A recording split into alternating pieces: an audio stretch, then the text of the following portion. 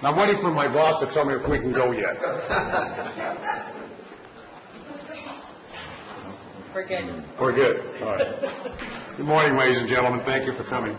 This is our Board of Supervisors study session, as listed on the agenda. I'd like to everybody stand for the Pledge of Allegiance, please.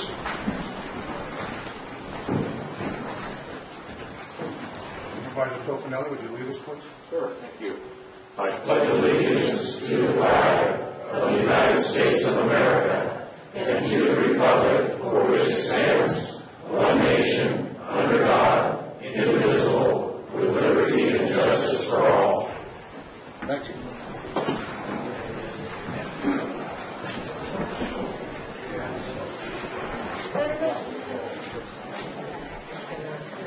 Ladies and gentlemen, our next issue is announcements from the board.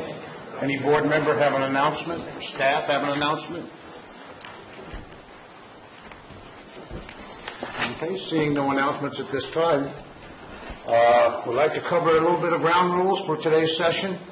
Keep in mind that we do have a regular board meeting this evening, and that will be separate from anything we're discussing from our study session here. We're going to change up a little bit. We're not going to be having any applause. If you feel that you need to express your desire on one issue or another, if you want to do that, you're perfectly glad, but please no applause. We need to get through this, and we need to get as much information as we possibly can in the limited time we have. We want to stay focused on the issue. Ladies and gentlemen, please, we have to work together on this. We want to stay focused on the issue of the urgency ordinance workshop, if you will, or study session. I'm going to be kind of monitoring that pretty strict, so please bear with me on that. Once again, to speak, during public speaking, we want to keep 5 or 6 people at the max standing in line, and please, if you see someone sit down and you wish to speak, please get in that position so we have an idea how much time we have, and we can gear that. So don't be afraid to stand up and stand in line, but let's not get a whole bunch of people up there. We have respect for the speakers, respect for the board, respect for the chambers. I'm going to be very strict on that to an extent. Everybody deserves a chance to speak their minds, and everybody has the right to be respectful and be respected in this chamber. Our clock. 3 minutes. Okay? When your 3 minutes are up, I'm going to say your time is up, folks. So if we can stick to that, we can get through this and get a lot of information that we need. I know we're already seated. We have a large crowd here today, but I want it for future meetings. I want to make sure that everybody understands what the limited seating, thank you, I'm sorry. We had our mics tested. Our limited seating arrangements are the first row here on that side of the podium is usually reserved for the press. The back row back in there is usually reserved for staff members that's going to be making presentations on the various items we may be discussing.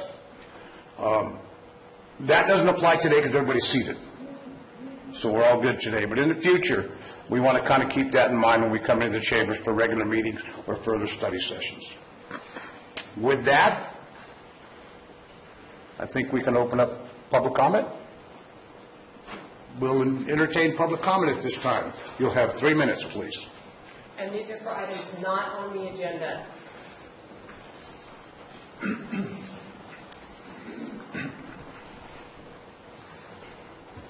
Good morning, Vicki Reinke, Angels Camp.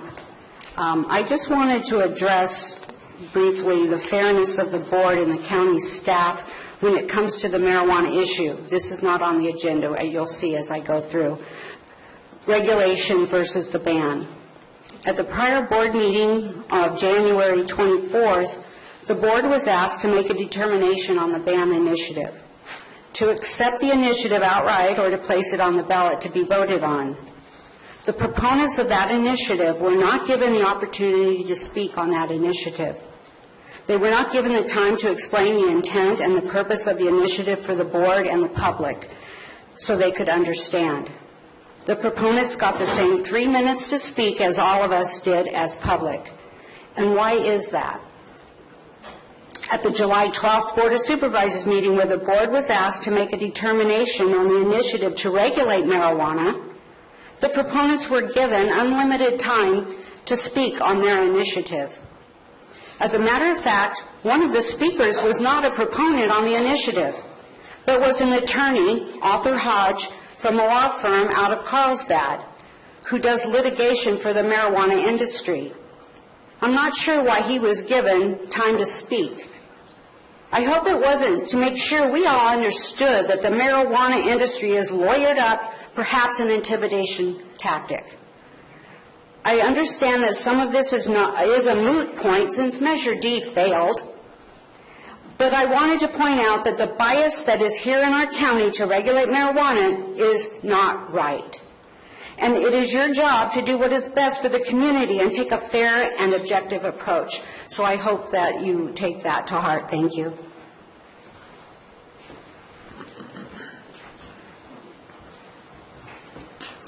Good morning. My name's Bonnie Newman. I'm from Double Springs. I have so much that I want to talk to you about home care, but today I'm here to talk, I guess, to defend myself. Last week, it was very crowded. I was standing in the lobby, and when it was time to do the Pledge of Allegiance, I raised my hand, and all the papers under my arm fell out and fell all over the floor. And two people helped me gather them up. And I did say something. I said, "I'm sorry, thank you, I'm sorry, thank you." So if I disturbed somebody's ability to say the Pledge of Allegiance or their inability to hear the words, I truly apologize. I respect the flag and always do the pledge. The reason I'm bringing this up is I don't have a computer, but somebody told me that some twit got on the tweeter and started making disparaging comments about me, causing a ruckus during the Pledge of Allegiance. And it irritated me to the point I had to come and say something. I thought, what kind of a coward goes on the internet, what kind of a bully goes on the internet and starts attacking people and just to make themselves feel better? And I thought, oh, wow, now I know too. I think this is something we need to fight against, this bullying. And so I'm talking today about resisting. I think it's every American's duty to resist tyranny, to resist oppression, and to resist alternative truths. Thank you.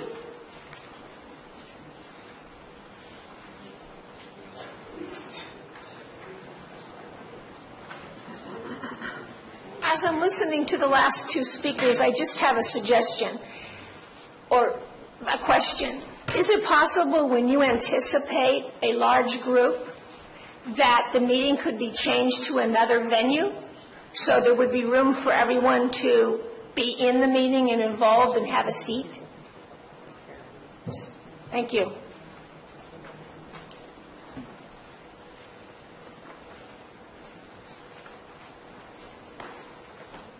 Hi, I'm Judy Robertson, Murphy's retired teacher. I just wanted to double check that I'm at the right time as far as making a comment on the cannabis issue. Is it not now? Ms. Robinson, is it dealing with an agendized item or I speaking generally? I didn't get the agenda this time, so. Okay. Well, we're here for the urgency ordinance workshop/study session. Does it Okay, apply to then that? it probably would be helpful then if it's okay if I talk now. Sure. No. No? This Is it- portion of public comment is for anything not on the agenda. Okay. So if it's about the cannabis study session, Okay. it needs to be during that agenda item. And there are agendas outside the door if there's still any in the... Because I keep sometimes getting the agenda in my email and sometimes not, so it's been really inconsistent. Okay. All right. Any other public speaking requests? I'm going to bring it back to the board. We normally don't address issues, but there was an issue brought up by Ms. Renke about equal time for proponents and opponents of issues. In this particular situation where she mentioned, I actually contacted the proponents and they indicated to me that they did not desire any type of special time limit other than the 3 minutes awarded to public speaking, and per that request, that's what we did. There was no intentional act by the board to limit any type of public speaking or any type of proponent or opponent on that issue. So I want to make that perfectly clear. Okay? Anything else from the board? Okay, Madam Clerk.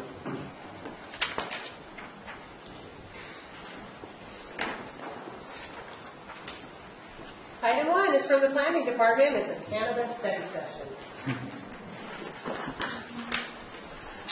Good morning, Mr. Chair. Good morning to the board and the public. I'm Peter Maurer, Planning Director, and this is the study session on the urgency ordinance and sort of anything else related to cannabis as we move forward through this process. What I would like to try to get out of today is, I'm going to provide some facts and figures and a little background information, but ultimately as a study session, what we'd like to hear is what your direction is to staff. What do you want to do? What do you want us to do in order for us to move your policy direction forward? So at the end of my presentation, I'll sort of have some questions or options for you to consider, and then other department heads may want to speak. And then when we close our presentation and you hear from the public, then at the end I'd like to sort of circle back and get direction from you as to what you would like us to do as we move forward, given the expiration date of February 14th for the urgency ordinance, the fact that we have the ballot measure on the initiative in May, the next 3 months has a lot coming towards the county is the direction that we will be taking. So this is the opportunity for us to hear from you as to what you would like us to do for the county. So with that, I will move into my presentation here. Just a little bit of background, and I'm going to start with April of 2015. We had a study session. It actually goes on much longer, much further back than that. The county was sort of grappling with how do we deal with cannabis cultivation in the county for a number of years. In April of 2015, there was a study session with the board. There we would work to prepare a draft ordinance. At that time, the board said, well, states promulgating regulations, so let's wait to see what the state does before we come up with our own regulations that might conflict with state law. So in October of 2015, the Medical Marijuana Regulatory and Safety Act, been referred to as MRSA, now it's the Medical Cannabis Regulatory and Safety Act, which doesn't have a nice ring to it like MRSA does. But that ordinance, or that law, was passed by the state. It provided for local control, and it set a deadline of March 1st for the locals to adopt regulations. Otherwise, state regulations would be put in place. So we scrambled to come up with a set of regulations that was consistent with MRSA, as well as the prior guidance that the board had given us. We've had several study sessions, and finally we had a big hearing at the town hall. If I recall, it was an all-day session that we went through all the various issues associated with cannabis and received direction from the board to push forward regulations based on that direction. About the same time, just as we were trying to work through that, and our intent was to adopt it as an urgency ordinance because of the deadline that the state set. We wanted to have our own regulations in place rather than rely solely on the state requirements. The state did some modifications to their law and eliminated that deadline. So it made it so that we could not quickly adopt permanent regulations. Had to go through the normal ordinance adoption process, planning commission hearings, secret review. We determined that because of the potential impacts on the environment, that an EIR would be necessary to adopt regulations regarding marijuana. So we contracted with a consulting firm, started the EIR process. A notice of preparation went out in April of 2016. In the meantime, the land rush was on. People were moving to the county. The word had gotten out that Calaveras County was receptive to cultivation, and a lot of people moved to the county.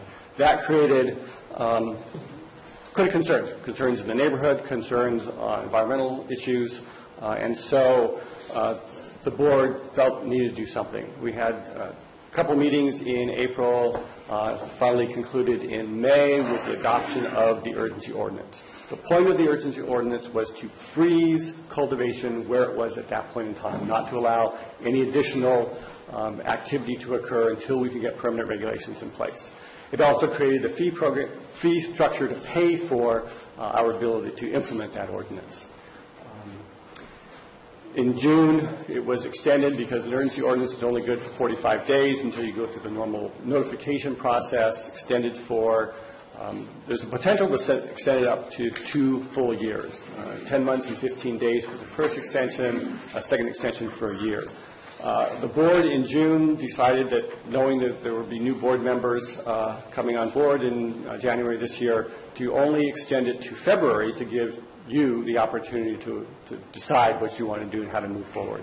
So that's why it was extended to February 14th, just 2 weeks away, back in June. And then shortly after that was the deadline for registration. So just sort of a brief history, nutshell of how we got to where we're at. So the deadline or the extension of the urgency ordinance is about to expire. We have the ability to extend it for 1 year or not if we choose not to. So a little bit more history. On November 8th, last election, several measures were on the ballot. Prop 64 passed, which created an ability for recreational use within the state.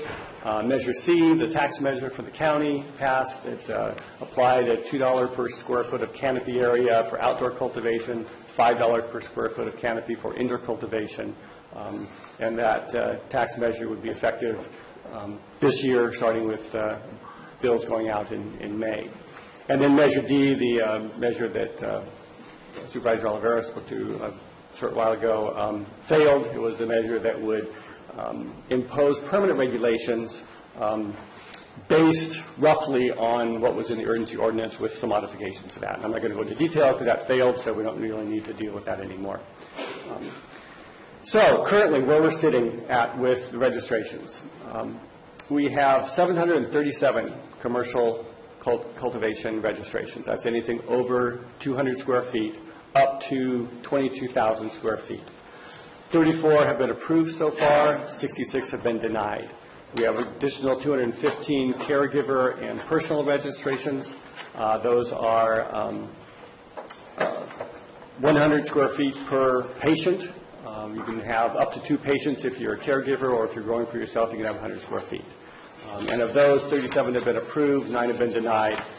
And just for the sake of interest, the average outdoor canopy size based on the registration application was 15,427 square feet.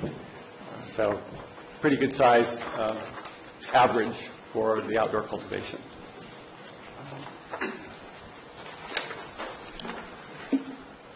We have collected $3.7 million in application fees. We have spent $1.2 million so far. There's $2.5 million remaining in that fund in order to continue processing and implementing the ordinance. This fee can only be used based on state law for the implementation of the program. Review of the applications, enforcement activities, things along those lines. It cannot be used for anything other than the amount that was, or the purpose for which it was collected under state law. We have completed the review of about 12%. Remember that, well, we didn't remember because you weren't here, but when we first adopted the ordinance, there was an expectation that we might get 200 to 300 applicants. Of course, we got 900. Overwhelmed the staff, overwhelmed all of our capability of processing these in a timely manner. We had hoped that by, the fall, we would have reviewed all the applications, but instead we were so inundated, we were just trying to keep up with the paperwork. But we're working our way through now. There's multiple steps that we have to go through in order to review those applications.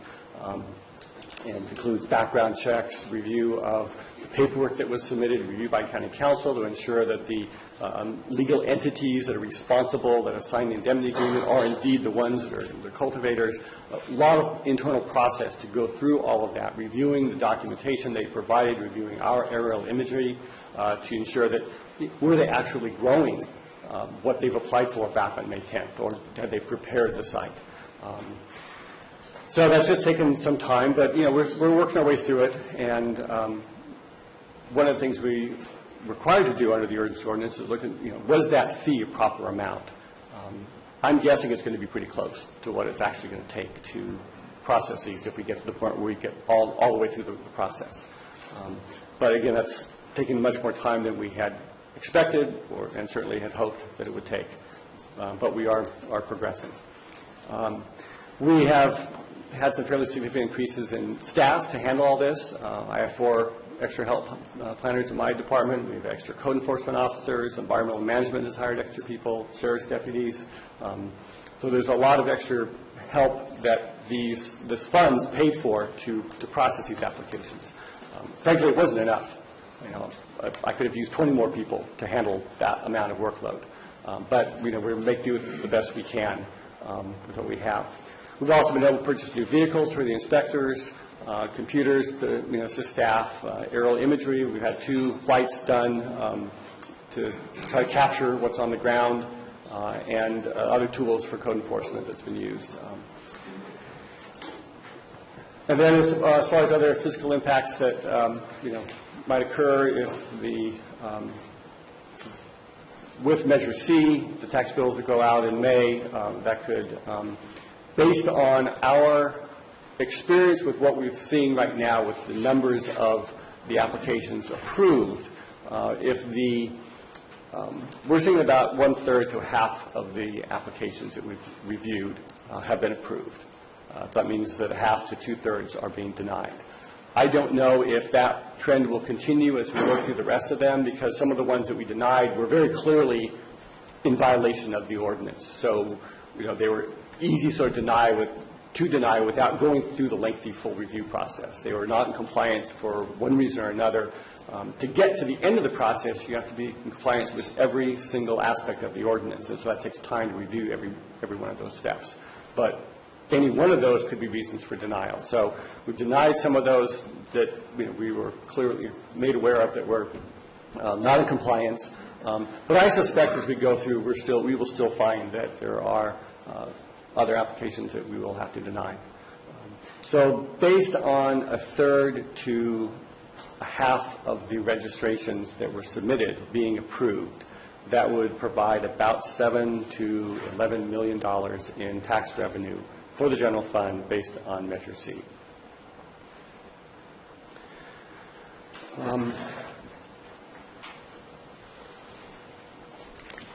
If, just for very rough numbers, based on what's left on the table for us to review, those that are approved and those that are still pending, we have a total of 10,290,000 square feet of canopy area. For outdoor, I know there are almost 24,000 square feet of indoor cultivation area. That would be a potential revenue of $20.7 million based on Measure C. So just to have those numbers out there this is sort of the maximum amount of potential under what we have pending applications right now. So as far as enforcement goes, there's been shortcomings, staff shortages, and limited law enforcement backup prevented a lot of early inspections. The abatement process that we have, which we discussed last week here at the board, where we're moving forward with an amendment to Chapter 806, is very cumbersome. It takes a long time to get to enforcement and actual abatement of illegal cannabis cultivation. And then the numerous appeals that we've processed has hamstrung us in some ways, and we've had to delay, reviewing applications to handle the appeal process. But on the improvement stat, we're now fully staffed as far as what we've been authorized to fill for the positions. We have the CHP contract to assist the code enforcement officers in going out in the field, and we have a new ordinance in the process to streamline the abatement hearing process. So that gets us today and some of the options of moving forward. There's basically three options that we have. Extend the ordinance, let the urgency ordinance expire, or modify it in some way. If we extend it, it keeps the regulations in place until the ban initiative is approved, or if it fails, a permanent ordinance is adopted. It does not allow any new cultivation to occur, and we have clear regulatory provisions in place. If the board chooses to let the urgency ordinance expire, then those regulations would cease to exist. Our concern is that there would be confusion. So the same, we go back to where we were a year ago with no specific regulations, nothing to really hang our hat on, a lot of unknowns regarding the ability to enforce. Well, there'd be nothing to enforce if we don't have regulations. And then the board has suggested, or members suggested, we might modify the ordinance. And in order to do so, you need to make the same findings, specific findings about any changes to the ordinance necessary under state law for the adoption of an urgency ordinance. That could occur on the 14th and would need to be extended 45 days. So go through the same process that went through with the May 10th urgency ordinance. Some of the options that I have heard bantered about as far as potential changes would be to modify the zoning, limit certain zones, maybe increase the minimum parcel size or increase the setback. We could add other regulatory requirements.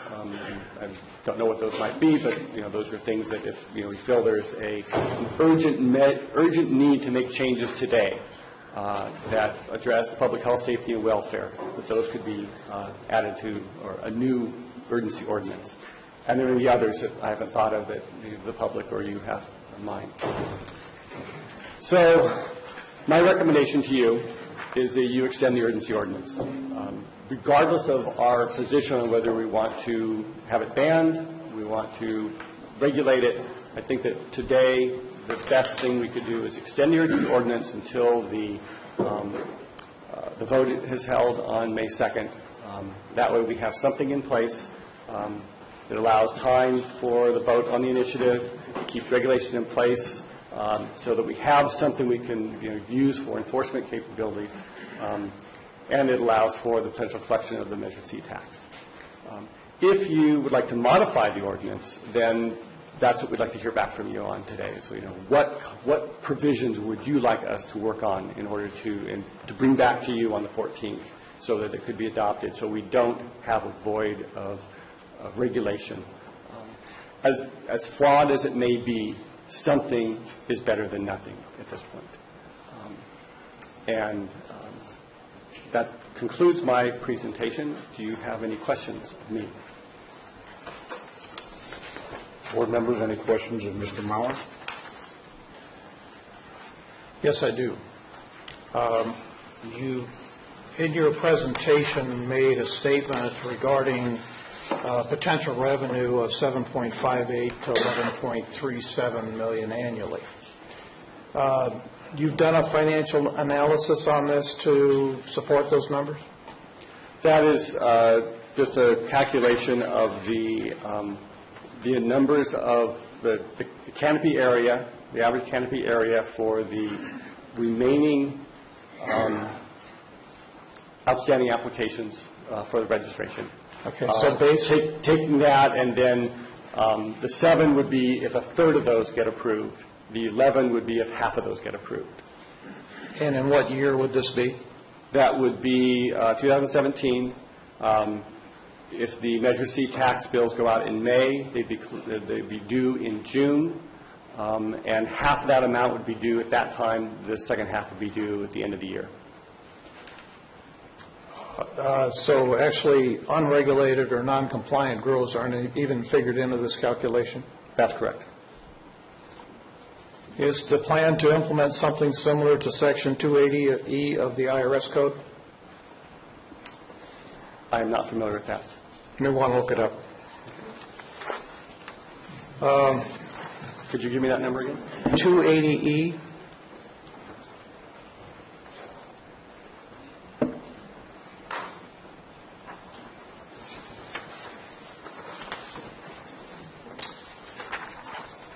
I'll reserve the rest of my discussion for a little later. Thank you.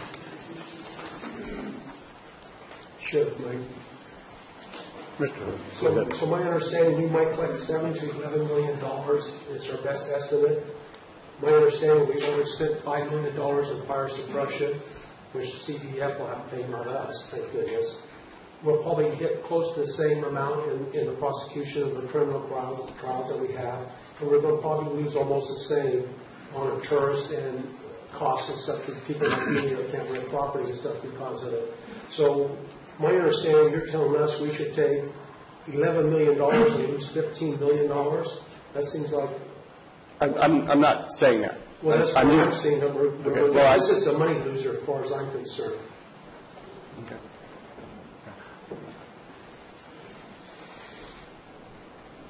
Is that a statement or a question? It was a question and then I ended with a statement. Okay, Supervisor Clapp. Supervisor Tosinelli. Yes, Mr. Bauer, according to what the presentation was to us today, you've only reviewed since June 30th 12% of the applications. You show figures to us today anywhere from 7 to 11 million. So I assume by May you plan on processing the rest of them in order to be able to tax them? The tax would apply to anyone, and I don't have the actual language in front of me, but who is registered or is required to be registered. So my understanding is the tax collector, and I don't know if Barbara is here, but the treasurer tax collector would send out the tax bills to everyone who has finished going through the process or is still in the process to be registered. So if they have applied for registration and had not yet been denied, they will be sent a tax bill. So what happens then if during the process, when the tax bill goes out and it's due, they're denied? Or even after they go to the second, they've paid in May, and you don't get to them until later on, they've already paid that tax revenue, and then they're denied because they're not in conformance. How is that going to work?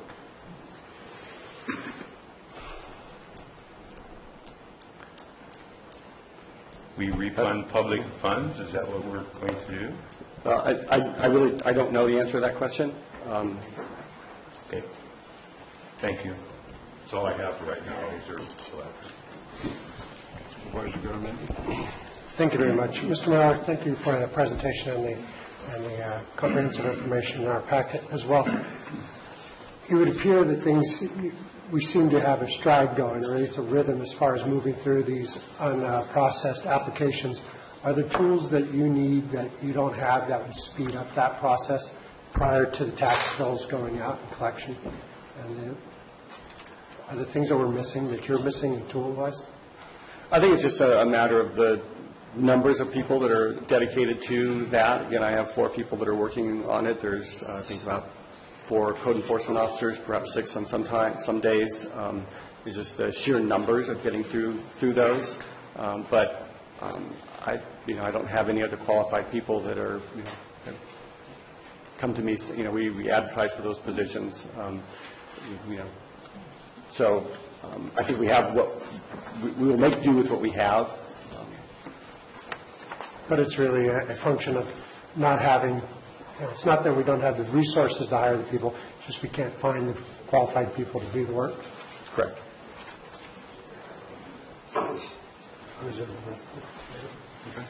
Thank you. Mr. Maurer, I just have one issue I want to discuss right now.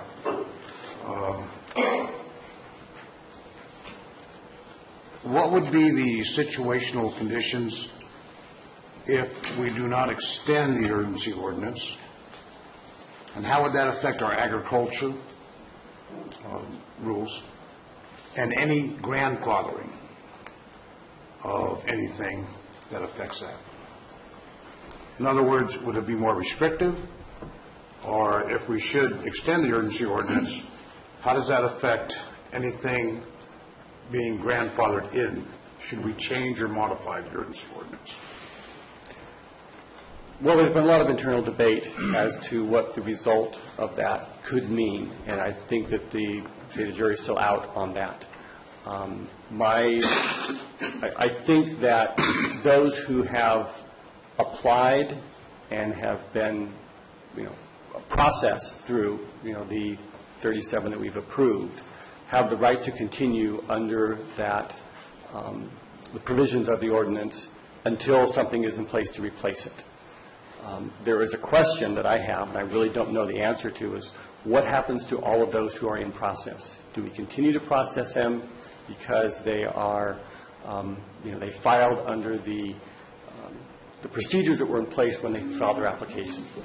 Under normal planning rules, when you file an application, the provisions of the code of standards that are in effect at the time your application was deemed complete is what the standards are that you apply to that, regardless of what changes occur. Now, we have specific provisions, and an urgency ordinance is different than sort of normal ordinances in that 90 days after a permanent ordinance is in place, and that could be a ban or it could be other regulations, anyone who has a registration certificate must come into compliance. So they're grandfathered up to that point.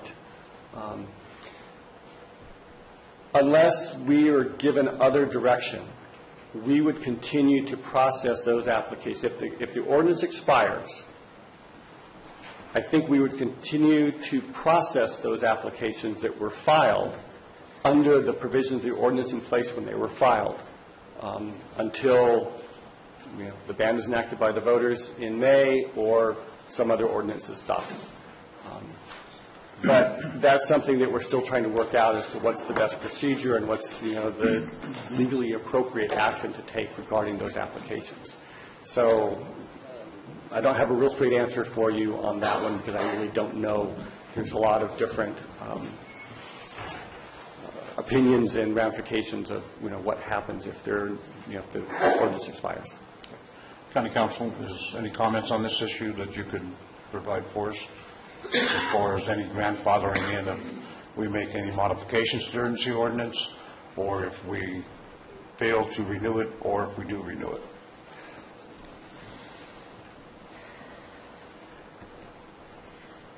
As far as grandfathering, Mr. Maurer indicated the 90 days for anyone who is working under the urgency ordinance to come into compliance with any permanent ordinance that the board were to adopt.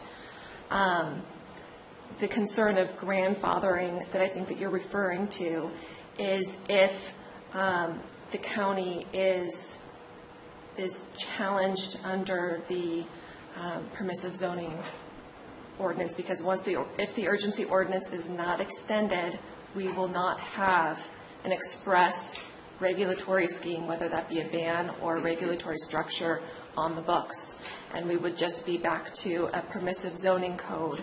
And so the concern I think that you're referring to is if the county were to be challenged under permissive zoning, and if the court were to find that anyone cultivating was entitled to cultivate here outside of the permissive zoning code. Does that make sense? It does. Yes. Thank you.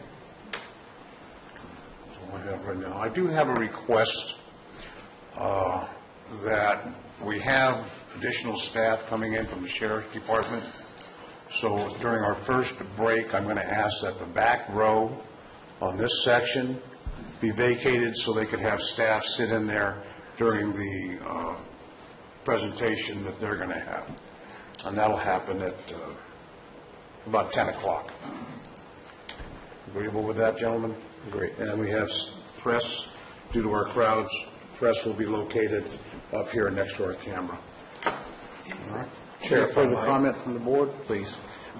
Supervisor Mills? I would simply like to read into the record a section of the urgency ordinance of 17.95.175 so that everyone has a clarity on what the urgency ordinance stated, and it's in subsection A. It says, any and all registrations of medical cannabis cultivation sites pursuant to this chapter shall, without further notice, automatically terminate and be rendered invalid 90 calendar days after a permanent medical cannabis cultivation ordinance takes effect in Calaveras County, by which time all medical cannabis cultivation sites shall comply with the terms of such permanent ordinance. There is a subsection B, but it does not say that it is a shall. It says that it may be extended. So it would be at the option of the board to extend. It is not required that we do so. So I just wanted to be sure that there's no ambiguity here in what the urgency ordinance actually states. Thank you. Any further comments from any supervisor?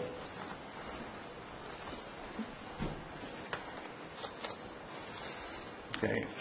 I'm going to reserve a time period for the Sheriff's Department to get their staff over here, and we'll do that at 10 o'clock when we take our break. Madam Clerk, do we have anything that would prevent us from going to public comments at this time? Keep in mind that we're going to interrupt public comments after the break for the continued presentation by staff. Okay? You will have 3 minutes for your public comment. And Madam Clerk, if you'll read the admonition.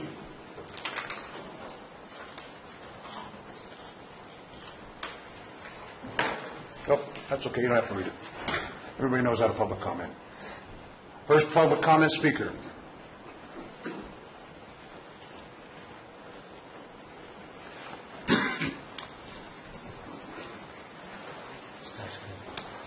What the heck? I'll go first.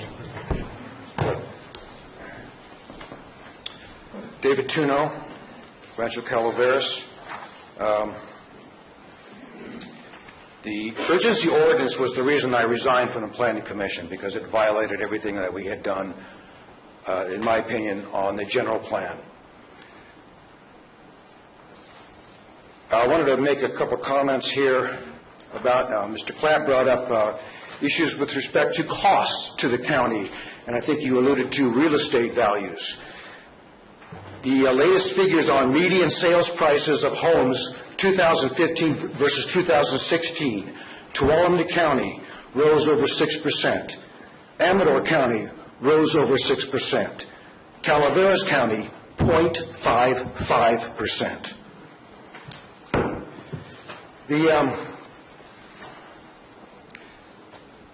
The urgency ordinance is also why the ban committee was put together. And last week just seemed like there was a mystery in the air as to what the heck was going on, because we heard from Mr. Tofanelli that he had canvassed his neighborhood and people were against it by vast majority.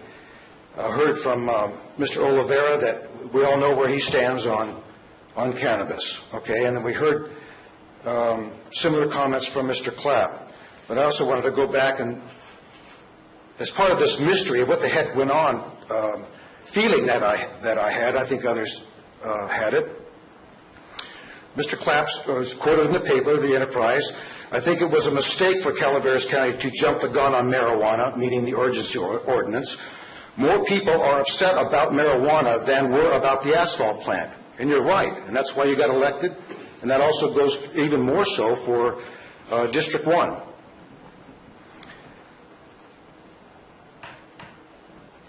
In the Valley Springs News, Mr. Clapp, I'd like to get the whole ugly chapter behind us. Good. And then also in the Enterprise, quote, I would move to have the board approve the ban initiative once it is certified. But you didn't move to have it certified, and you didn't even second the motion. So that created a mystery to all of us who knew what you had been said. I'm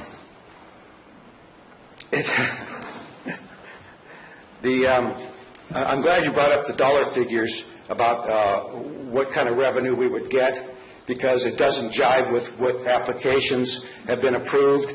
It's mystery money. Mr. Turnow? Thank you very much. Thank you, sir.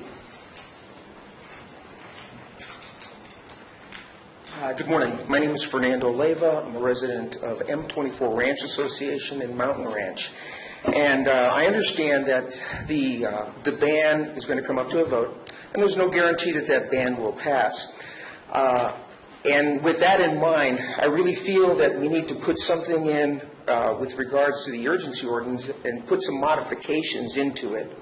Belonging to an HOA, we have a number of residents that have decided to grow marijuana in violation of our CCNRs. And I would ask that if modifications are made to the urgency ordinance, that enforcement of deed restrictions be included into the ordinance.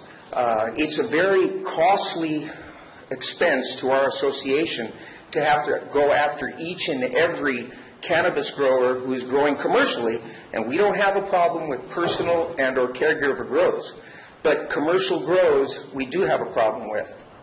And at a cost of almost $50,000 per court case, our association doesn't even come close to having the monies that it would take to take each of those members to court.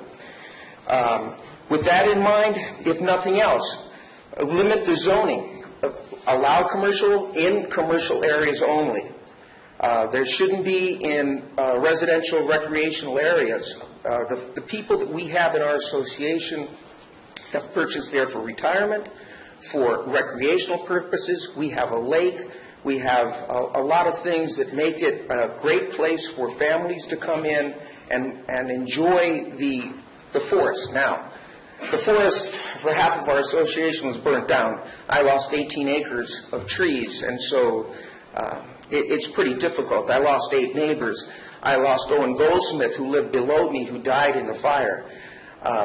We took the brunt of the Butte fire, and then that was followed by the commercial cannabis growers.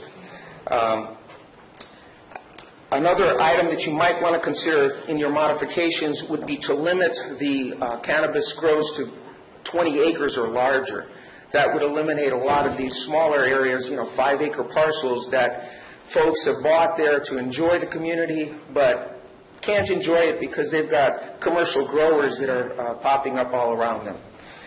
With that in mind, I'd ask that the board consider making these modifications so that it would help the community improve itself, recover from the Butte fire, and get some type of a handle on the cannabis issues that address this county. I personally feel that it should be banned, but if it can't be banned, then putting some modifications in place that would help the community would be certainly appreciated. Thank you. Thank you, sir. Sir, I notice your hat. Thank you for your service. Welcome home. Good morning, board and staff. Bill McManus.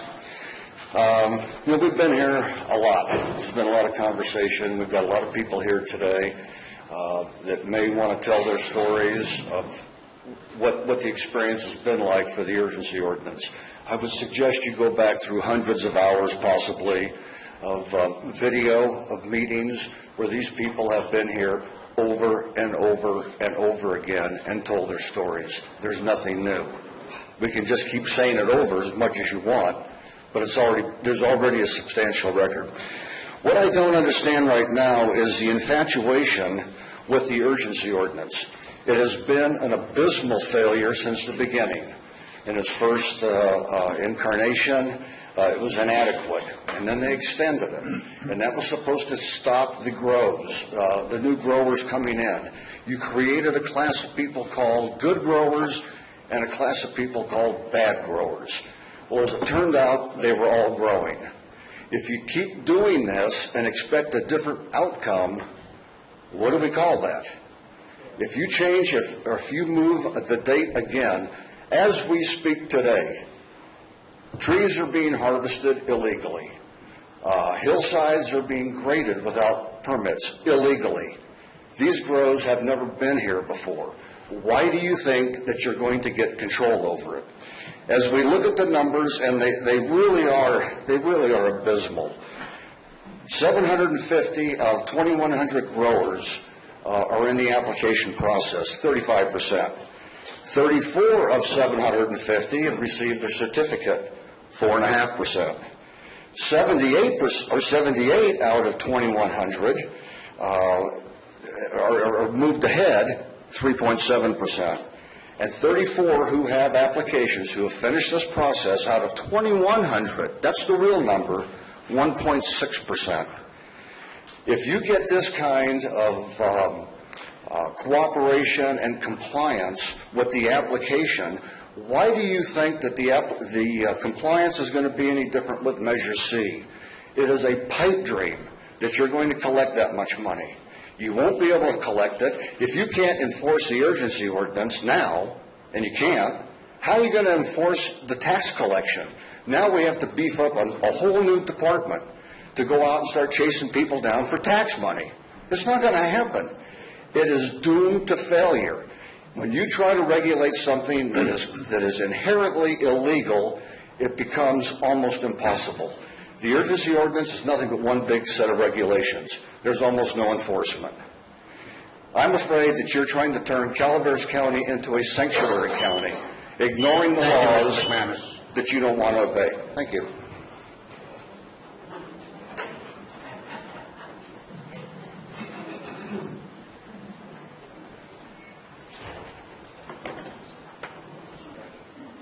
Judy Robertson, Murphy's, retired teacher.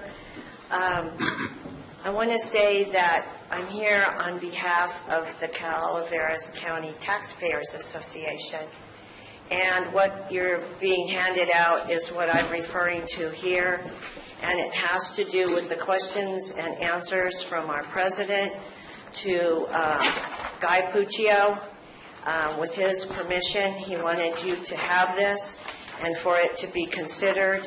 The questions, there are 7 questions included, and he said that to share this discussion on cannabis issue between Guy and Al Segala with Guy's response. We are gathering input on these questions as part of the Taxpayer Suggestion Box Project.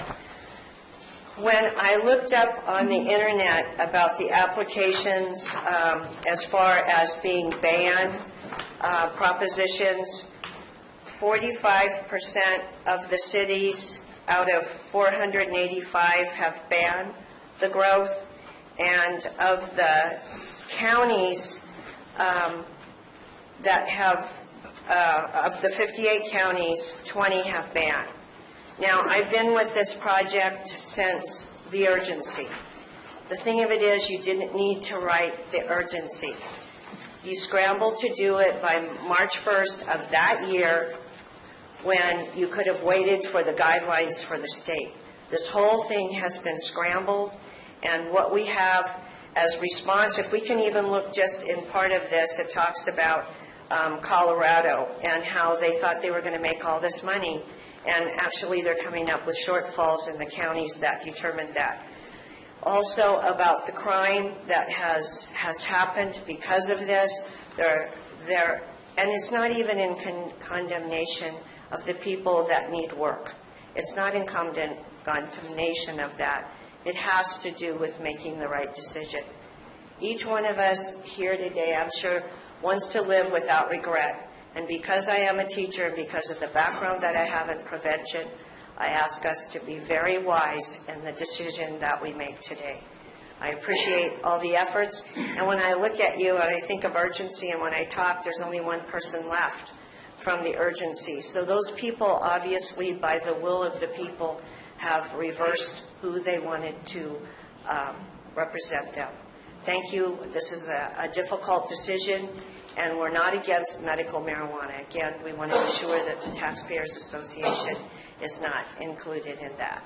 Thank you for your time. Thank you, Ms. Robinson.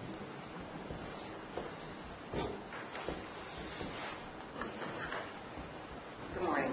I'm Shay Smith. I live in the Valley Springs area, and I'm here today to express my opinion on the ordinance and medical cannabis. First, I'd like to tell you a little bit about myself. I'm 61. I've enjoyed about 40 years in working in the credit card and banking industry. Today, I work for a large software company from my home in Valley Springs. I purchased it about a year ago. There are several reasons I moved here. The first one being quality of life. One of the considerations for searching for a home was the ability to grow cannabis outside for my personal use. I have debilitating arthritis. I've had both my knees, both my hips, and a shoulder replaced, and when I can have my back replaced, I'll do it. I use medical cannabis for about 10 years. I started using it because I have allergic to opiate pain medication. It causes severe itching, and then I have to treat that. I ingest, smoke, and use topical cannabis to keep me pain-free, and I do not have to use addictive pain medication. Medical cannabis caregivers in this county are very important to cannabis patients. They help people that cannot afford to purchase and cannot physically get to clubs. And they need the ability to grow without restriction so that they can grow enough cannabis to help themselves. In the meeting summary, it states that the extent of the urgency ordinance will keep some form of regulation in place in the county and continue to regulate commercial cultivation. If this was just about commercial cultivation, I would not be here, but it's not. It's also about medical cannabis, and I'm very concerned to the extent that the ordinance is written. As a medical patient, I'm afforded certain rights under the law. When MRSA was enacted, one of the provisions was privacy. It states identifying the names of patients and caregivers in medical conditions shall be kept confidential. This ordinance continues to treat medical patients and caregivers in the same manner as commercial drugs. As I read the 8-page document that was in the agenda, I noted the following information. With the urgency in place, the county has a clear ability to cite and ultimately abate unregulated and non-compliant cultivation as nuisances. Based on the aerial images of the county, there were more than 500 cultivation sites that did not register to grow. With an ordinance, whether to have this in place, and adequate staffing and funding to enforce the ordinance, these sites could be easily and more quickly eradicated. Last year when this all started, I downloaded the regulation information, and what I saw made me very uncomfortable. I elected to take a wait-and-see approach with the regulation, and that turned out to be a very good decision on my part. To my horror, the list of registrants that was created by the county was then published in a local paper, within hours was on the internet. That had that information about the size and the type of grow contained both commercial and caregivers, and had I registered my name and address, the size of my grow would now be public and clearly not confidential. It also tells me, whoever wants to know how to find me. Thank you. Thank you.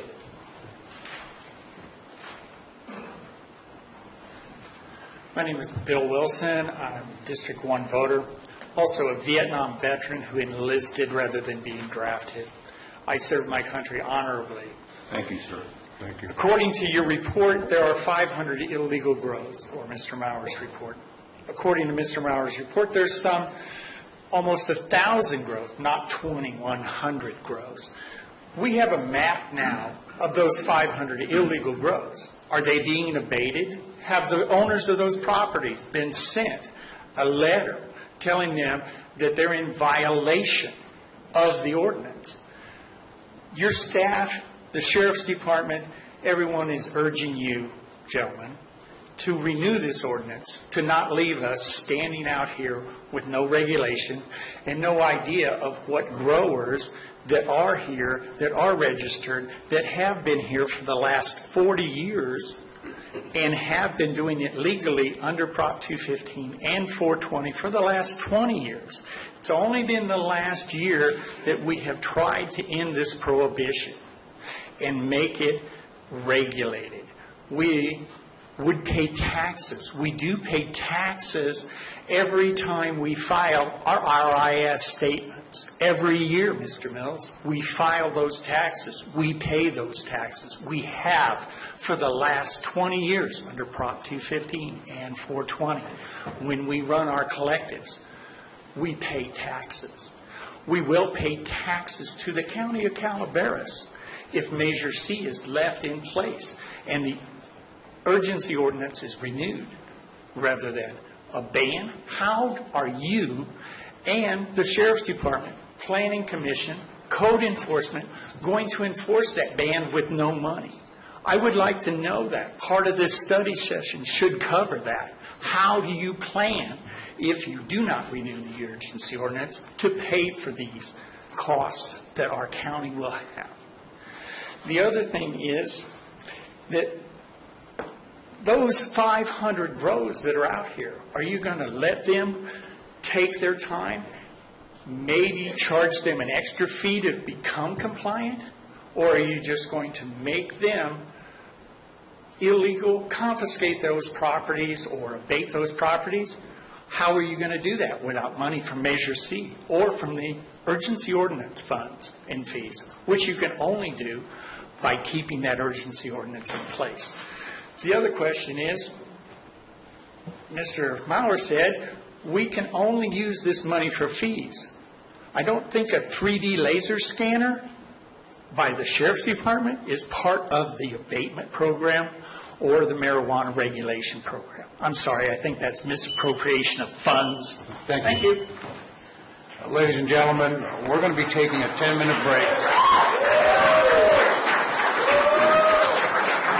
We're going to be taking a 10-minute break right now, and I want to remind folks that we're going to need to clear that last row for our staff from the Sheriff's Department.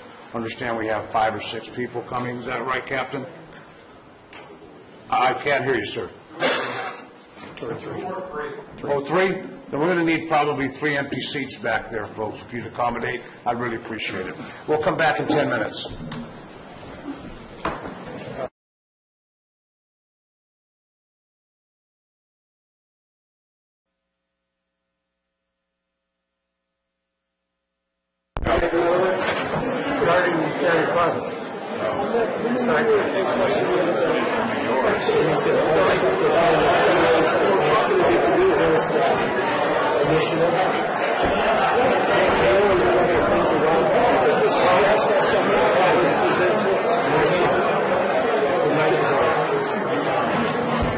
They can.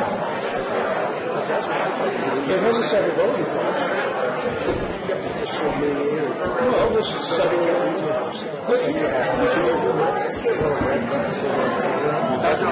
We take the voters.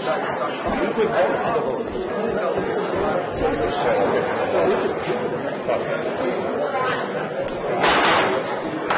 Ladies and gentlemen, thank you for coming to order here. We're going to go back to our staff reporting out on this agendized item. We'll start with the Sheriff's Department. I understand other staff departments need to make some presentations, so Sheriff DiBasilio, your staff ready? We will continue the public comments after the staff presentations, folks. Good morning, board members. Sheriff DiBasilio. Thank you for inviting me.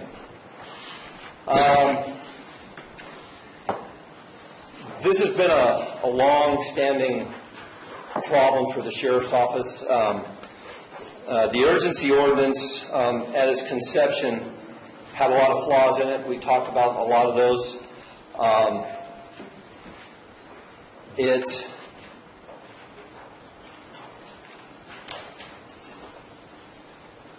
It had a lot of holes. It didn't let me do a lot of the things that I knew to keep the county safe. I think, let me give you some statistics right now. What we've done so far this year, we've had 410 complaints that were filed. CAL FIRE cited 27 people for cutting down trees that they weren't supposed to cut down. We utilized 26 outside agencies to do the eradications that we did. We compiled 76 arrests, and none of those arrests were from registered growers. Well, let me rephrase that. Some of them were registered growers, but they were conducting business illegally. Between June 1st of 16 and yesterday, we have 30 marijuana ordinance cases that we're dealing with. And we have about 198 cases where marijuana has been involved in one way or another. And give you some numbers, 2014, we have a DEA grant, and we utilized $32,000 to eradicate marijuana. In 2015, that number went down to $29,000. And in 2016, it went down to almost $12,000. But you have to understand the way that DEA gives us our grants and the way our fiscal year runs, there's an overlap in there. And we actually don't even get to start utilizing those grant funds until the latter part of July. So the numbers have still continued to go down. Right now, with cannabis, we're at $259,000. That's just employee cost. That doesn't account for the equipment costs that we've incurred to put this program together. I still only have 3 deputies working. I have 1 sergeant, 2 corporals, or 2 deputies that are working strictly nothing but marijuana. There's some issues with that Rebecca Callan and I have discussed, in the sense that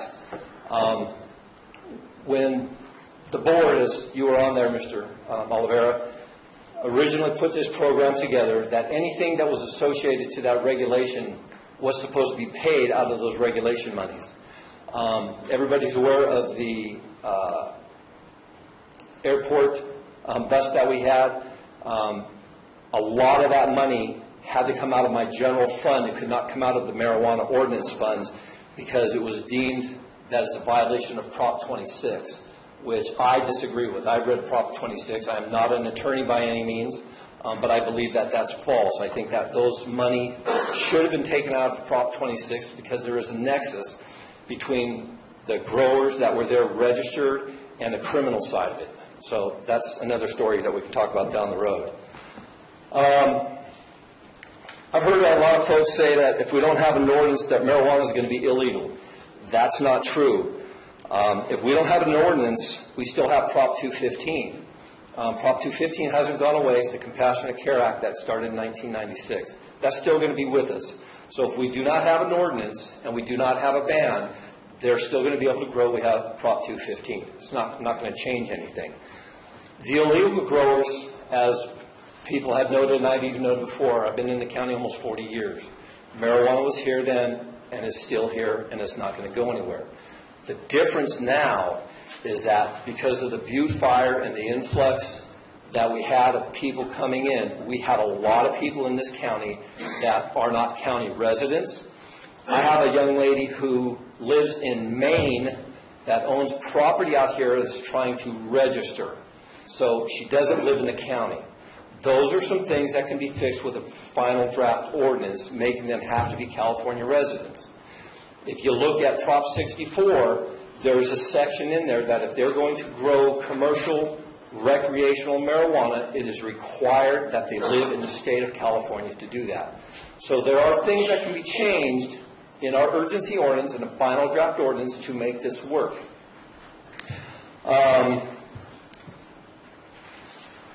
If you fall back to Prop 215, the problem with Prop 215, and Yolo County just had this issue, is that they did a big marijuana bust, and the folks had multiple Prop 215 registrants. Well, you have to have the staff personnel in order to call to confirm that each person does have a registration and that they are aware that these people are growing in their name, because they're stealing this stuff.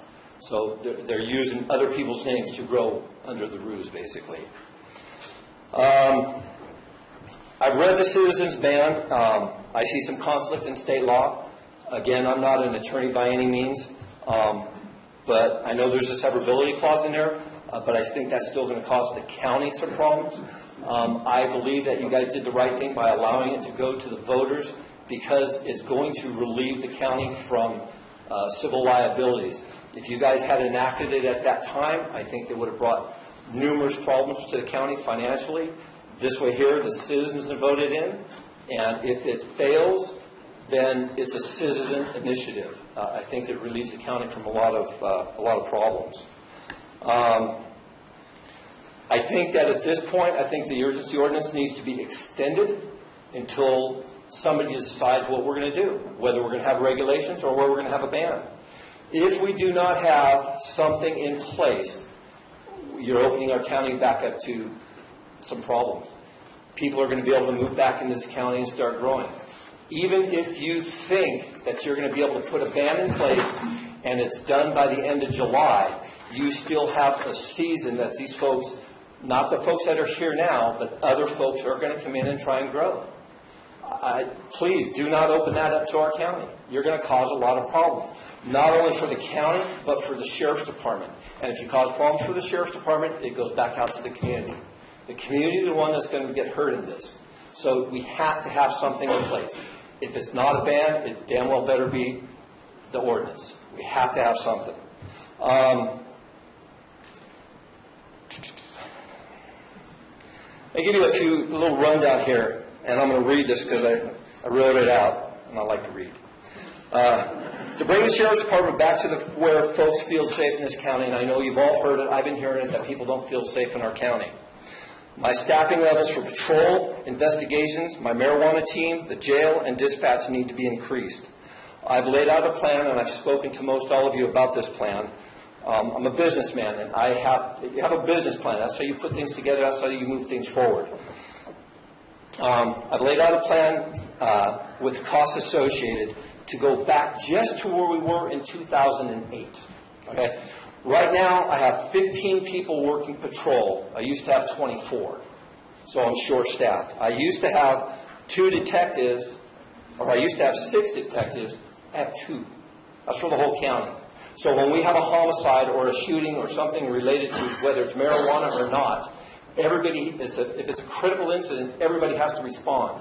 So I hear people say that the Sheriff's Department's not doing their job, but when it comes to the regulations and making sure that these processes are getting moved forward, I don't have the personnel to do that, because a person crime comes well before property crimes and marijuana ordinance. I'm sorry. That's just the way we roll in the sheriff's office. People come first. I have 3 people on my marijuana enforcement team. I'm supposed to have, you guys gave me 7, or the other board gave me a total of 7 people. I can't hire them. I don't have the people to bring in. Our pools are low throughout the state of California.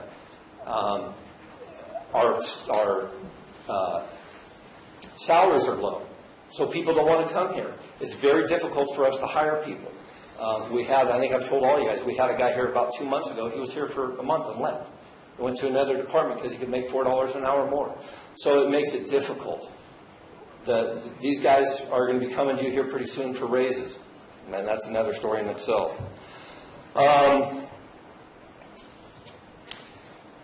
Right now, to bring up, and again, these are step levels that I've brought to you in my plan, my business plan, to bring this up. Immediately, you're looking at about $650,000, and that's just to get us a couple of detectives, some correctional technicians, an evidence tech, and a couple of detectives. Okay, that's something we need right now. Mr. Lopez asked me a while back, asked all of our department heads, what do you need? Well, these are things that we need. And the reason we need them is because we don't have them anymore, so we can't do our jobs correctly. You're looking at next year, you're looking at about $1.2 million to start bringing my staffing levels up. And the year after that, you're looking at about another $1.3 million. Those are just staffing costs. Those don't include vehicles, computers, or anything else. So these costs are astronomical. And again, to go back to 2008, and you start moving forward, we haven't been getting anything, so it's caused this big vacuum. Well, now we're in this big hole. We need these funding. We need the people to come back so that we can keep the community safe. I had somebody ask me quite a while back, what can the Sheriff's Department do to make the community feel safe? Well, it's not what the Sheriff's Department can do, it's what you folks can do. The Sheriff's Department needs funding so that we can afford to hire people to bring people back into this county. We've been hearing for years that this county is in a hole, we can't get out of this hole, we need infrastructure, and we need businesses. Well, if you look at reality and the way life works, businesses do not move to places, unless you're Las Vegas, and then expect to attract people. You have to have people before you can attract businesses. And you're not going to get people unless they feel safe. So if we can bring this department back to where it needs to be, we can make people feel safe, whether they're marijuana growers or it doesn't matter who they are. People are people. If they come to this county because they feel safe, then word travels. Hey, Calaveras is a great place to go. Your kids can go to great schools, they get good educations, and they're safe because law enforcement takes care of business.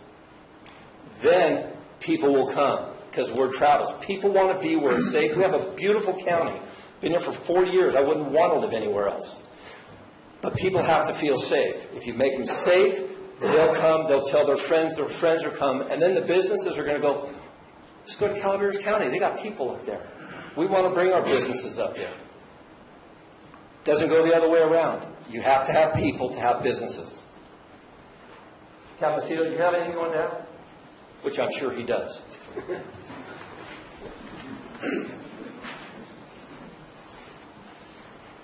Good morning. My name is Jim Aceto. I'm a captain, and I'm in charge of the operations division, which has the marijuana enforcement team. So I've been involved in the marijuana investigations and oversight of those investigations in the county for about 23 years, and I've presented to both the previous board on numerous occasions. I've done some public presentations relating to marijuana. I'm not going to go back into lengthy history. I'm going to kind of condense this down with respect to the urgency ordinance, and I'd like to start with today's board packet.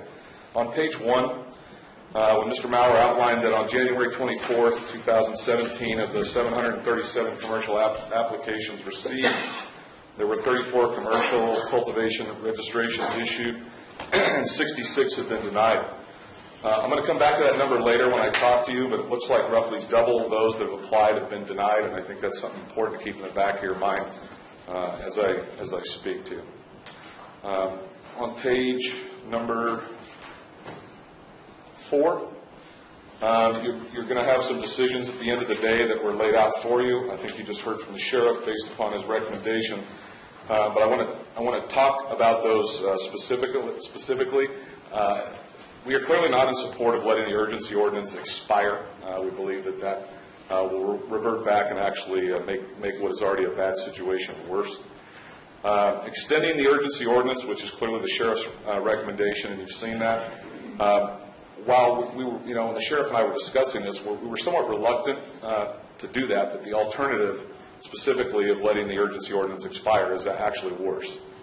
And then as far as modifying the urgency ordinance, there are so many problems related with that urgency ordinance that I think in order for you to modify it, it would be barely recognizable by the time the sheriff's office got done with it, let alone the planning department, code enforcement, and the other agencies involved, because I'm sure they all have concerns and questions or changes they would like to make. So you've essentially, when asking the sheriff's department to make a recommendation about this issue today, you've left us with a decision of recommending something that is bad or worse.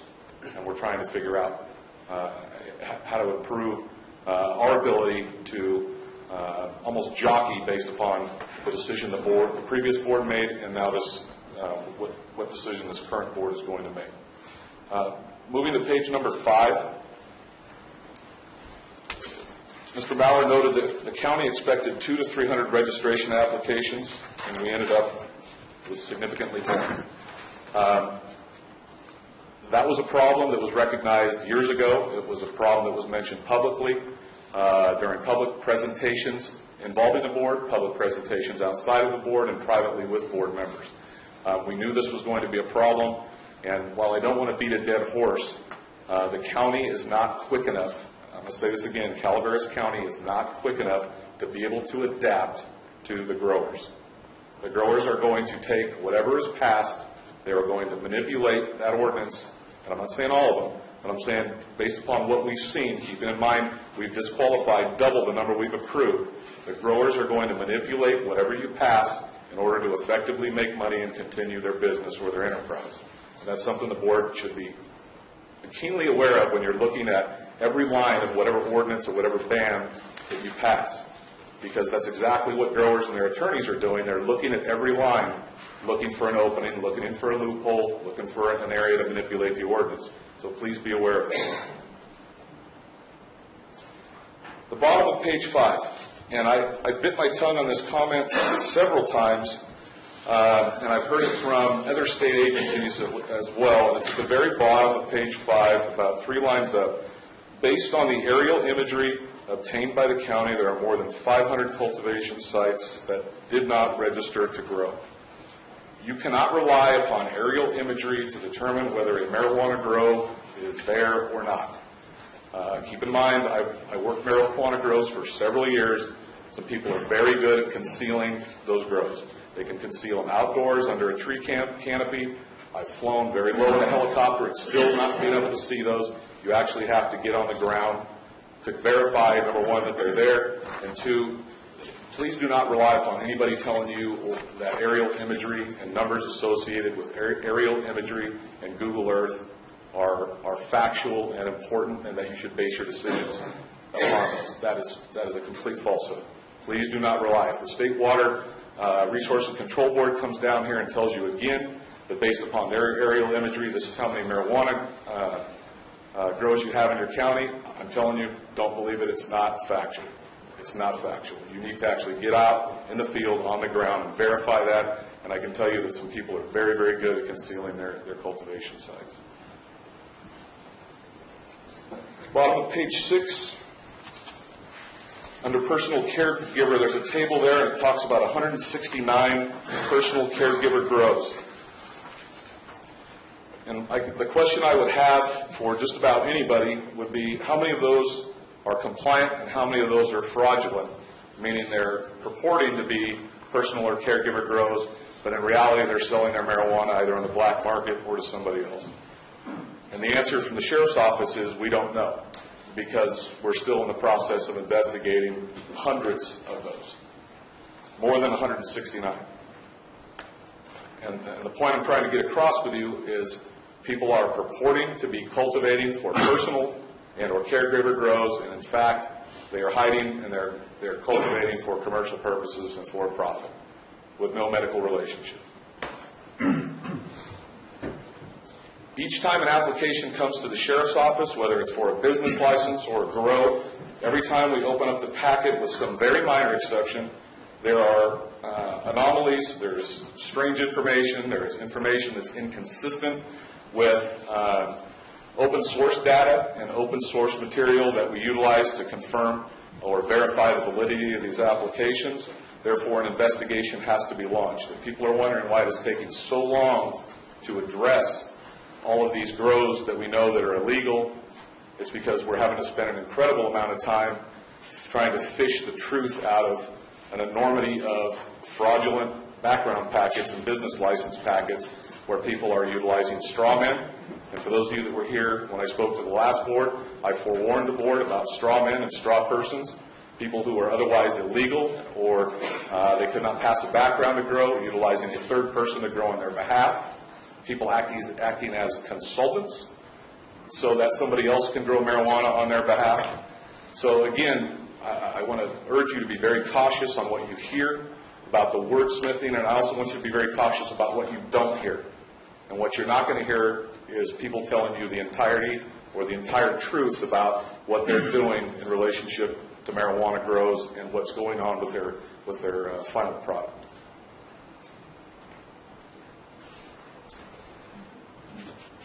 Marijuana-related violent crime. The sheriff touched on our inability to charge the marijuana account for certain cases. Through numerous conversations with the previous board believed, before they voted to adopt and pass the urgency ordinance, that if there was a violent crime associated with a marijuana grow, that all of those costs would be covered by this account that was created by marijuana funds. And so did the sheriff's office, and we were still reluctant at that point.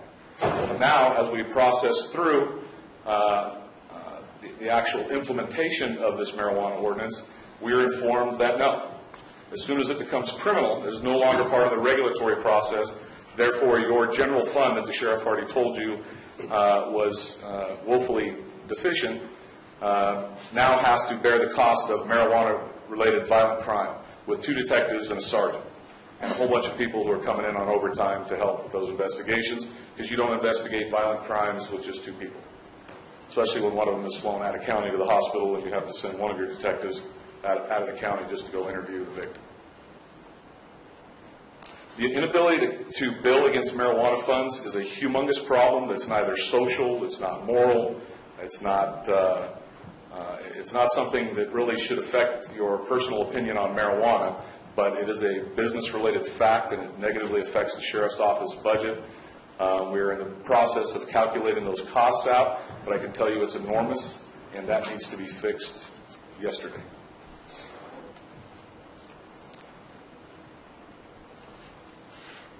One thing I want to remind you, and I talked to the previous board about this as well, when you draft a marijuana ordinance, and I understand you take public comment, you're listening to people who cultivate, and one of the biggest problems with the last marijuana ordinance is the sheriff's office got listened to, and we were repeatedly ignored, and I have a problem with that then, and I have a problem with it today, because it is one thing to draft an ordinance, and it's a whole other thing to operate it. And we were telling the board, and we told other county staff, if you do this, we're going to have problems. Be warned. We went through that ordinance line by line, and I saw problems, we saw issues, we warned. The thing got passed anyway, and now we're dealing with the problems, and guess what? We're being told it's your problem, you fix it. That needs to be fixed, and please, this new board, listen to the sheriff's office. Please do not listen to special interest groups. Please do not listen to people that come in here and throw out flippant facts. And please do not listen to people who have a significant reason to capitalize financially based upon your decision. Okay? I'm not going to capitalize financially based upon the decision, neither is anybody from the sheriff's office. What we're trying to do is keep the public safe. Everybody. That includes the growers, but everybody. And it also includes the tourists that come through here when you want to talk about the economy.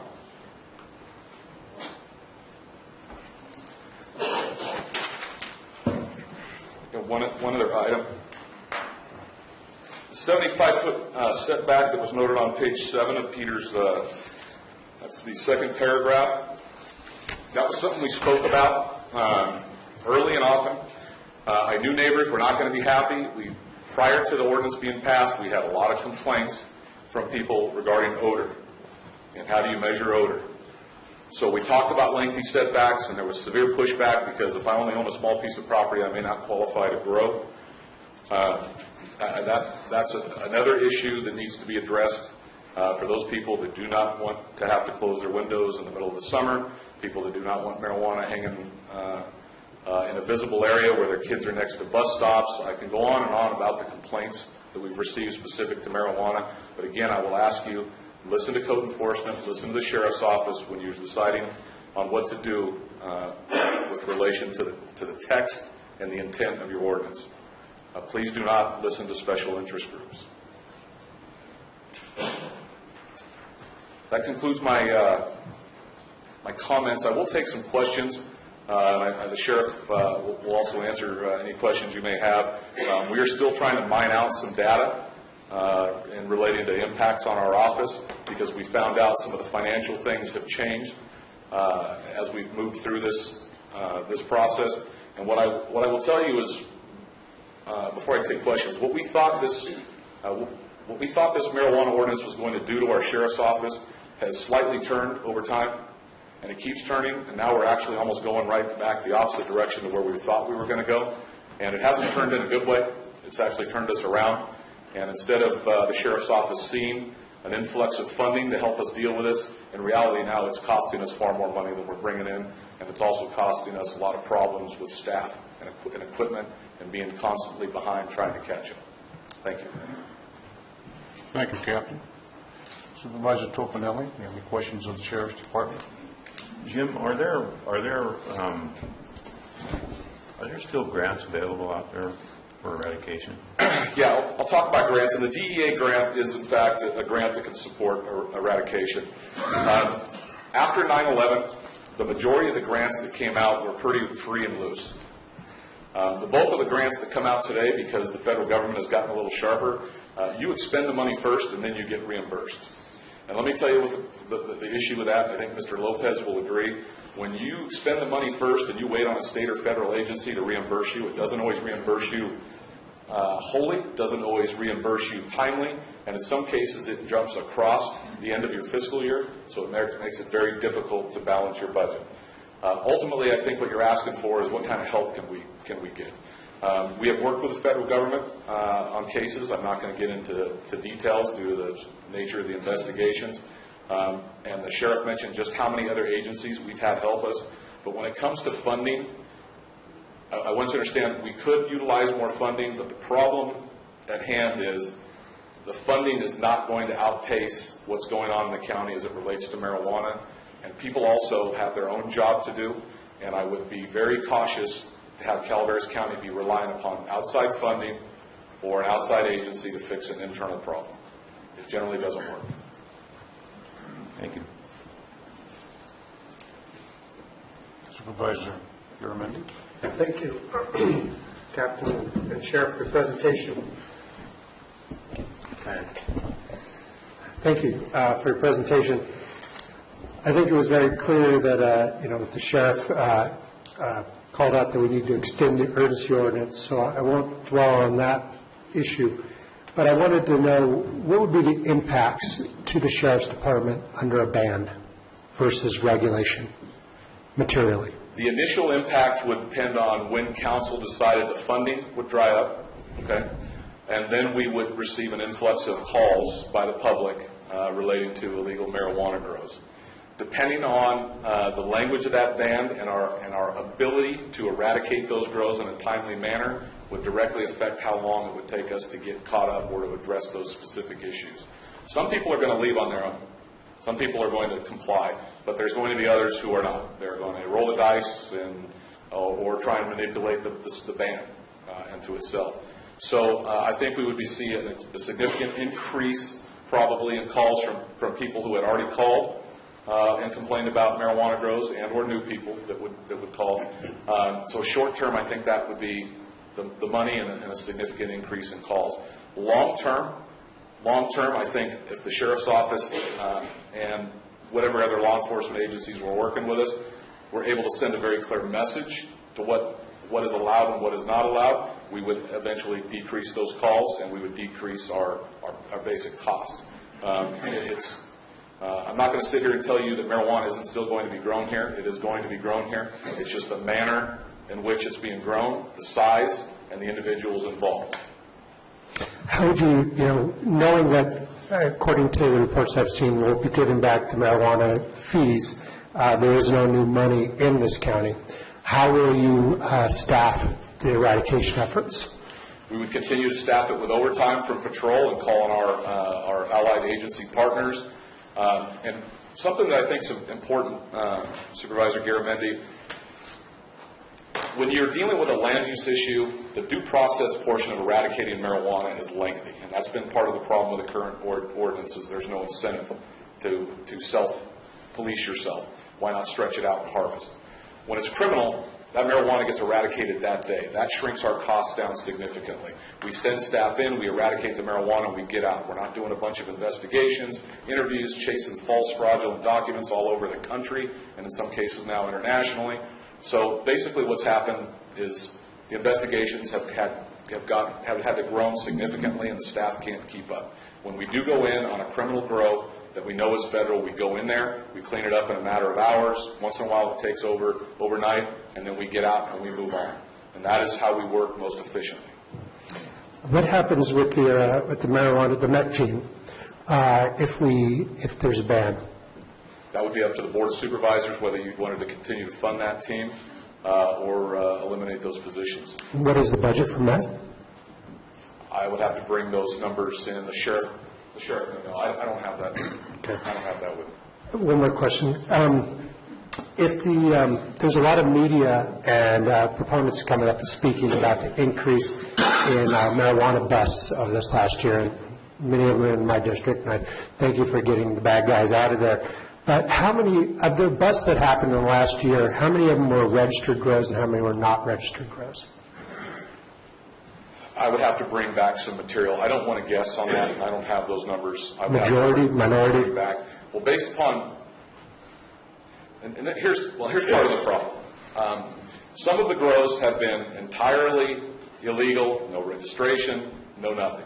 Right. Some of them have been registered to do one thing and are actually doing another, or they're outside of the ordinance. So can you repeat your question one more time again? I wanted to know which of the ones that we've been eradicating or doing abatement on, how many of them were registered grows and how many were not, were part of that illegal group? You'll have to give me some time to get back to you on that. I don't have that. And just, I mean, this is a pie in the sky kind of question, but if we had adequate funding through Measure C and fees brought upon registered growers, how long do you think it would take the Sheriff's Department and your side of this equation to sort of bring this under control to a reasonable number where we had compliant growers and the bad guys were gone, assuming you had the resources you needed? Please keep in mind this is very anecdotal and maybe a little bit theoretical, but I think 3 to 4 years, and after a year or two I could give you a much better assessment because it would depend on how many people left on their own, and it also is going to depend on us actually being able to gather information and intelligence on how many people are still here and are still growing. And that's been part of the problem because some of these grows are interconnected, some of them are not. And so it's very tough to judge numbers because if we end up, if somebody leaves that is purporting to grow one area and in reality they have 5 others, you know, that makes a much bigger impact than just the one person leaving on their own. Right. So just summarize, if you guys had everything that you needed. I would estimate 3 to 4 years to get back to where we were before this problem started. Thank you. Supervisor Clapp? No questions. Supervisor Mills? Yes, Captain, thank you for your presentation. Sheriff, for the discussions that we've had. As you know, I've been sitting in this audience for literally years watching all of this transpire. And the question still comes back to how you're going to pay for it or the funding sources that are needed. So if we don't really know the true cost of compliance, we don't really know what the costs of these, the complaint-driven costs, we don't know what the funding need is going to be. So we really have to have a very clear discussion on not so much what the cost of compliance with the application process was, but the cost of all of the other, what I call unanticipated or anticipated needs that have come about with your department as a result of this. And I don't go back to May 10th on this. I'm going back, we need to see trending. We need to see 2, 3, 5 years worth of how's this been working out and what got us to here, so we know what we have to have when we get over here. You follow where I'm going? So, you know I can help, but I need to really know what that number is going to be, just a rough number, so we know where we're going to go. So we have been collecting our costs, okay, and we were collecting our costs under the assumption that we were going to be able to bill against the marijuana fund for all of our costs. And we were notified midway through that the game has now changed. So we're having to bifurcate those costs, okay? We are still tracking those. What the Sheriff's Office cannot track is the cost impacts to Child Protective Services, to the hospital emergency room, to California Highway Patrol, to Caltrans, to Cal Fire, to Department of Water Resources, Fish and Game, all those other entities that are being affected by this, because I don't know they're being as careful as we are in tracking their marijuana-related costs. What I can tell you, though, is the crime-related costs, the violent crime-related costs to the Sheriff's Office as it relates to marijuana has unequivocally significantly gone up. That I can tell you anecdotally, and I will support that later on when we show you how much some of these cases, and I'll bring individual cases before the board, how much those are costing us. And to kind of reiterate and talk a little bit more about that, you got to understand too that we've only had 6 months worth of eradications that we did from June to December when things pretty much came to an end. But the problem is we still have ongoing costs because they're still dealing with homicide case. They're still doing backgrounds into new cases or cases that they've been working. And the fact is that we didn't have the manpower to deal with all that we needed to deal with. So had we had the manpower, who knows how many more cases we would be able to deal with or that we would be dealing with. So to try and give you a hard number right now is very irrelevant. It's very difficult to do. You have to have time to put some statistics together. Like Captain Macedo said, we can give you some hard numbers on what each individual case cost for us. That doesn't account the DA and their prosecution and everybody else that got involved in it. But you're asking for a question that we can't really give you an answer to. Because you don't know. And again, it depends on how many people we have. If I was able to hire those 4 other guys, we would have had a lot more cases. No, I fully understand where you're trying to go with it. My point is that if you're not receiving application money for providing these services, it's coming out of your budget. Absolutely. And that's the bottom line is what do we need to backfill in that budget to make your organizational functional and to do what it needs to do. So it's really, that's the discussion that I feel we need to have as a board as to how to provide you with the funding revenue to meet your goals. Right. Well, and part of that is if we can get the funding squared away with the marijuana ordinance monies, that's one issue. Because the other issue is that now the monies that we cannot use out of those $5,000 fees, yes, it comes out of the sheriff's department's budget, but that's taxpayers' money. That's not my money. No. That is the taxpayers' money. So instead of the marijuana growers being able to police them with their funding, now the citizens of the county are having to foot that bill. So that could be a shortfall to the general fund revenue stream, or even the one-time monies, whether we like it or not. We need to identify what that shortfall is so we can start accounting for it. Right, and that's just it. And going back to a ban or not, if you have the ban, and again, my job is to enforce whatever laws the state and the feds and you guys decide on. So if you have a ban, I don't know where that funding is going to come from. If you have the regulations, we do have hopefully some money. I don't know what the answer is, but the bottom line is we have to have the funding to protect the county, one way or the other. I'll speak to that funding thing a little bit later. I hope you will. Okay. Anything else? Thank you. Thank you, Supervisor Mills. Ladies and gentlemen, please. Thank you. One of the benefits of being board chair is everybody gets to ask the questions that I have written down. I've already received the answers. But there is a couple of quick shots I want to take here, if you will. Sheriff, tell me about your status of your overtime budget so far for this fiscal year. Captain, if you want to address that. We're roughly $750,000 in the red. That's a rough number. I didn't bring my budget info with me, but yeah, it's about $750,000, give or take. I do want to clarify, though, that although we are significantly in the red, when we put on our budget presentation, if you will see where we were at a few years ago, we would have been in the black. These are cuts we've had to make, and those cuts came out of the overtime budget.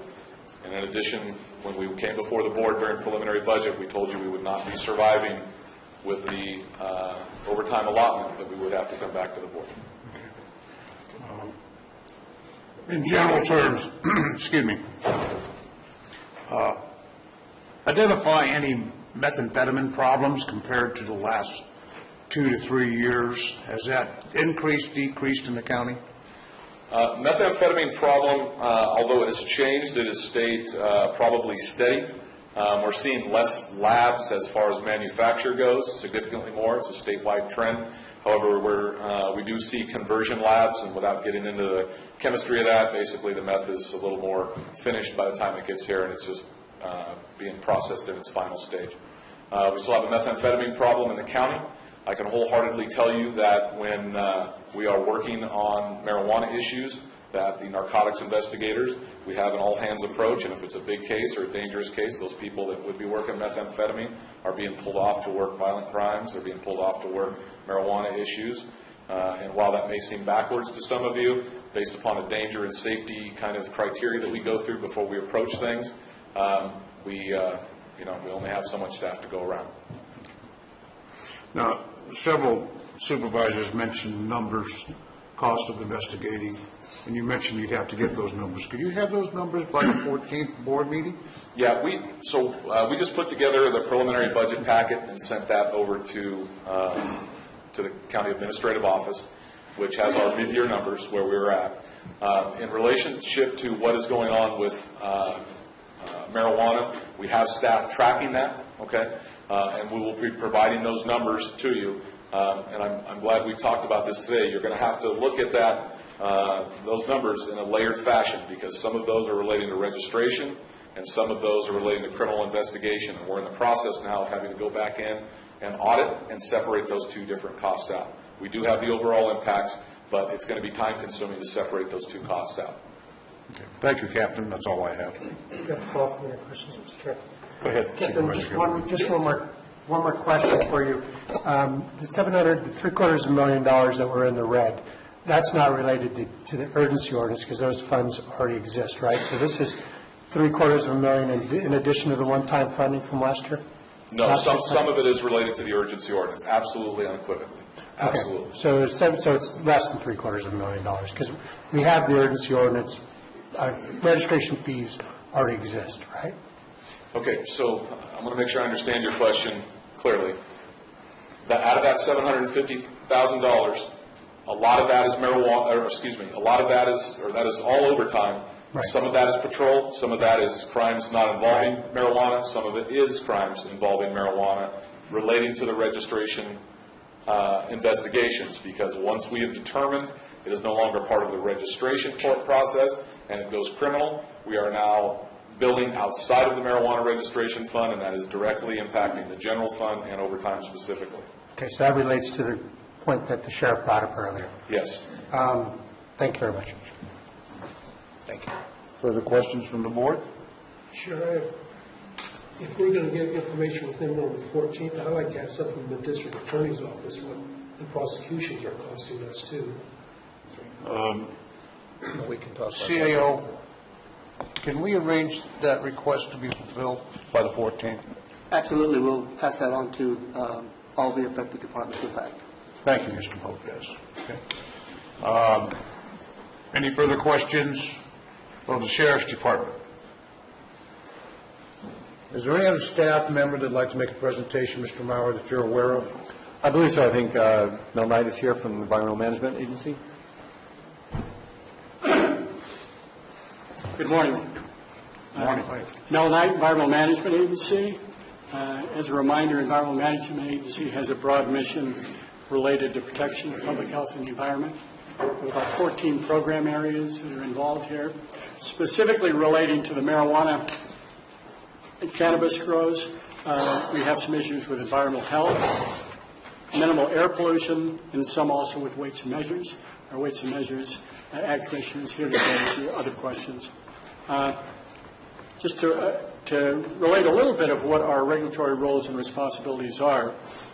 For instance, in the Ag Commissioner, they deal with responsibility for pesticide and herbicide use, other ag practices that you might see with other agricultural interests as well. They also have some activity relating to weights and measures related to the sale based on volumes or weight. They're responsible for some initial and later on continuing compliance investigations as well as some complaint response. And they do have some funding for a single position. Environmental health is responsible for potable water, on-site waste, including septic systems, solid waste practices, regulation of hazardous waste, as well as all their other practices related to hazardous materials. We are responsible for an initial and later periodic inspections, as well as complaint response. There are 2 funded positions that were included in last year's budget, or the budget was approved last year. Issues at this time are, while we've had 2 positions approved, the continued uncertainty has been somewhat difficult related to recruiting qualified folks with appropriate certifications and registrations to do the work. So much of what we're doing is being done relative to the staffing that currently exists in the department, dedicated to other functions at times. There is adequate resources available. The issue here mainly, though, is in recruitment and retention. It's already been difficult to find qualified registered environmental health specialists and other certified specialists. And when you have the fact that the position may not have a long duration, it becomes even more difficult to do recruitments. So we're trying to deal with that, although, again, that's something that we potentially can deal with over time. This does just about doubles our inventory of activities. This county does not have a tremendous number of regulated hazmat facilities, for instance. So when you take potentially evaluations of 700-plus sites to be evaluated for whether or not their quantities and types of hazardous materials and their waste practices are to be evaluated, that does involve quite a bit of work. And again, it's something that is within the scope of our work. It's something we do. The ordinance didn't bring these in as new requirements. It just brought in a new expanded inventory for us to deal with. Again, I'm confident that over time we will be able to have this integrated into the rest of our program workload, but it's one that it will be very helpful when we have a certainty as to where the program is headed. And Kevin, did you wish to make some comments?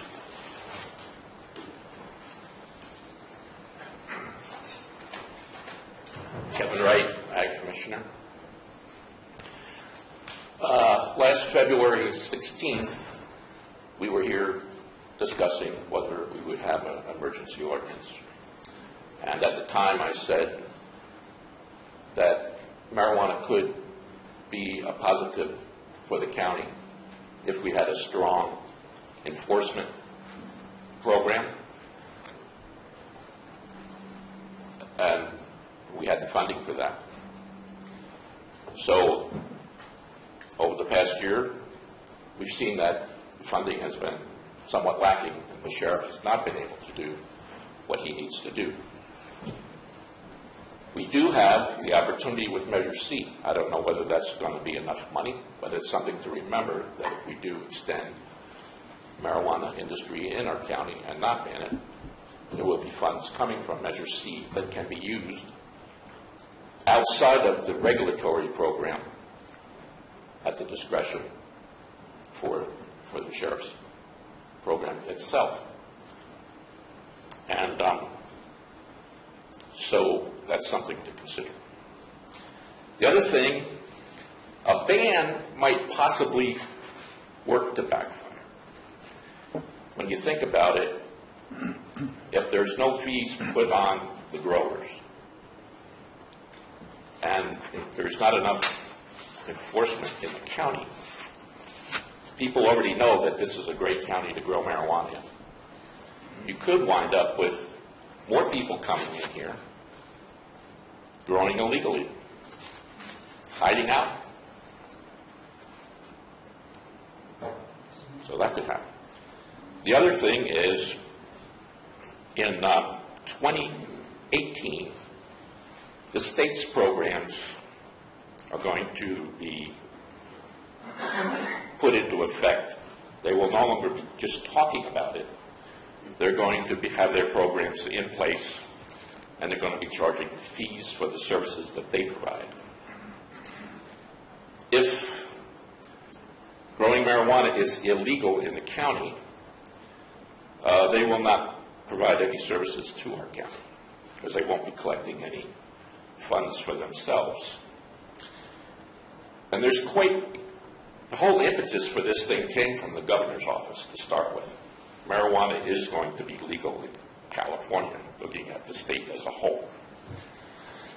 So, the state is planning many bureaus. For one, the Bureau of Marijuana Control within the Department of Consumer Affairs for enforcement and licensing for transport, storage, distribution, and sale of marijuana within the state.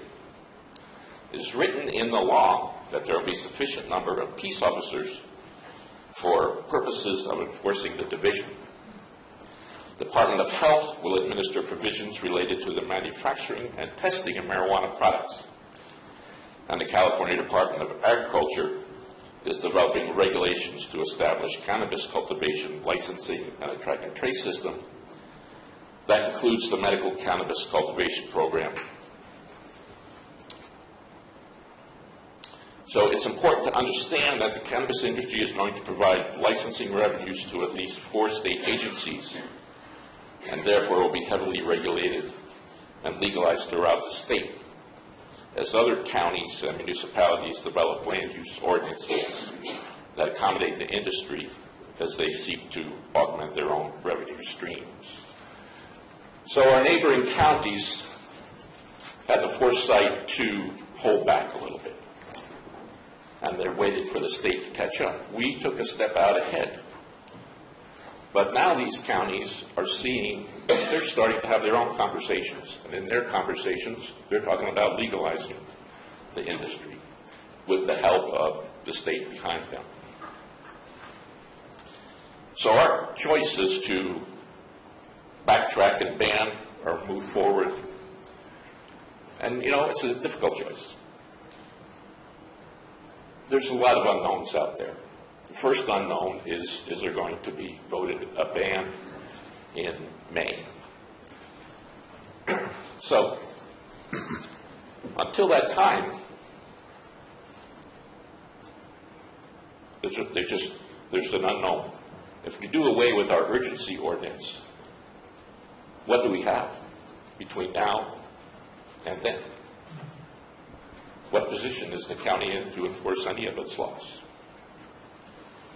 So I have to agree with the sheriff that we need to extend the urgency ordinance, at least until we see how the vote goes in May. The other thing is, it's very difficult right here at this point to come up with a perfect solution or any kind of a solution to modify that ordinance, because it's going to need more study than we can give it right here. This ordinance to be working on a permanent ordinance, as the sheriff said, and other people have said, it's going to need extensive revision. So at this point, I would recommend, as along with the sheriff, that we just extend the urgency ordinance as it now stands. Wait to see what happens with the ban on the vote. If the ban is not enacted, we need to be working on a permanent ordinance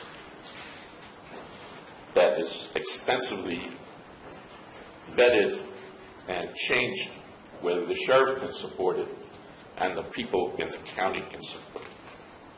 Thank you. Thank you, Commissioner.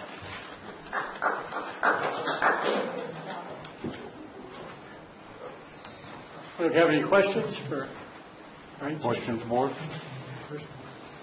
Environmental health, any questions?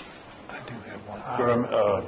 Supervisor Garamendi? Thank you. Actually, Mr. Knight, my question's for Mr. Wright, but Mr. Wright, your department measures the value of most of the commodities that we produce agriculturally in this county. What is our top commodity, and do you have any numbers on saying what the value of cannabis is in relative numbers? Well, it's difficult to predict what the value of the cannabis is, because actually when we've been out to a number of the farms to see what their production is, and it varies very much. On a half an acre, we've seen production as low as 75 pounds and as high as 1,500 pounds. Depends on the expertise and of the grower and how long he's been actually doing it. So, and then there's a question about how much of that is actually going to legal trade and how much of that is being siphoned off in other markets in the black market. So we really don't know what the overall economic impact is at the moment. What is our top? What is our product that we do know? Well, it's our top is cattle, and offhand, I think it's 9. Is that what it is? Is it 9 million? At least, yeah, more than that. And you also oversee pesticide regulations for the county and application. What do you see in your work as you go through this registration process? Are people complying? Well, the people who are in compliance are the ones who we deal with, because we go out by ourselves. We give a call to the registered grower and we go visit them. And what we see there is that most of them are in compliance. But we're not dealing with the unregistered grows or the grows that are problematic. The illegal grows. Yes. But one thing I will have to say is that the one thing that the Department of Pesticide Regulation has told us, and that the State Ag Department told us, is that if the county bans legal marijuana grows, if they ban it, then we won't have the ability to enforce our own permitting process because it will be illegal in the county. Therefore, we can't issue permits for it, like the operator ID, so they report the use of their chemicals to us. But there won't be any funding for it. Thank you. Sure. Supervisor Tofinelli. I have a question maybe both we can answer. You said when you went out to visit sites, you say that they're in compliance when it comes to chemicals. Yes. Most of the sites, let me finish the question, please. Most of the sites, or the largest sites, can only be half an acre. Now, when you say they're in compliance, are they in compliance because of how they store the chemicals that they're storing, or is there regulations or any way of tracking what they are putting on there, what they are using, or in the amounts they're using it on only this half an acre? And also, when you went and visited these sites, and I'm assuming you're saying they're in compliance, it was because they stored them properly inside a building. Was there MSDS sheets posted, which are required to be posted for not only employees, but for you when you come in to inspect, or even if there's a fire or hazard there, so they know what they're dealing with? Is all of that what you're talking about is compliant? Yes. Most of our visits have been for educational purposes. So we're looking to see what they actually have. And most of the chemicals that they have are of low toxicities and chemicals that can be used on things like, let's say, leafy greens. So they're not the restricted materials that they would be illegal to be in their possession in the first place. So what our tasks are is to educate them and to talk to them about regulations that are going to be coming down the line for them to register with our department and get what they call an operator ID number from us. And so that's what our goal is, and they've been coming in on their own to get that operator ID and thereby start reporting to us what the chemicals that they use are. And like I said, the label of these chemicals are the law. So if they're following the label, then I would say that they're in compliance in that respect. Thank you. And beyond that, on hazardous materials, or whether it be hazmat storage or hazmat waste, there's a set of state and federal laws that they must follow, as must all businesses, regardless of property size. And in general, what we've found is their compliance rate is fairly consistent with what we would see with other legitimate agricultural interests as we deal with them. As the Commissioner mentioned, it's very important that we start with trying to ensure that folks have some understanding of their requirements in law. So we try to include educational activities in our program, followed by audit for compliance and followed by enforcement for those that are in noncompliance. And that's true for all our regulatory programs in email. That's true for all other programs, not only just... This would be true for restaurant inspections. This would be true for gas stations. This would be true for virtually any business we would regulate. But the regulation, the authority and role we have for the cannabis industry is very similar to what we would do for an orchard, what we would do for any other similar agricultural entity that generate or that utilize chemicals that had certain waste practices. Chair. Supervisor Tofinelli. Supervisor Platt. Yeah. Supervisor Mills. Thank you. Mr. Knight, I do have a question because you said that your environmental health activity has doubled. Our inventory would be doubled. Yes.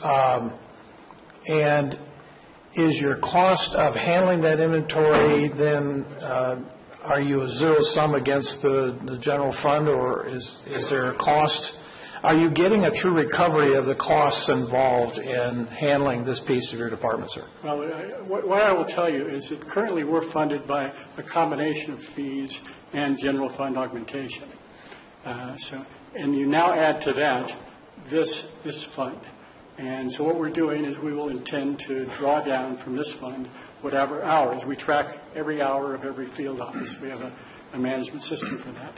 We will track that, and that will be charged against the cannabis fund. So what it does mean, though, is that every hour spent to that, unless we've added extra help or overtime, every hour spent would be potentially taken away from hours that would have been spent on one of the other program areas. Thank you for bringing that point, because that means then that, in essence, there could be a cost of, a service reduction or an ability to provide services reduced simply because of how this is fitting within your department now. And mainly, as I mentioned, though, it's because of recruitment and uncertainty.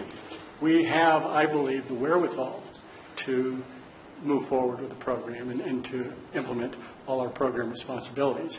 It's a matter, though, of us staffing up, training up, and being able to have this fully integrated into that workload. As I said, we do about 14 program areas now. This would be a 15th. This is a 15th.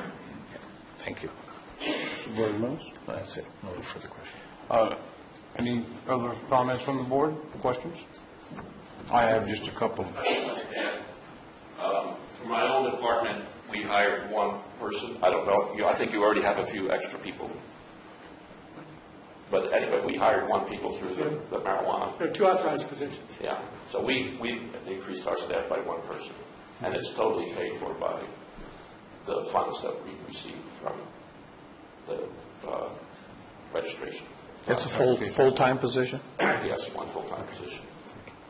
And although he works, besides working on the marijuana part of it, he also, because we're so small, he has to do some other things.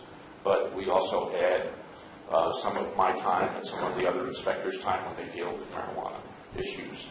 And that money is also taken care of by the registration process. Okay, I have a question, Commissioner Wright. In the areas of ag, is it required to register to use certain type of chemicals and apply those chemicals? Does that applicator need to be registered with the Department of Agriculture? Yes. Okay. And when we come upon sites that are not registered and we find chemicals that are in violation of California EPA laws or Fed EPA laws, is that enforced by you, by EPA, or through code compliance? Could you tell me the procedure? Well, we haven't actually come across egregious violations. However, the procedure for normal violations, even within the ag community, if, let's say they're not wearing their gloves or don't have their goggles on or something like along those lines, that would be an OSHA that would violation? be a civil penalty. That we would just Administrative violation. Administrative in our office. Well, let's talk about something directly with the cultivation of marijuana. Let's talk about an unregistered grow, and where they're using illegal chemicals, applying those chemicals in violation of our ag laws. Whose responsibility is to investigate and enforce that? Is it part of the marijuana Met team or code compliance, or is it an agricultural or an EPA responsibility? It's we are the local enforcement agency for the Department of Pesticide Regulation. Okay. So it would start out with us doing the investigation, and then the Department of Pesticide Regulation at the state level would come in to advise us if it needs to be taken farther up the line, or it needs to turn into. Now, any violation that's more egregious can be taken just to the regular court. Would that be a criminal investigation or an administrative investigation? That would be a criminal. Okay. So actually, that investigation, according to what we've heard so far, that investigation cost would not be part of the registration funds, according to what was displayed by the sheriff and by Captain Macedo. Is that correct? Yes, I believe that's true. Thank you, gentlemen.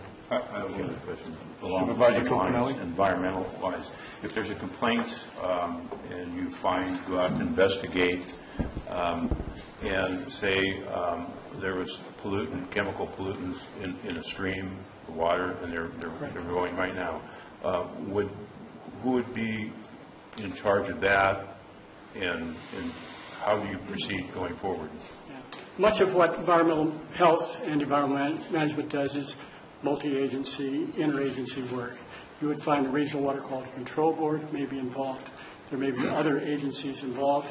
As mentioned, the earlier example of a completely illegal operation, generally, as we've dealt with in the past on meth labs or other things, we generally follow the law enforcement, which will do the fact that they will abate this as a purely illegal operation, and then we will deal individually with the various agencies that have specific responsibility that will be added to the charges that the district attorney or circuit prosecutor or someone else may be pursuing.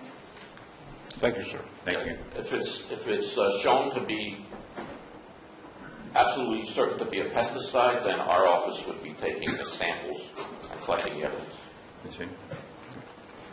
Thank you, gentlemen. Appreciate your contribution. Mr. Maurer, do we have any other staff reports? Yes, looks like the county council would like to act. I'm Ethan Turner. I'm the attorney who represents code enforcement for the purposes of marijuana-related issues. And I just wanted to address some of the comments that have been made by the board and the sheriff regarding the expenditure of registration fee funds.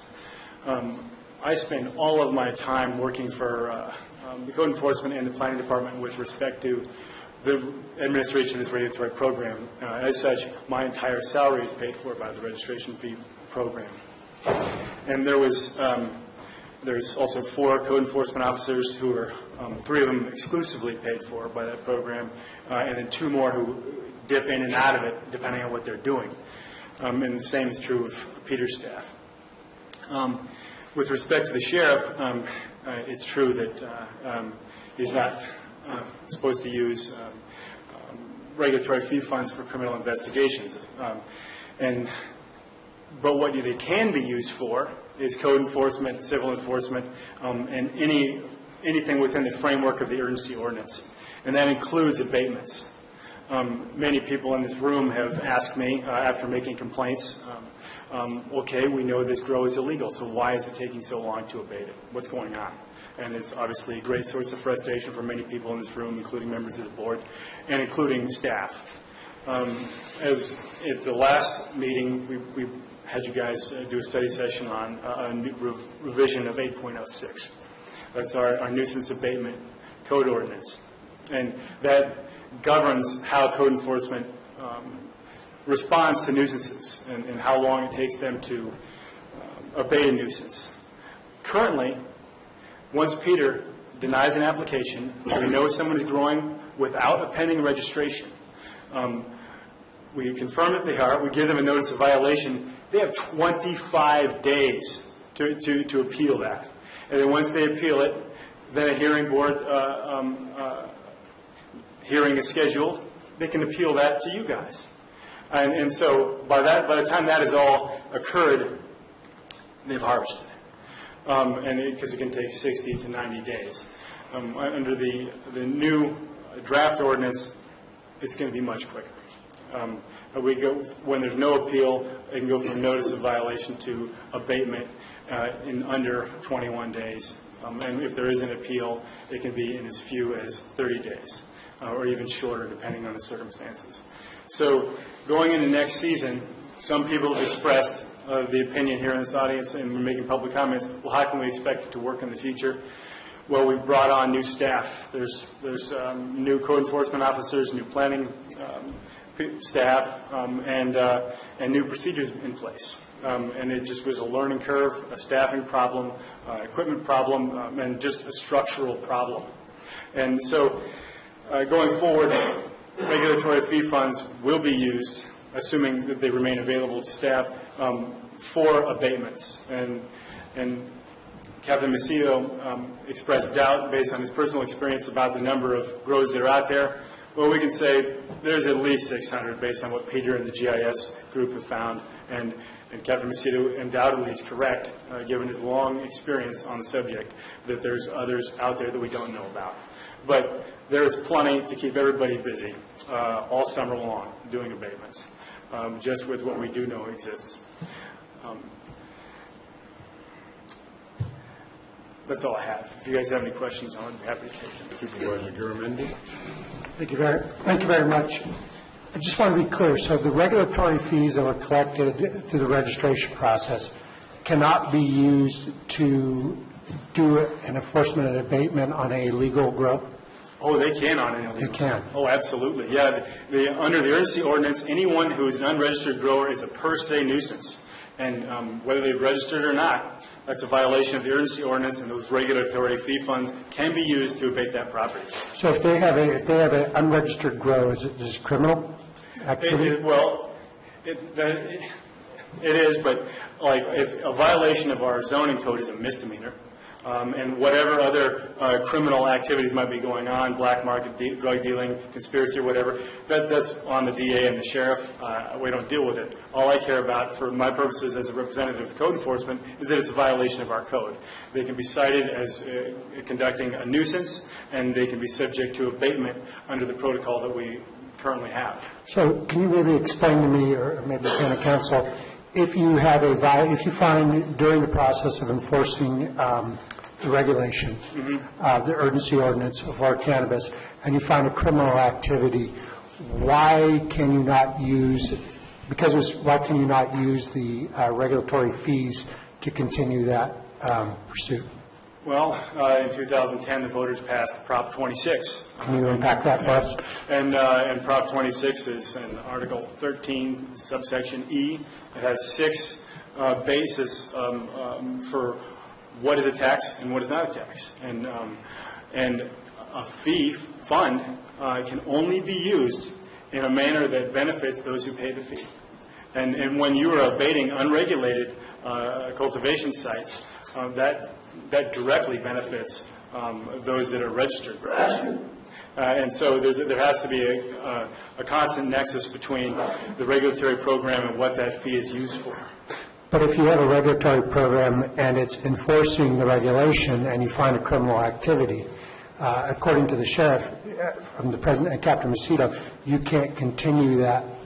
You can't continue to use those funds for the criminal prosecution and pursuit? Well, let's do an example. Let's say the code enforcement goes up to do an abatement and they find a bunch of dead bodies behind the guy's house. That's murder. That's not a violation of our urgency ordinance. That's a separate matter entirely.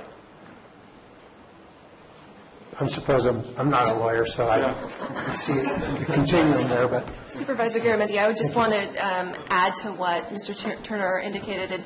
And basically what it comes down to is whether the conduct that the enforcement or the investigation that's happening is in furtherance of the regulatory program or investigating a criminal action outside of the regulatory program. So, for instance, there have been situations where, like Ethan brought up, there were 4 bodies in the back of a property that happens to have a cannabis cultivation. Those murders aren't tied to the regulatory program. Or if there's a domestic violence incident or a battery that occurs and it happens to be on a site where there is a registered grow, the investigation of that domestic violence dispute or the investigation of that battery is not tied to enforcing the regulatory program of the cannabis grow that is on that property. And so there's the distinction there. Okay. Thank you. And any other comments by the board? Supervisor Mills? Yes. Ethan, I want to step through a process with you for just a moment. Sure. Let's say, for instance, code enforcement goes out on a site. They find things aren't quite right. Is a notice of violation issued at that point? It could be. Yeah, they could. Okay, it could be. Yeah. Mm-hmm. Okay. And so let's... Well, I'm sorry to interrupt, but there's a provision of the government code that grants counties the ability to abate nuisances under their own set of laws. Okay. And one of the provisions therein is that you have to give people a reasonable time to correct. And the reasonable time is not defined in the code. No, it's not. So we give them reasonable time, and we go back out again, and in some cases, from your own records, you have 6, 7, 8 trips on specific parcels. That could very well be. I'm just giving a hypothetical, if possible, here. Mm-hmm. And at some point now, they're going to appeal. And they get to the planning commission, and they pay their $500. Well, let's say, for instance, they appeal again to the board, they pay their $500. Actually, for code enforcement, there's no $500. Okay, so there's no fee. Yeah. So let's add up all the staff time that has gone into this entire process. But you see where I'm going? Yeah. Okay, because that's really a problem. Is we're not getting a true cost recovery for the services being provided. Yeah, all the staff time related to those appeals is going to the regulatory fee fund. My point is that if we don't have a true number on what it costs per violation, per place we go to see, and break that down, we have to be sure that we have a true recovery of those costs. Yeah, and that's one thing I would point out is that, as you know, the urgency ordinance has a provision in which a person who's cultivating a violation of it is assessed a fine of $1,000 per day. And there's a lot of those fines hanging out there. I don't have the figures in front of me, but it's approaching $500,000. Some people are paying them. Other people are going to have to collect after, but I mean, that's cost recovery. And you spoke to the next question, and that is of all of those costs that you have incurred and you've got those fines, how many have you actually recovered? How much money have you actually recovered to date? I wish Mike was here to give you that information, but it's close to $30,000. Yeah. That's it? That's it. Yeah. The demands for payment have only recently gone out. Yeah, but that's an ongoing process. So those are voluntary payments. Of $500,000, you've collected $30,000. Something like that. Yeah.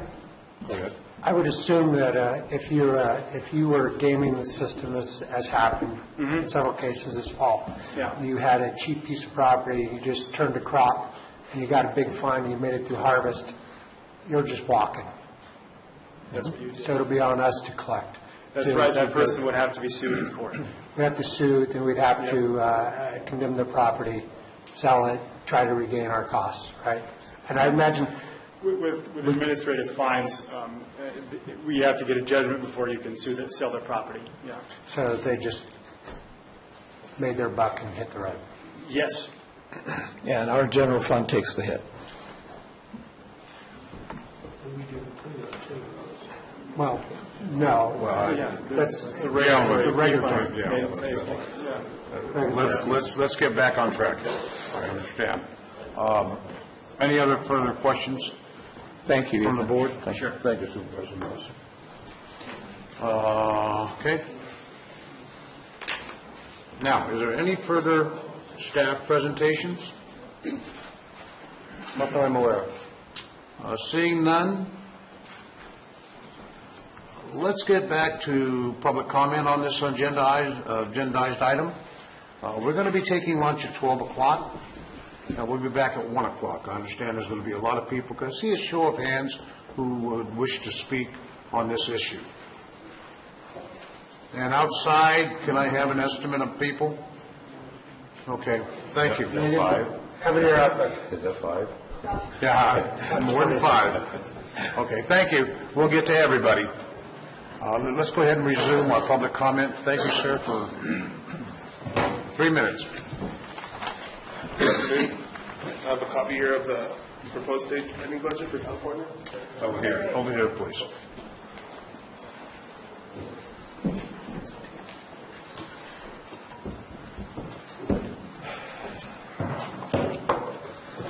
I'm glad the lack of qualified workers was brought to the attention of the council. This demographic of people that you see here will not draw qualified workers to your town. They unknowingly advocate on behalf of cognitive dissonance and scare away open-minded, and progressive individuals. They are not your local economy. We are. They work in their garages and say they're just working on antiques. That was a generalization. Do you see what that feels like? The state spending budget is themed accordingly. Regulation on all 3 points presented by our own state governor, Jerry Brown, Jr. The cultivation of marijuana is not a danger. The prohibition is a danger, and it has failed dramatically, with millions of victims around the world. Prohibition has never worked historically, and it never will. Calaveras will not change that. As much as we'd like to give this dying demographic a say in what societal norms should be, to add some meaning to their existence, they have no say in the direction we're going in this industry, only a say in the speed in which we move forward. How many people in this room create their own prescription medicines? Speak to the chair. Nobody, not one person. And there's a reason why. Because they can't. They can't do the quality that Pfizer can. They can't mass produce it. It doesn't make sense for them to. The sick people don't make their own medicine. That is all. Thank you, sir. Thank you very much. Have a good day.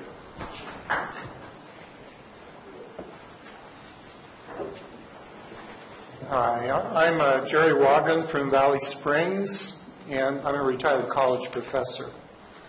So I could labor this for hours and hours and hours, but I'm going to make it as short as possible. So I wrote a memo that I gave to Diane to copy you people, and my argument is a very, very simple one. I think that if you ban marijuana in Calaveras law, I'm reluctantly making this argument. I don't, emotionally, I don't use drugs, I don't drink alcohol, I don't smoke marijuana. I grew up Mormon in a small town in Utah. But I think that the ban would be a mistake. You got into this, you got a tiger by the tail, and I think that there are, I would guess, 8,000 to 10,000 grows in the county, just anecdotally talking to people. Many of them legal, many of them not. And if you ban it, those illegal grows are going to continue, and you are going to have criminal activity here that you will not be able to deal with. You're not going to have the money to enforce it, and I will feel less safe. So I think that you need to have regulation of this. I think it's important. If it wasn't legal in the state, if you hadn't had it growing for the previous 40 years, it would be a different situation. So I would urge you to continue the urgency ordinance, and I think you really need to find some way of regulating it and making cannabis a legitimate agricultural commodity in the county. I think on the part of the farmer, it can be a cash crop. I think it can be a tourist attraction if you had legitimate grows and ways of selling it. The alternative, I think, would reflect prohibition in the 20s, where organized crime occurred. I think you would create a culture for criminal activity here if you don't regulate it. Thank you. Thank you, sir. Next. Good morning. My name is Raymond Smith. I'm from Valley Springs. I used to be a caregiver, and now I work as a dishwasher in Murphy's 6 days a week. I would like to speak to the urgency ordinance, and first and foremost, I would like to say that not to let a few bad seeds spoil it for the rest of the people who are doing the right thing and all of the people who are benefiting from that. I would also like to speak to the fact that patients do provide their own medicine, and when they cannot provide their own medicines, caregivers provide a program for a structured number of patients to do that. And I also understand that historically it has been one of the biggest contributors to the black market. However, historically we have not had regulations that the legislature has handed down. I would also like to speak to the guidelines from the Attorney General that were given in 2008. Edmund G. Brown Jr. Gave guidelines for the security and non-diversion of marijuana grown for medical use. This is the guidelines that I follow as a responsible caregiver, and furthermore, these are the definition of a primary caregiver under those guidelines. A primary caregiver is a person who is designated as qualified patient and has consistently assumed responsibility for the housing, health, and safety of these patients. It also goes down and says a person may serve as a primary caregiver for more than one patient, provided that the patient and caregiver all reside in the same county. It also says that caregivers may also receive certain compensations for their services. Now, this does not mean that they are turning a profit on that crop and that they're just turning a profit and that this abatement code and the $1,000 a day fine is going to, let me phrase that a different way. We're taking care of people, and we're also being stressed and threatened over a $1,000 a day fine and what could be under this ban initiative, a $2,500 a day fine. And you're also saying that our property is going to be in jeopardy and these certain things. I submit to you today that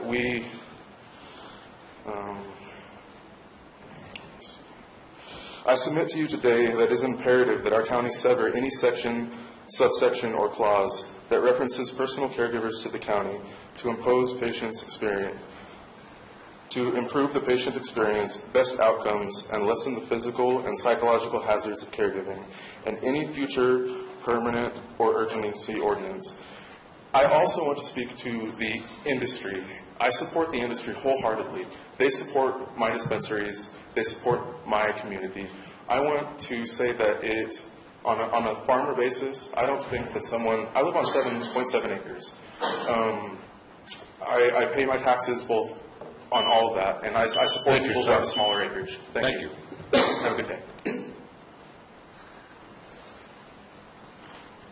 Hi, members of the board. My name is Norma Green, and I reside in District 2. I have a very hard time speaking in public unless I'm passionate about the issue, and I'm very passionate about ridding our county of commercial cannabis growing. There's a grow at the end of my dead-end road, and I have a neighbor who is very close to this grow, and they're a registered grow. They have been in violation with code compliance at least twice that I know of, and that doesn't stop them. They continue to work on preparing for their new grow, even though they have not met the requirements of all their violations. Just last evening, yesterday, they were violating the rules, and my neighbor called code compliance. Code compliance response was, "We can't come out there, it's not safe. We need a police escort." My response to that is, if this is just another business of law-abiding farmers, what do they need police escorts for? My husband is a contractor and has inspections a lot throughout his projects. Not ever in 30 years have they ever had to have a police escort to inspect his jobs. There are a lot of reasons to rid this county of commercial cannabis grows, but this is one of my main concerns. We need to feel safe in our own homes. Please give this county back our way of life and fix this mess. I don't care what you do, what it takes, but take care of it. Make us safe in our homes. Thank you. Thank you, ma'am.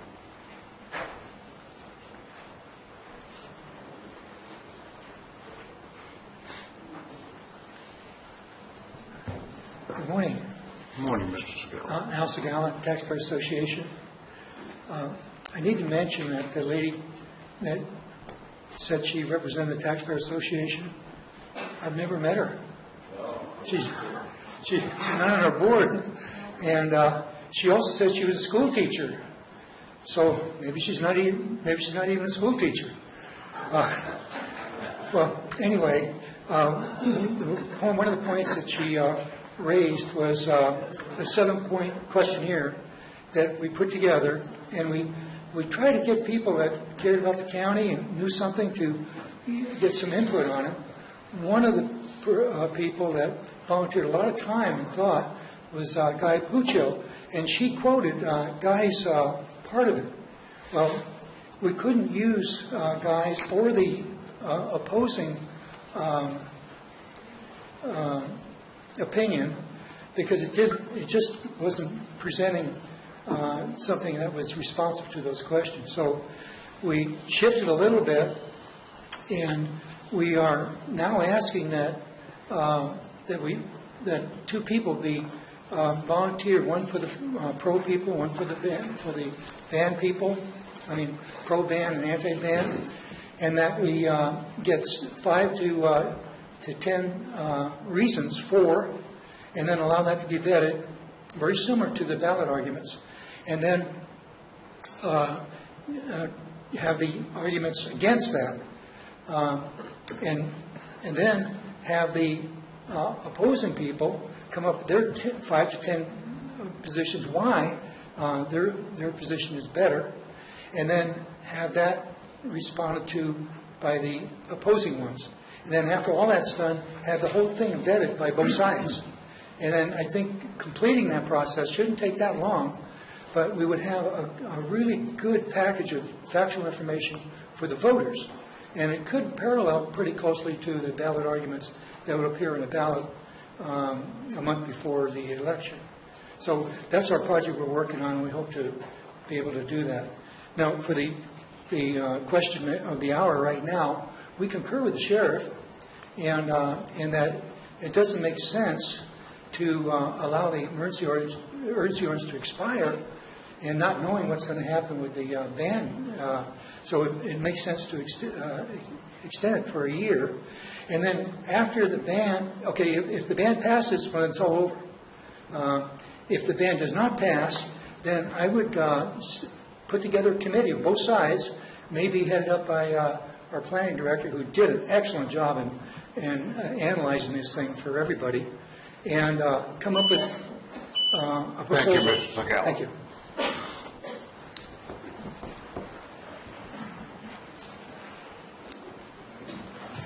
Hello. Hi. My name is Tish Chung. I'm from the Murphys area. And I'm actually here to share a letter from a local educator. It's a letter that all of the supervisors did receive. And I just want to read that so the community members can hear this. But marijuana in school communities, observation experiences from an educator's perspective. As a school educator, I've been saddened and sickened and at times inundated on the job by issues related to the growing of marijuana and its presence and impact in our school communities. I'm saddened by the lack of concern by parents who grow and or use and or harvest marijuana and then send their children to school in clothes and with backpacks reeking of pot. The children have gotten singled out by peers and are humiliated when the stench is so strong that the staff has to intervene and offer new clothes and call the parents. I am sickened by over 11 cases I've seen in the last 2 years where parents are so involved in the business or have become addicted themselves such that their children are picked up from school by neighbors or relatives or not at all, or dad or mom have gone away because of their involvement. I'm frustrated that our deputies are in such demand over the pot-related issues that it has taken away their ability for proactivity at the schools. I'm furious with parents and other siblings of students who brag or indiscriminately talk about growing or how easy it is to get the medical excuse for marijuana and then supply friends and family and local teens. More furious over stories of children finding stashes of marijuana when on play dates at a friend's house. I'm discouraged that our young students have come across grows and scary people when they've been out and about being kids, that they can't be sure where it is safe to play anymore. I am despondent that some local young people see lucrative business in pot growing and have abandoned their college or career goals and now aspire to become growers and dealers. Marijuana has no place in our school communities. There's no hope in pot around children. For a reality check, come on down to any of our schools, any of our county schools, and join our teachers and aides when we're dealing with marijuana-related counseling, referrals, CPS calls, children crying whose dads were busted for working the harvest, conferences with pot-impaired parents, and intervention plans for kids whose parents who are too stoned to be parents. I hope that adults in our community will consider first the children, the future adult citizens and leaders of Calaveras County, and will take action to protect them from first and second-hand effects of the presence and use of cannabis. This is a letter written by a local educator, and not me, I'm not an educator, but I thought this needed to be heard, so thank you for your time. Thank you, ma'am. Ladies and gentlemen, please be aware there's only one time to the podium for each speaker. Ms. Robinson, is this your first or second time? This is my second time, but I think I need to correct something that was said. I understand, but maybe we can do that a little bit later, but right now it's public Okay. speaking.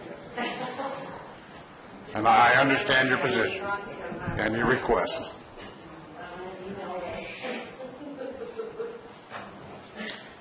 Hello. And, I know you all were concerned. I'm feeling better. Thank you. I want to correct a misconception that I heard earlier today, and that about how the urgency order was a complete, total failure. Let's use a different scenario. You cut your hand, okay? Throw a little Bactine on it. It feels a little better. Throw a Band-Aid on it. Looks a little better. You go back an hour later, it is not fixed. It still hurts. It's still there.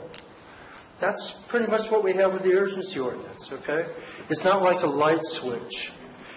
We put it together, you folks put it together, Peter put it together, the planning department, and they did an awesome job of doing it, okay?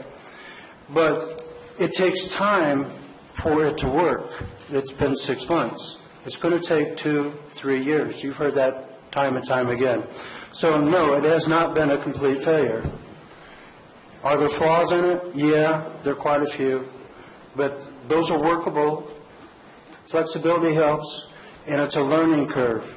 We're getting there. There's a lot of things that need to happen to it. But I think you folks are going to do that. I think Peter's going to do that. Okay? So I just wanted to correct that. It has not been a total failure. It was put together to stop the green rush. It did do that. It put a cork in it. And it was there to bring in some funds to help work this whole program. It did do that, $3.7 million. So, no, it's a far cry from being a total failure. Actually, I think it's working pretty darn good. Again, there's a whole lot that needs to happen in residential areas, and just we can go on and on and on, but I'm pretty sure that that's going to be corrected here shortly. Okay? So I needed to point that out, that no, it's not a failure.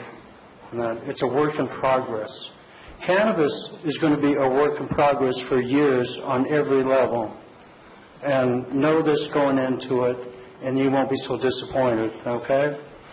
I do also want to say that the last board meeting was an eye-opener. It was refreshing, and it restored my faith in our supervisors, all of them.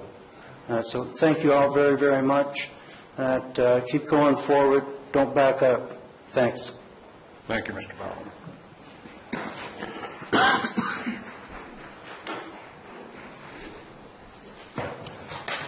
Good morning. My name's Tom Tryon. I live in Angels Camp, California. It's certainly wonderful to see you all here again today. I'd just like to make a comment or an observation that what's before us today is not outlawing marijuana in Calaveras County. Marijuana is going to be legal in Calaveras County. It's going to be plentiful in Calaveras County because it's going to be legal recreationally in the state of California. The only issue before us is that will it be legal to grow it in Calaveras County? And it's interesting to note that we have a lot of ban supporters here today. We also have a lot of ban supporters that are not here today. And those ban supporters are those that grow illegally in Calaveras County. And the reason that the people that grow illegally in Calaveras County are ban supporters is because they don't want legal registered grows in Calaveras County that pay the Measure C tax, because the Measure C tax is a general fund tax, and that will go to eliminate illegal grows in Calaveras County. So the ban proponents that are here today, and it's sort of interesting that these two groups, the illegal growers and the ban supporters, which is basically the Republican Central Committee in Calaveras County, support the ban. Now, politically speaking, boy, is that a big tent, and they're both in it. And so you need to really give some thought to what you're proposing here. And those that are proposing a ban need to rethink their position, because the ban proponents will only encourage more illegal growers to come and encourage the expansion of the illegal grows that are here by outlawing legal growing in Calaveras County and outlawing the funding that's necessary to sustain a legal growing cannabis industry in Calaveras County. So I would very much encourage you to extend the emergency ordinance. I would very much encourage you to instruct staff to come up with a working permanent ordinance that will address a lot of the issues that neighbors have to registered grows and improve the quality of the registered grows and make them less offensive to their neighbors, so that we can have a growing, sustainable, publicly supported, legal cannabis industry in Calaveras County. Mr. Tryon. Thank you. Ladies and gentlemen, please. We'll take one more speaker, then we'll break for lunch. Well, we're not doing that. You can wave if you'd like to, but the clapping, we're going to do away with. We have a lot of speakers. Thank you for your input. Go ahead, sir. Hi, my name is Bob Robertson. I live in Murphys. I'd like to go a different direction and talk to the federal government about the federal government and not accepting or recognizing it as a drug. And in doing that, it sounds like that maybe California, even though they approved it to grow it, maybe the whole state is putting herself on a big lawsuit. If the federal government is not accepting it, that's kind of sending a message out there to the nation. And it's something, maybe another direction we should look. And that's all I have to say. Thank you, Mr. Robinson. Okay, ladies and gentlemen, we'll continue our public speaking after lunch. We'll be back here ready to go at 1 o'clock. I'm sorry. Can we make it 1:15? 1:15. Make it 1:15, ladies and gentlemen. Thank you. All right. I want to get how much. Yeah, you want to eat it.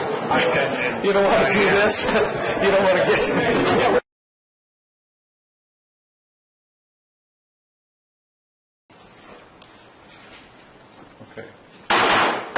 Welcome back, ladies and gentlemen. This will be our afternoon session. We'll continue with public comment. Once again, remember, we have 3 minutes.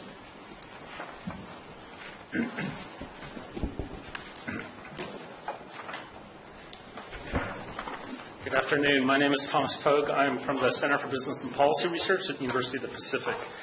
I am here today to share some initial findings on a study that we've conducted about the economic impacts of the cannabis cultivation industry in Calaveras County as context for the potential impacts of letting the emergency ordinance expire.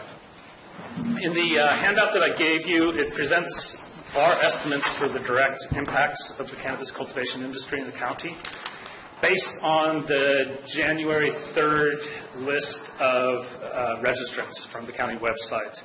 From that analysis that we conducted, the estimated sale value of cultivation industry in the county is approximately $250 million,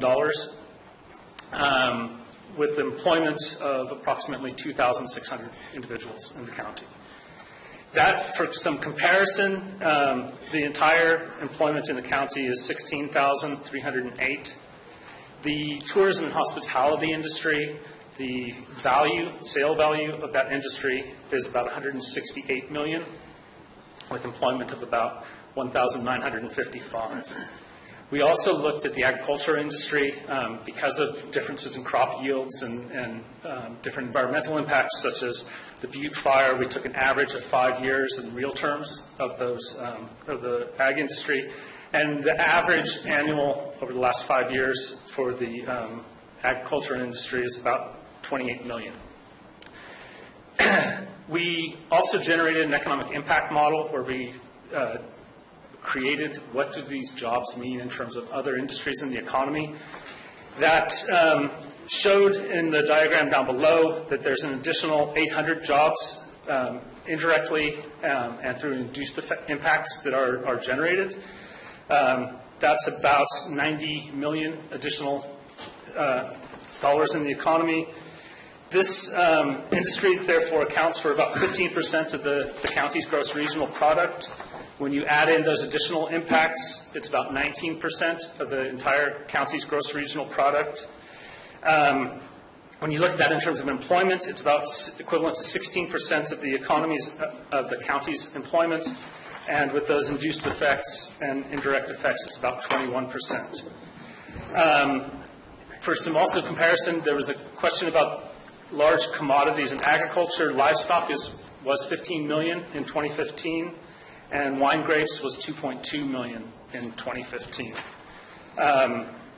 Yes, that's all I really have time to go into at this stage, but we did want to give you this initial information about what our study has come back with results. Thank you, sir.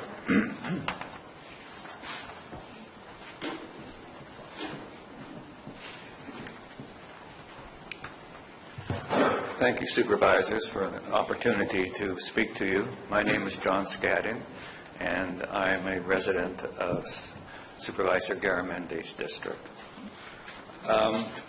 I've been struck today in listening to the comments that you heard this morning, how much discussion there was of the issue of the ban on pot.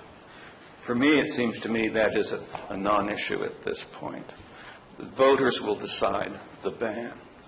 What is immediately before you is the question of whether to extend the urgency ordinance, the UO. It seems to me that that question put that way, and unless you believe that unregulated pot is okay, that it's an appropriate thing to do, it seems to me the issue of whether to extend the ban is a no-brainer. You need it, at least as an interim, until the voters decide whether to adopt the ban. And in the event that they do not, you're going to need something in place after. And it seems to me the urgency ordinance is the perfect thing. I did want to speak to two other issues. I don't have much time. The issue about sales values in Calaveras compared to its sister counties. Keep in mind, Calaveras was the one that was badly hit by the fire. My own property has probably declined $100,000 or more because of the fire. So that figure, it's a little bit suspect. The other thing I would like quickly to say is that, yes, we shouldn't be too intrigued by the money that would be generated by the urgency ordinance. It may not fully account for the costs that go along with it. But you know what? Regulation costs something. Okay? You shouldn't be expecting a net surplus from what you're going to get. Supervisor Mills, you seem to be moving that direction. I just want to say, yeah, regulation costs money, but that's the way regulation is. Thank you very much. Thank you, sir.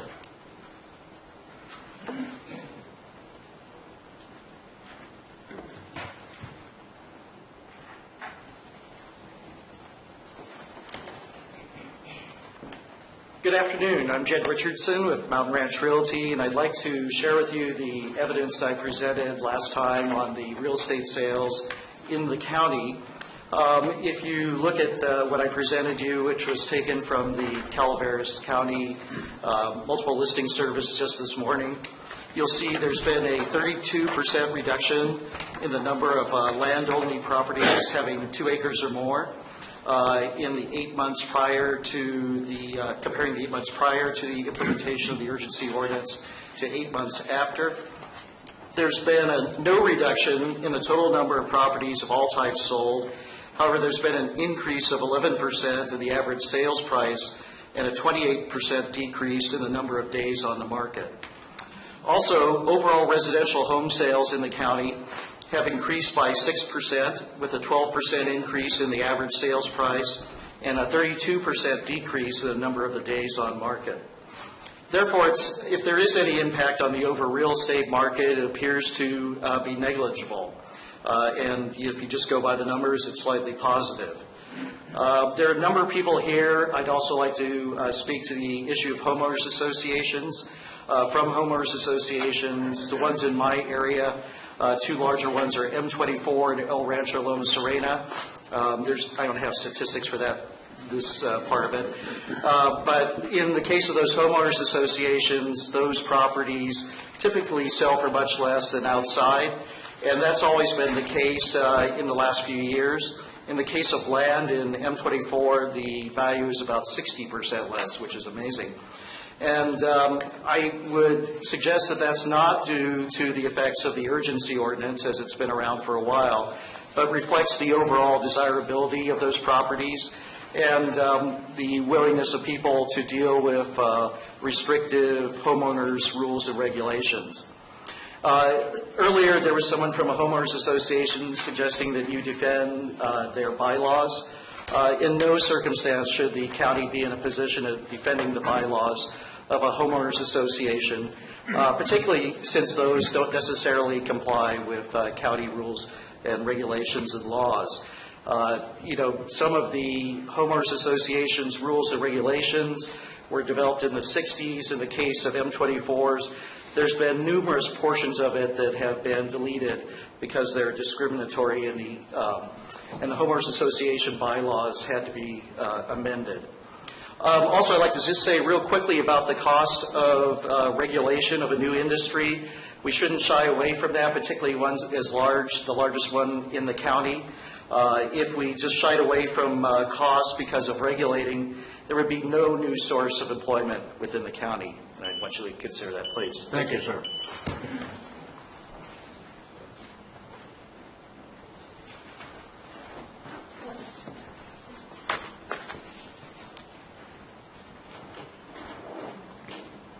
Patricia Gordo, person. I come to you today as a grandmother, a mother of 5 children, grandmother of 13. I have 4 great-grandchildren and 3 in the oven. And I care about children. And I feel that children are being affected by this in a very negative way. I don't envy any of you for the jobs you have, because it's a very hard decision to be making. But I can tell you something. As a mother, a grandmother, and a great-grandmother, I really and truly see a very negative impact on the children and their welfare and their chances in the future. And I hope that you will keep that in mind. Thank you. Thank you, ma'am. Good afternoon. I'm Beth Whitkey from Moke Hill, and I too am a grandmother and a mother and an auntie, and I've mentored many children in my life. I would like to speak for the Calaveras Cannabis Alliance in that none of us are promoting sales to minors. We think regulation works to keep cannabis out of the hands of children unless they have a legitimate medical need and their doctor has recommended it. We have met parents here who are desperate for cannabis to keep their children alive. With Prop 64, there is Chapter 14 talks specifically about keeping sales away from minors. There are provisions in Prop 64 that allow law enforcement to use children as decoys to find people who are selling to minors. I would like to stress that with a ban, we will not get any Prop 64 funding for enforcement, Neither will we get the funding for education. When 2018, 2019, we're looking at $10 million to the universities. We're looking at a great deal of funding for people who have substance abuse issues. We will not avail ourselves of any of that funding if we enact a ban. The voters have an opportunity to decide this in May, but I feel like it's the board's responsibility to extend the urgency ordinance and to keep our kids safe. I'm wondering, if we have a ban, if we don't have state funding, if we don't have Measure C funding, how are we going to keep our schools funded and open?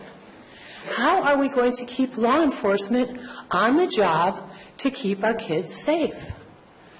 We are not dirty drug dealers trying to hook the children.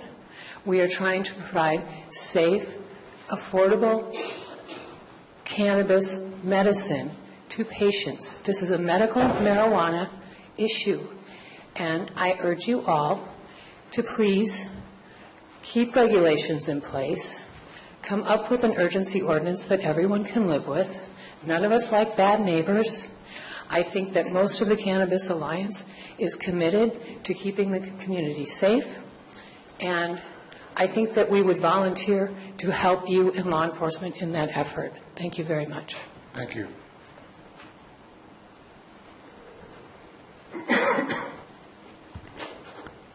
Good afternoon. My name is Carol Couchman from San Andreas. I urge the board to extend the urgency ordinance and then resolve to form a citizens and staff committee with all stakeholders involved to draft a permanent ordinance which should include commercial cultivation.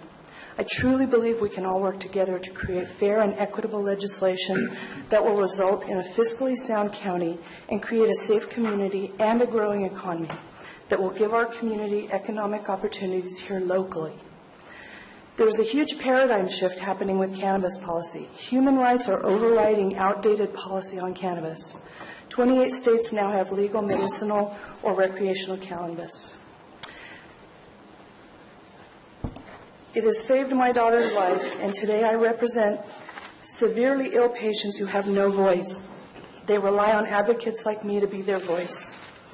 Commercial cultivation is needed for these patients. They cannot grow their own medicine, or their needs are much more than they can even grow if they're physically able. As an example, a person with a seizure disorder requires from 50 to 100 milligrams of a specific ratio of CBD to THC, and they need multiple doses a day. It takes approximately 1 pound of cannabis to make enough medicine for about 25 days for one person, and it's keeping them alive. This is what commercial cultivation does. It provides very sick people with life-saving medicine, and Calaveras County is known for producing that life-saving medicine and the quality of cannabis that is needed. Regulation sets distinct parameters and creates a strict and enforceable set of rules. That's what all of us want in Calaveras County. I truly believe that if we all work together with respect and cooperation, we can craft policy that will work for everyone. Please do the right and responsible thing, and God bless you. Thank you, ma'am.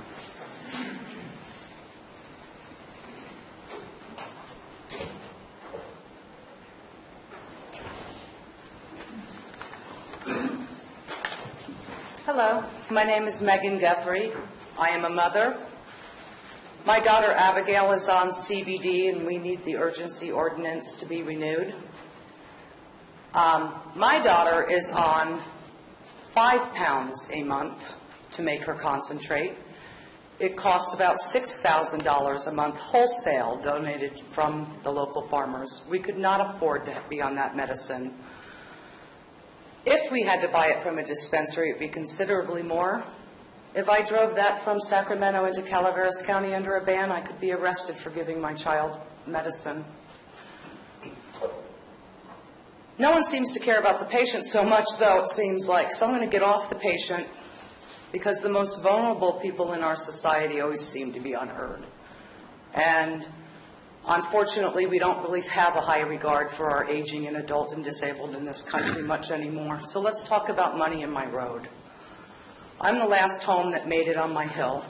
8 properties in front of me have been sold. They're all commercial cannabis farmers.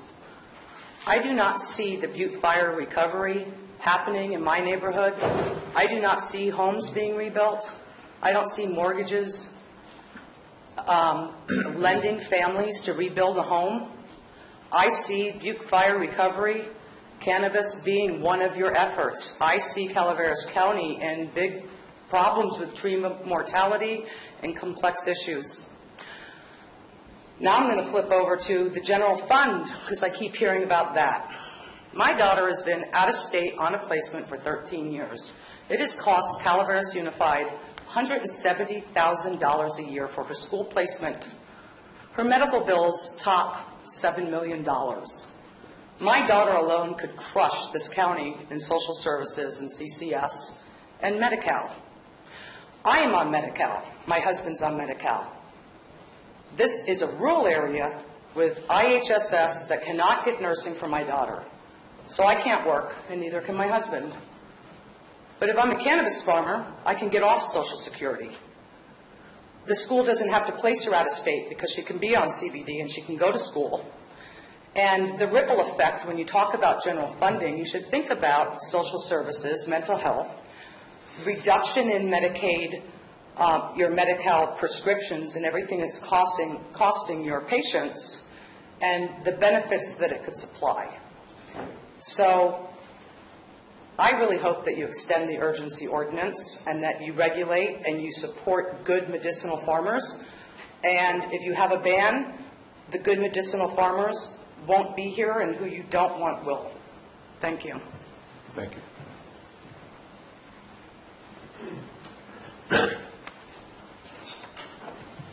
Sue Holper, Mountain Ranch. I live on that road. Theirs was the only house that survived. My question is whether I'm going to use my insurance money to rebuild or not, and if so, where. So I spent the summer up there in a trailer on my burnt out land to see how it would be, and I was worried. And it turned out it was okay this summer. And my next door neighbor, I want him to be able to be there. I feel safer because he's there. He's registered. He's doing everything right.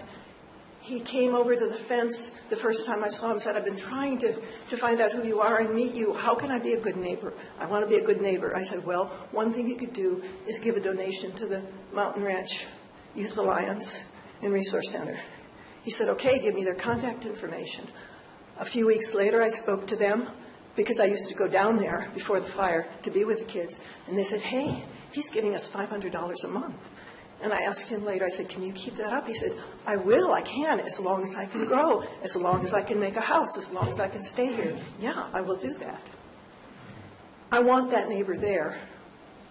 I want him to be able to grow. I want that kind of grower to be attracted to this place. And he wants to do it legally.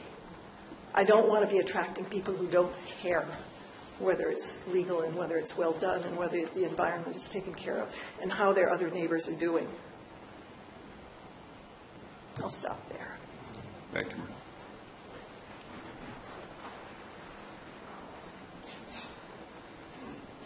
Good afternoon, Board of Supervisors, ladies and gentlemen. My name is Mike Gonsman. I'm from Wallace, California. And nobody has more compassionate with people that are ill, children. We've seen them the last few days, but I'm not sure what that has to do with the meeting today. But what does have a purpose today is what we're going to do in the future regarding marijuana in this county. And I think we've all heard the definition before of insanity. It's doing the same thing over and over and expecting a different result. Gentlemen, ladies, you're not going to get anything different. You're going to get exactly what we have right now. And it was said today that in best case it's going to be 3 to 4 years to either totally eradicate it or get the ordinance working properly. And in that time, how many good citizens are going to leave this county? You know, there's a lot of people. If there's a lot of people buying property, that means there's a lot of people selling it. And if they're selling it, why are they selling it? Well, I have a pretty good idea why they're selling it. And I think a lot of it has to do with what's going on right here now in our county. And I urge you, and I didn't understand that you guys still have the opportunity to ban marijuana, commercial marijuana in Calaveras County. I'm not talking, again, I am not talking about medical marijuana. I'm talking about people making a profit and a lot of money, and please don't be influenced by that, because I know it would be hard to turn away in a county that supposedly needs money. But then again, I've heard from numerous sources that this county is not a poor county, which brings me to my last point, which is I don't understand why our law enforcement is not paid a salary that they can, number one, get their jobs done. They need the manpower. There's not nearly enough people in this county to take care of what you're going to be asked. If you pass this ordinance, they don't have the manpower. They just flat do not have the manpower. These guys right here need to be paid a fair wage so that they can keep the people that come up here to be deputies and stuff like that, and not have them go to some other county to make $4 more. It's ridiculous. Thank you. Thank you, sir.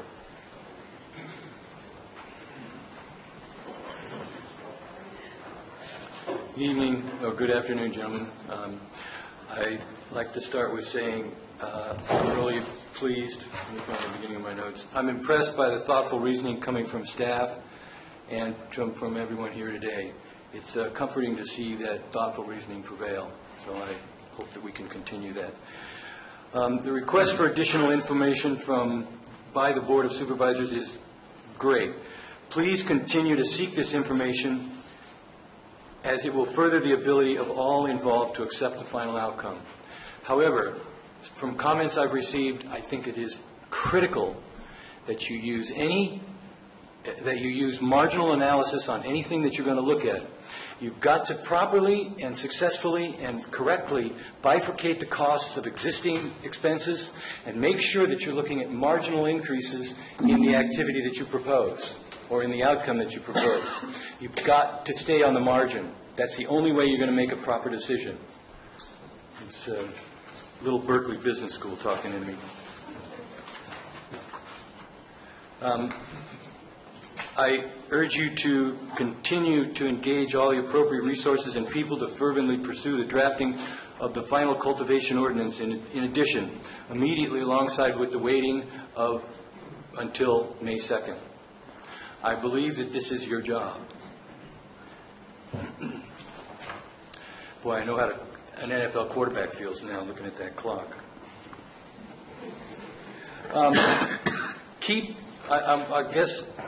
Okay. Measure D, I wanted to say something about Measure D. Measure D, I would request that you not rely on the outcome of Measure D to make any decisions. Because what happened in Measure D was that there was an item left out that came, and the item that was in Measure D that was not in the urgency ordinance is complete sheriff discretion over who is involved in the cannabis cultivation receival of licenses. Because I don't know anyone who would allow or like to be under complete sheriff discretion. So do not rely on the outcome of Measure D to make any decisions. I would recommend keeping cannabis cultivation in unclassified or agricultural zoned areas, and I would also recommend approve without modifications the urgency ordinance, save any modifications for the permanent ordinance once you have collected the info, the marginal analysis info that I directly speak to. And use the funds from cultivation to remove the bad actors. That's the point. Thank you for your time and dedication. Thank you, sir.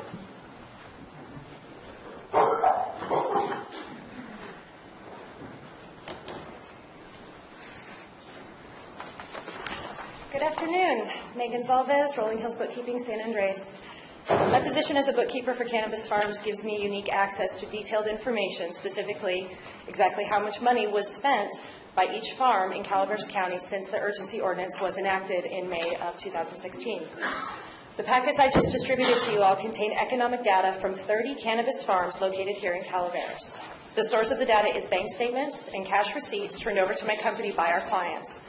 I chose farms at random to show different costs and employment structures from various size canopies, the smallest being 6,000 square feet, the largest being two 20,000 square foot properties owned by one family. As you can see from the grand total at the top of the first page, these 30 farms have spent over $2.3 million at local businesses here in Calaveras since the urgency ordinance took effect. That's an average of $79,600 per farm. Multiply that by an estimated 700 farms, that's over $54 million spent solely in Calaveras County in just 8 short months, 95% of which was sourced by sales made outside of Calaveras County. Mind you, this data only reflects what the companies spent. It does not reflect the personal expenditures of the farm owners, employees, or their contract workers. During public comment, you very often hear emotionally fueled reasons to either allow or ban cannabis cultivation. Well, supervisors, this is not one of those emotionally charged presentations. These are numbers that speak for themselves, proof positive that this industry is providing quantifiable economic benefit to our county. With each farm averaging 1 W-2 employee and 3 independent contractors for seasonal work, not only are these businesses pumping monies into Calaveras, they are creating much-needed jobs as well. While you consider renewing the urgency ordinance, I ask you to contemplate this. Can Calaveras afford to lose the millions being spent here by our cannabis farmers? Can Calaveras rebound from the unemployment of more than 2,500 farm workers? These numbers would suggest that the answer to those questions is a resounding no. The urgency ordinance brought the desperately needed regulation we require to sustain this industry. It has removed non-compliant farms, will continue to do so, and brought financial stability to our community. Reflect on the facts when you make your decision, gentlemen. Consider the people of this county and the economic well-being of your constituents. The truth is that if Calaveras loses the economic input of the cannabis community, we may cripple the local economy permanently. Thank you. Thank you, ma'am.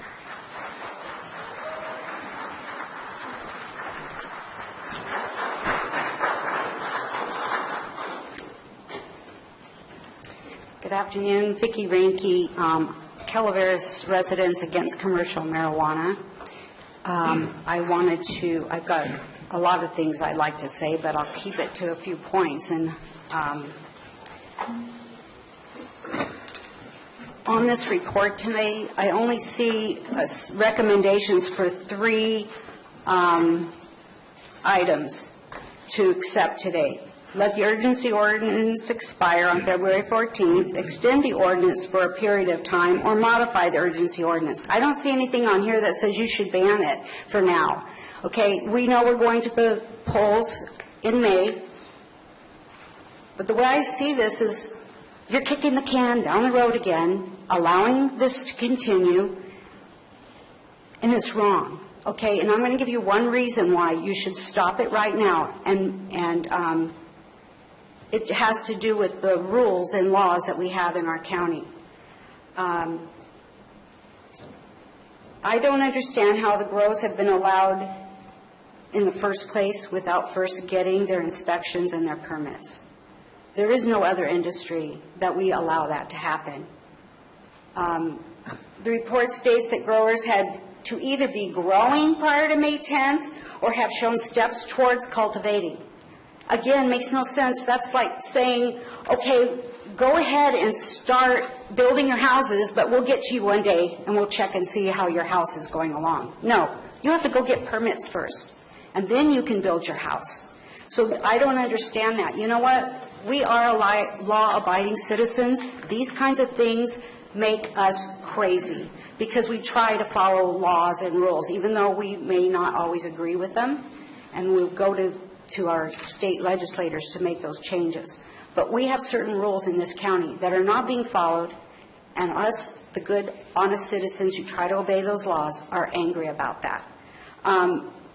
So, as you know, major excavating has been going on without permits. There's chemicals being used out there without being permitted first. So just based on that, we should stop any grow, maybe the ones that have been permitted to this date because we did that, but at least stop everything else. Let the voters decide whether they want to just get it out of here and ban it or not. But for right now, I just don't understand that part, that we would allow anybody to put one plant in the ground before inspection. So just based on that, I hope you will reconsider of putting a ban in right now and stopping this nonsense and letting the process happen. Thank you. Thank you, Ms. Remke. Good afternoon, supervisors, staff. My name is Breck Gonzalez, Rolling Hills Bookkeeping. I've come to speak today to you because you were faced with the decision to either continue the urgency ordinance, replace it, or end it outright. As a local business owner, I would urge you to continue the current structure until a permanent ordinance can be implemented, and here's why. Calaveras County has had suffering unemployment rates ranging from 6.5% to 10%, with equally upsetting wage figures. Residents of this county on average receive wages at 19 to 20% below the average of California residents, approximately $8,500, $8,500 less a year. That's a life-changing number for most families out here. Speaking of the numbers supplied by the staff of the UOP, the cannabis industry looks to supply this county with an estimated 3,404 new jobs between farm workers and the supporting industries. This number, when compared with the current employment of the county, is just over 16,000 jobs, would represent 20.8% overall increase of available jobs to those that otherwise may not have other options besides state and county aids, henceforth saving the county money. It can easily be said that the cannabis industry will directly and indirectly supply jobs to the community in numbers that will not be realized by any other industry in the foreseeable future. Furthermore, these are not minimum wage jobs that have been or will be brought to the county. The UOP report finds the average salary will be roughly $50,000 a year. When compared to the salary wage of Calaveras County, just shy of $45,000 a year, the industry would not only bring near the 21% increase in jobs, but will do so averaging with jobs 12% higher wages from those currently found within the county. Again, I stress these are figures that the working class families of Calaveras desperately need. This leads me to my next point and most everyone's concern. An increase in available jobs can and will significantly decrease the likelihood that somebody may turn to crime to support themselves and family. I ask you to take these figures and others you have heard here or will hear here today in consideration when you make your decision for the future of the urgency ordinance, and understand the deep impacts it will have on the futures of the working class families and the overall health of this county. On a quick side note from the numbers, I hear a lot of fictitious boogeyman stories about these farm workers out here. I personally get upset by it because other than the planning department and sheriff's department, I probably personally visited more farms than anybody else. Never once have gone there and felt nervous or left upset. The worst things happen to me is I got licked by a Rottweiler. Okay? They're not dangerous people. Thank you. Thank you, sir.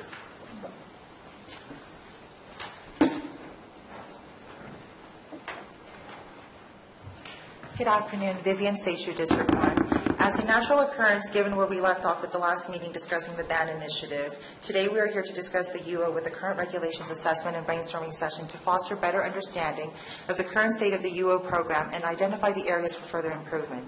For any responsible and law-abiding citizen, no regulation is an option that we cannot support. It is also not a matter to simply have some form of regulation, as we need good and sound regulation. In that respect, we offer our support to steer these discussions in the right direction in a collaborative manner.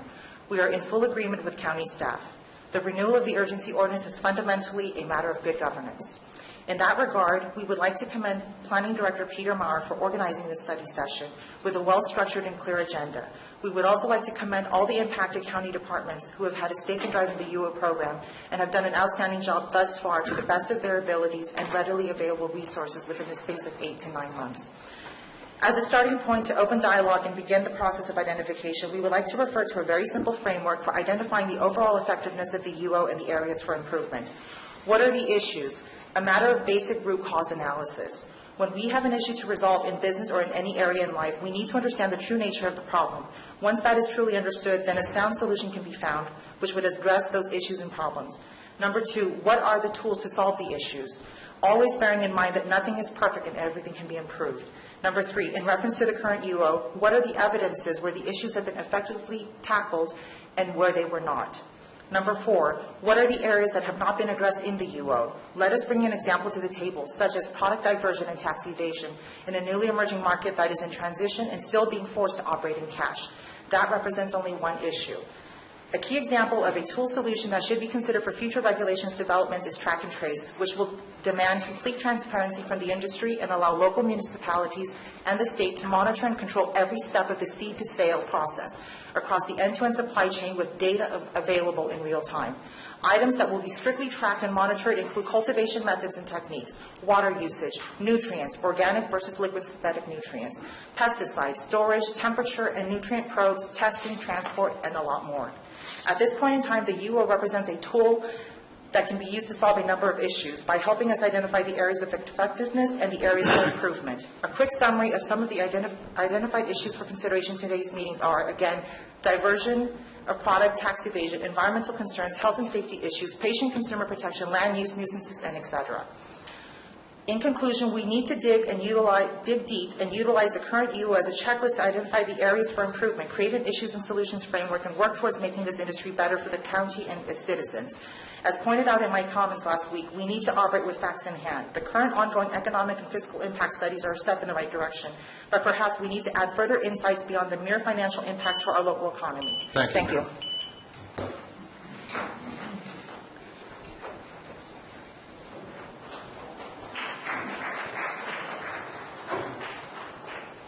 Any other speakers?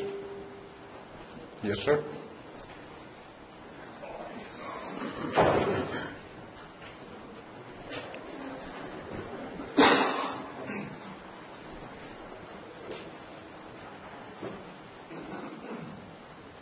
Mark Clark. I'm a homeowner in the Mountain Ranch area, part-timer up here, hope to retire. All depends on how this goes. I may just sell it to another pot grower. But one of the arguments I hear from these guys is that we need regulation to get out the bad actors, get the criminals out. And being in law enforcement for 30 years, working in direct supervision down at the jail, there's one common demeanor that criminals have, and it's get away with something for as long as you can before you get caught. They always realize they're going to get caught. And to prey on the weak. And to think that all the bad actors are here in Calaveras, they're not.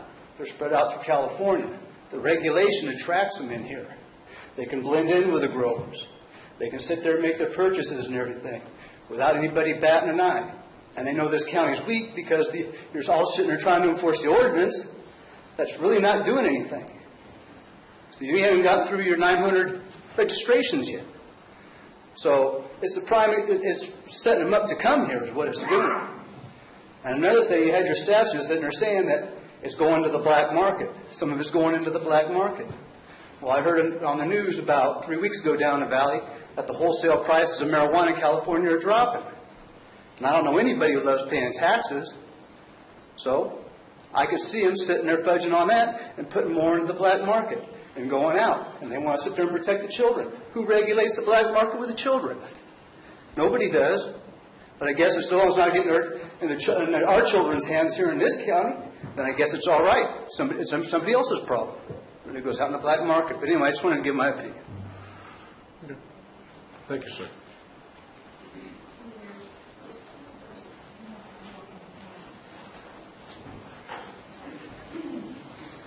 Susan Morris, Angels Camp.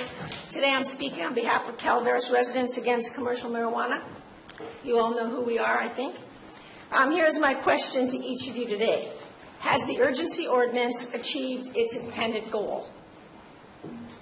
To answer that question, it is important that that the following unintended consequences of the urgency ordinance, many of the consequences you've heard already today, be taken into consideration, and I respectfully request that each of you do that.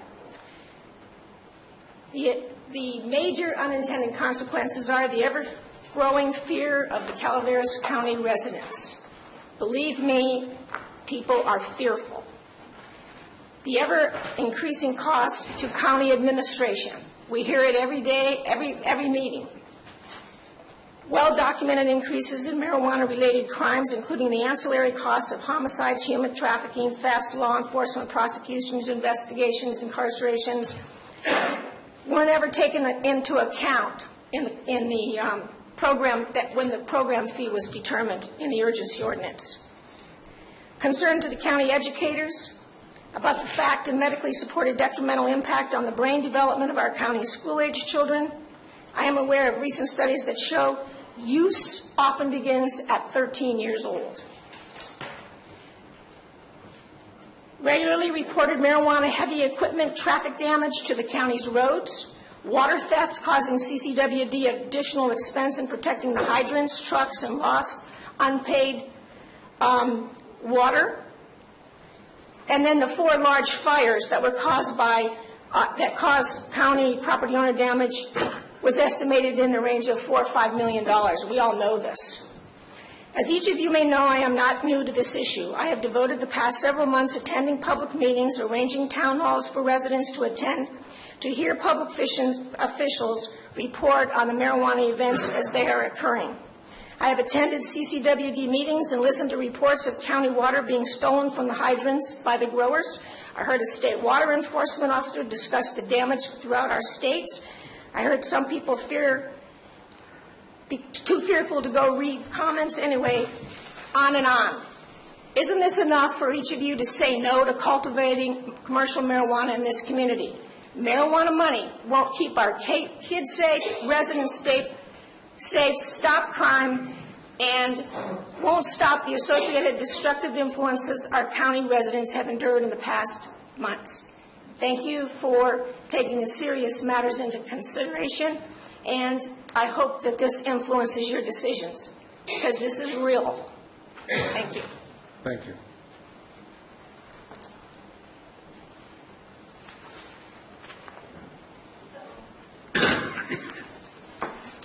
Good afternoon. Afternoon. I live in a rural residential area where there are 9 registered and 3 unregistered grow sites. None of these grow sites have caused any problems in our neighborhood. Assuming we will continue to have commercial medical marijuana growers in our county, I would like the board to consider the following recommendations related to a revised ordinance. Some of my neighbors and I would prefer to have the grow sites a maximum of around 5,000 square feet per parcel an applicant. We would like to have no more than 100 plants per parcel per applicant.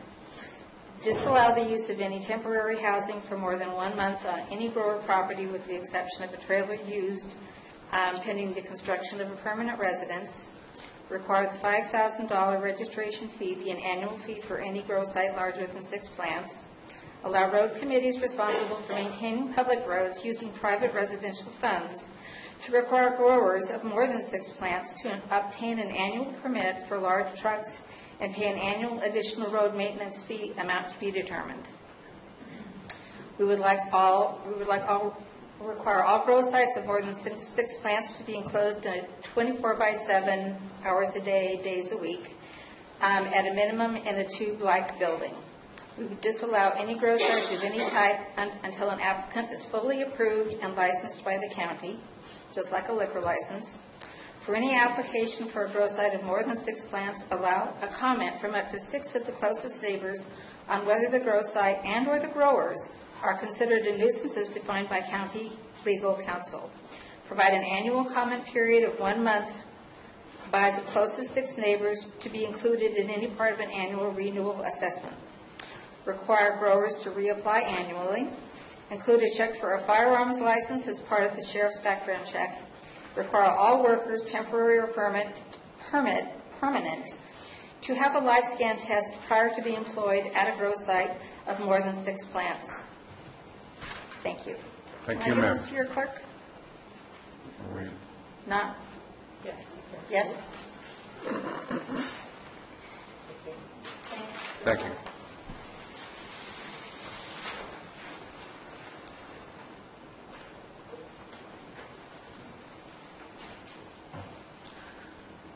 Joan Tanner Wilson, District 1 voter. Gentlemen, I urge you to extend the urgency ordinance. Listen to your people. It's a new program. It's got some problems, but they say it can be fixed, and I believe them. It can be fixed.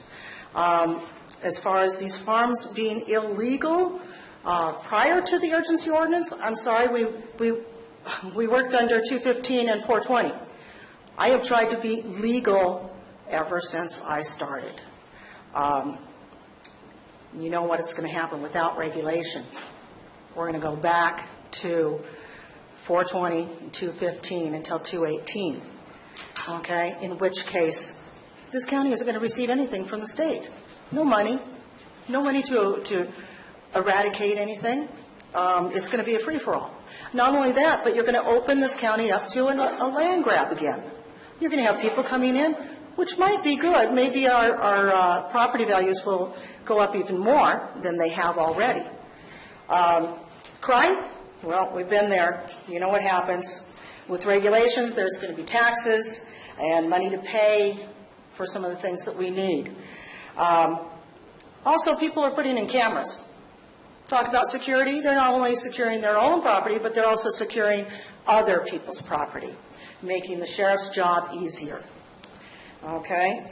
Also, on the topic of making the sheriff's job easier, track and trace, as you've heard, is going to track every seed from the time it's put into the ground or into a pot till the time it leaves this county and is sold.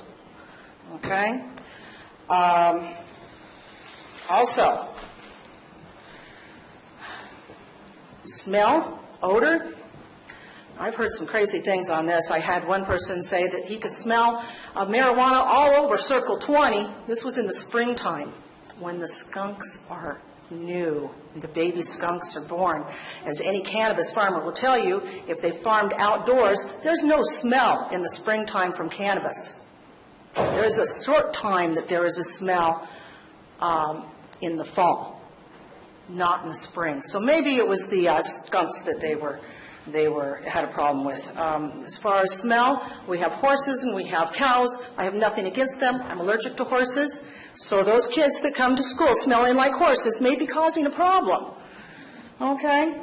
Not only that, some of the things on a permanent ordinance, I think, and in fact one gentleman brought it up, you need a committee that is made up of a rainbow of people.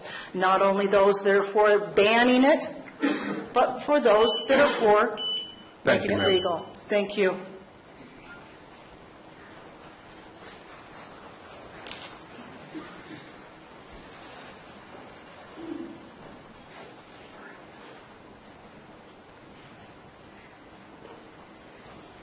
Good afternoon. It's Crystal Kesey with Eastside Environmental and a District 1 resident. I'm asking to continue, for you to vote to continue the urgency ordinance as it stands so that the nascent regulations regarding grading and chemicals can be continued. My firm is working, I just counted, with 30 farms in the county. We are preparing grading plans for every single one of them. They are all enrolled in the Central Valley Waste Cannabis Cultivation Waste Discharge Program that has very specific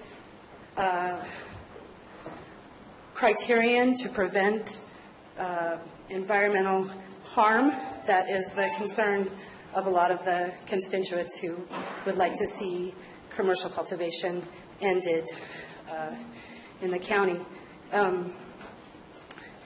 The one significant thing that I noticed about the grading issue is that last year, right after the fire, when I drove up to Mountain Ranch, Willow Creek was the color of chocolate milk for months and months and months and months. And that's dissolved solids in the water from the lack of vegetation. This year, pretty soon after the floodwaters of last month, the water cleared up. And so I attribute that partially to the revegetation of the fire zone, but I also think that the implementation of erosion control measures in Mountain Ranch by the enrolled farmers under the waste discharge permit program are also contributing to the elevated water quality that I've observed as a biologist as I make my daily drive up Mountain Ranch Road. As for the chemicals, I also probably have been to probably more farms in the state than probably anybody in the state, because of the work that I do. And I have never been threatened. I have never been afraid. And I would say 95% of the farmers that I work with use the prescribed list of herbicides and nutrients that the Regional Water Quality Control Board approves, and they are all food-safe chemicals. Thank you. Thank you, ma'am.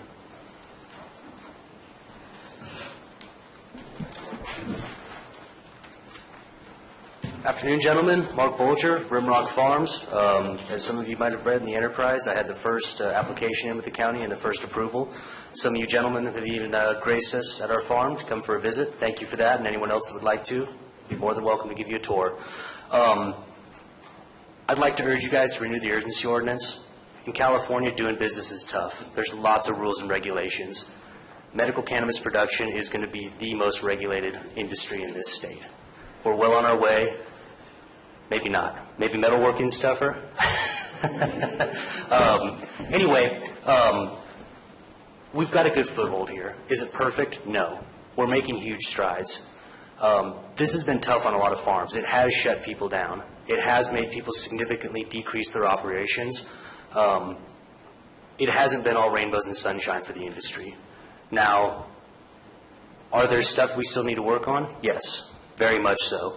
I've heard a lot of comments from people that are opposed to commercial cannabis cultivation that have merit. We need to deal with these issues. But it's going to take a little bit of time, and we've got to work on a permanent ordinance. I'd also like to say we support the Sheriff's Department completely. We understand that this industry and bad actors that are operating or trying to operate within it are causing problems. They are putting a burden on law enforcement. We need to help take care of that. I personally went to the tax collector's office last week, and I attempted to pay my $22,000 Measure C tax. It wasn't accepted. I know half a dozen other people that have had the same issue. We're being told that we need to wait, pending decision from the board. I've got the checkbook ready, guys. We want to be a part of this community. We want to help law enforcement. We want to help county staff do what needs to be done to make sure this industry coincides with the people of this county. Thank you very much.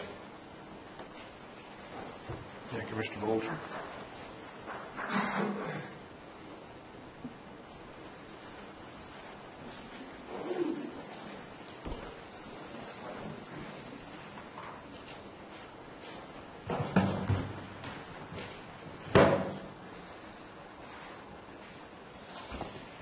Kaz Tomaszewski, Calaveras Cannabis Alliance. It has been said by many that the enforcement of the urgency ordinance has left something to be desired.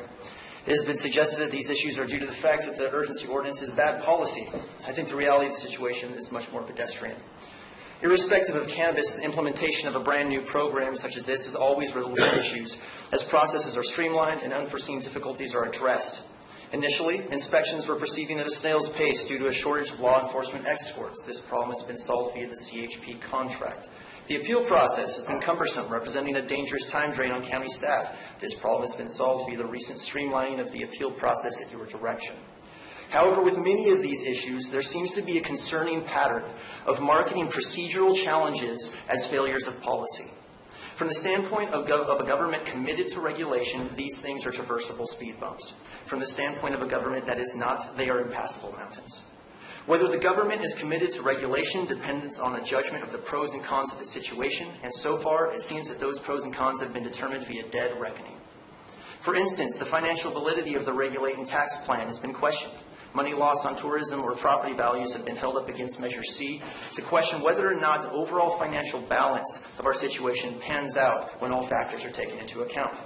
When one looks at tourism, the conclusion reached depends on how you look at the numbers. Are you including all hospitality industry in the figure? Have you compensated for a baseline of local business? Has the loss of thousands of acres of forests, or the drastic shrinking of reservoirs, or the abysmal snowpack of recent years been taken into account? The truth is, I don't think anyone knows where the balance of these factors lie. And the county is going to reverse its decision on regulation based on part economics if it's going to do that. I believe it is absolutely necessary for those numbers to be produced by something other than dead reckoning, either by the government or by the people, so that you know exactly what the county stands to lose. As it happens, a valuable piece of this has already been put together by the gentleman at UOP and the folks at Rolling Hills. We now know the cannabis industry conservatively brought in approximately $250 million last year in sales, spending over $85 million directly into the local economy, not counting wages paid to workers and the money that in turn spends in county. We also know that Prop 64 will be making state-level tax revenue available locally for counties that choose to regulate, and that state departments are poised to provide enforcement aid, but only to those counties that regulate. So if we're talking about the hidden costs of regulation versus financial benefits of cannabis, we're not talking about simply $11 million in taxes. We're talking about $11 million in taxes bolstered by Prop 64 funds and state-level enforcement assistance. We're talking about an industry generating $250 million annually, providing $85 million in direct input into local economy plus indirect inputs. If you are concerned these numbers are false, please don't simply say so from dead reckoning. Go at that study, and if you think there's a problem, make your own. But please end this argument and establish the numbers. Thank you. Thank you, sir.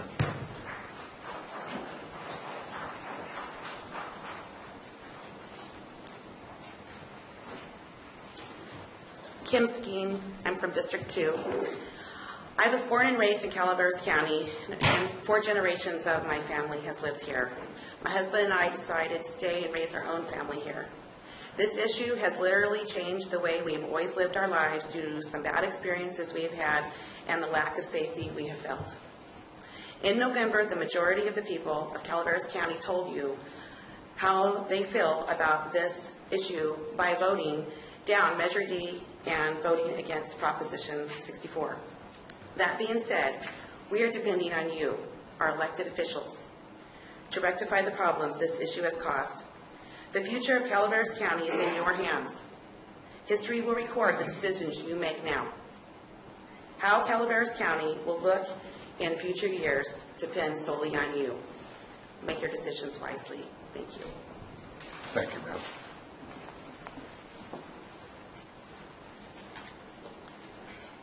Any other public speakers?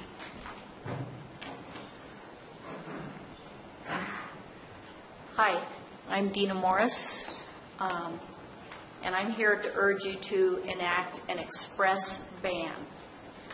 And I think it may have been Peter Maurer that said something similar to, we're building the plane as it's flying. Okay, we didn't ask to be on that plane, but we're forced on a plane that's being built while it's flying. I want off this plane. Many of us want off this plane. It's not safe. It's a huge threat to our safety, our welfare, and our health. The bottom line is this is a very valuable drug that grows on trees. Whoever said money doesn't grow on trees never envisioned this. Okay? Each tree is worth thousands of dollars. It attracts crime. There may be good growers, but their product attracts crime. The other problem is the urgency ordinance has allowed other growers to come in that are strictly businesses and LLCs. They're not here to be my friend. They're not here to be anybody's friend. They're not here to be part of a neighborhood. They're here for one thing and one thing only, and that's their crop. It's all about the money. And as I've heard other people say, that these LLCs are using straw men. So when I had problems with these growers, and they were real, they weren't fictitious, very real, our sheriff couldn't locate any information on the individual because the actual individual that owned the land has a straw man growing the crop. I also know that there are LLCs and growers in my neighborhood who've been robbed, and they did not report it. But they hire their own patrol, and when tourists pull over at this spot on Highway 4, for whatever reason, the patrol comes racing down there. We're talking about thugs with guns and guard dogs. It's out there, and maybe a lot of the people here today don't have that. but there's hundreds of them out there that do, and they are a real threat, and I've experienced it firsthand. I can't even have, my family and my kids will not come and visit me.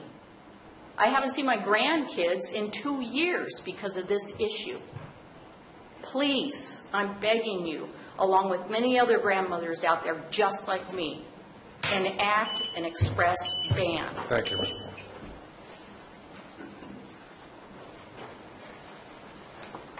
Hello, Board of Supervisors. Trevor Whitkey with Calaveras Cannabis Alliance and also Sun-Grown Medicinals.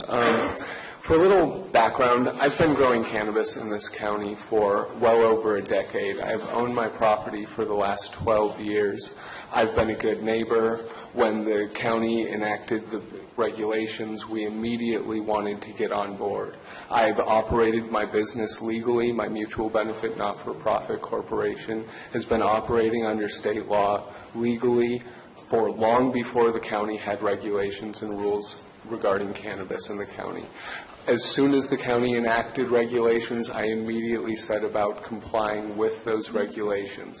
When I found out that I was going to need to get a retroactive grading permit on my property for grading that I had done years ago, with the knowledge of code enforcement, who had told me that I did not need to do so at that time, I immediately went down to Public Works and set about getting a grading plan. I went over to Cal West Engineering in Jackson and had them write up a grading plan for us and submitted it to the county. There are growers in this community who have been here for a long time. There are those of us who want to operate legally, who want to pay our taxes, who have been paying our taxes for years, and have been following every rule and regulation that the state and the local government has put in front of us. And we want the opportunity to continue doing so and continuing to operate under the rules and regulations set forth by the urgency ordinance. Unfortunately, if the urgency ordinance is not renewed, what we will see is an influx of growers who do not have the same desire for following rules and regulations and who are simply looking to make their profits in a low-regulated, low-enforcement area that is overwhelmed with a variety of staffing issues. There are staffing issues throughout the police department or the sheriff's department. The sheriff came up and said that he now is down to 15 deputies on patrol. He is also, the jail is dramatically understaffed. An emergency position was, or 5 positions were funded out of a one-time funding out of last year's budget. There isn't long-term funding for those positions, and to maintain safety in the jails, we have to find revenue streams to increase the staffing in the sheriff's department, maintain staffing in code enforcement, increase staffing for the district attorney who came before the board last year and requested $340,000 for staffing positions which were denied. We need that money to go into these vital services for public safety so that the concerns that other people in this community who may not be part of the cannabis cultivation registration process, so that they feel safe and so that we actually do improve services. Thank you. Thank you, sir.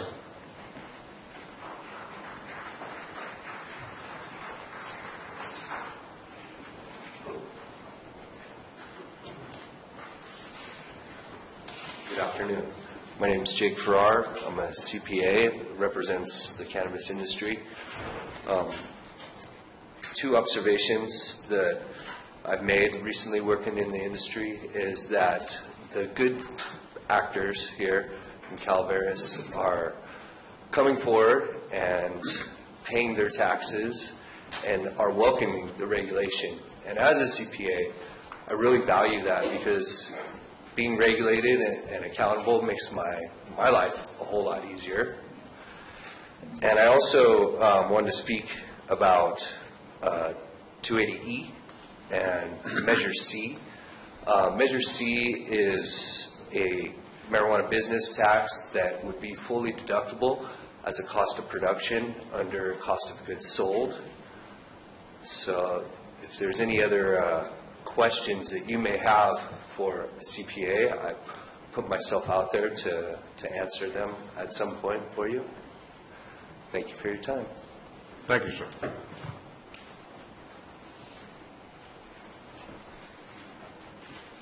Ladies and gentlemen, former supervisor, Mr. Cliff Edson.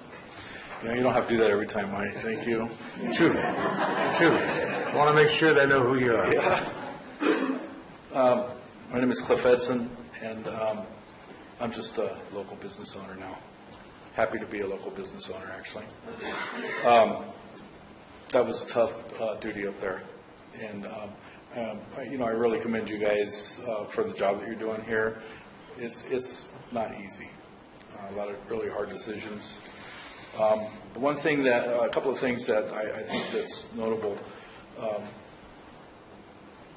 One of the reasons why we did the urgency ordinance was because when the fire hit, there was a bunch of available land, and a lot of the folks that got burned out, they didn't want it anymore, and so there was a bunch of people offering them pretty good money for it, and they took it, and so God bless them for being able to get that price for it, and then but we had a land rush. And it's scaring people. I got some folks that were regulars in my restaurant, and so I was listening to them, and there were people afraid. So moving forward, I think part of the issue here is taking the fear out of it. How do you do that? How do you create an ordinance or a law or whatever you're going to do with it, to take the fear out of it, because it's not going to go away. It was here before. It was here for years before. It was kind of brewing under the table, getting bigger and bigger and bigger. And I think for a lot of the growers, it was getting fearful for them too, because they were getting pressured and taken over. And so, they were asking for help too. 8.06 is something that we tried to bring to the board back in June probably. I wish we could have done it. 8.06 will streamline the process for the abatement. And part of the problem right now is we have a slow process for abatement. And so people take advantage of that. If you get it working the way it should work, then you will have a very quick abatement process, and that's going to prevent folks from wanting to come here and do business if they're not going to follow the rules. Chemicals. One of the main reasons why I was so interested in it is because I seen the chemicals that were going into the watershed before the ordinance, up to 5 years ago. And that was scaring me because not everybody follows the rules. So a lot of these folks want to follow the rules, and I think that it would be prudent for the county to consider that because you go back to not following the rules, and that's what we get. Thank you very much, Mr. Edson.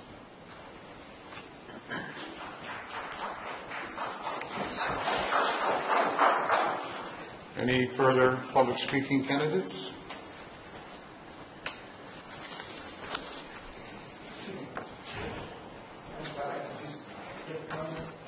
Sir? We only allow one time. Excuse me, sir. Go ahead, please. No problem. Reed Larson, Mountain Ranch. I'd like to address some of the comments that were made earlier concerning black market diversion of straw men. The CDFA and other state organizations are working diligently to create a strong framework that's going to compensate counties and municipalities who choose regulation. So there will be some monies to be seen at the state level that will help us fight this fight. I'd also like to address the concept that a lot of cannabis registrants have been facing lately that has been said that we're gambling or we're speculators. To this I say, what about the patients and caregivers? Are they speculating? Are they gamblers? I would say no. And from the perspective of a commercial cannabis registrant, I had a sheriff's deputy in 2010 tell me my cultivation site was legal. Have I been speculating for the last 7 years? Was I taking a gamble when I decided to stay in Calaveras after my home birth in the Butte fire? Perhaps the answer is yes, but I had faith in my community then, and I have faith now. Please readopt. Thank you. Thank you, sir.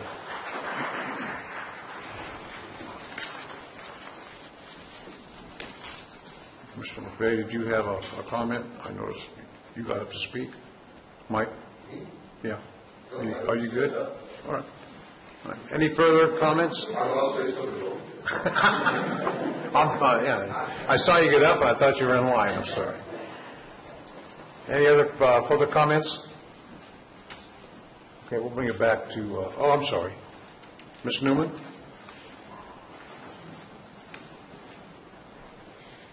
Thank you. Bonnie Newman from Double Springs.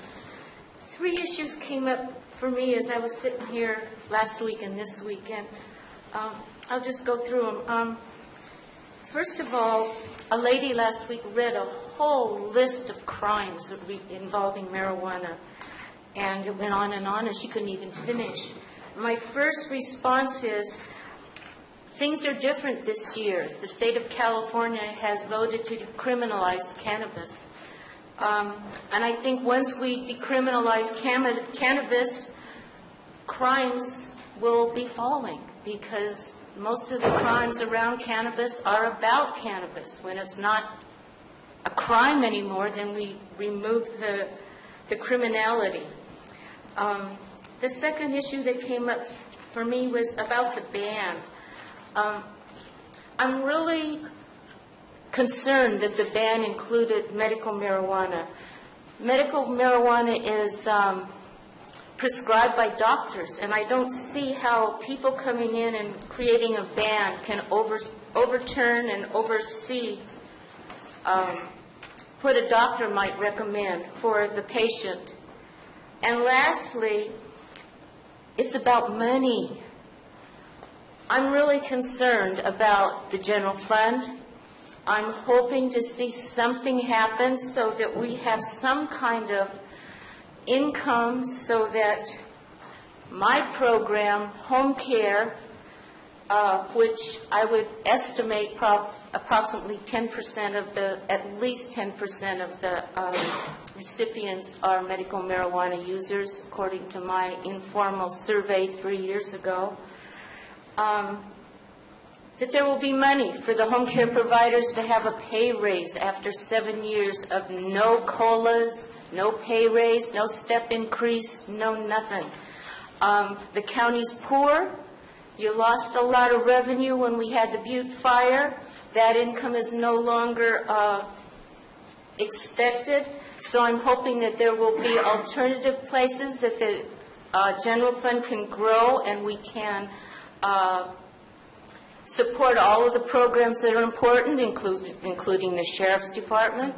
But holding close to my heart is home care, which has suffered by inattentiveness from our union, from our local public authority, and from, unfortunately, from our Board of Supervisors, who is our governing board. I would urge the extension of the ordinance so that you can work out the glitches. Thank you very much. Thank you, ma'am. Any further public speakers?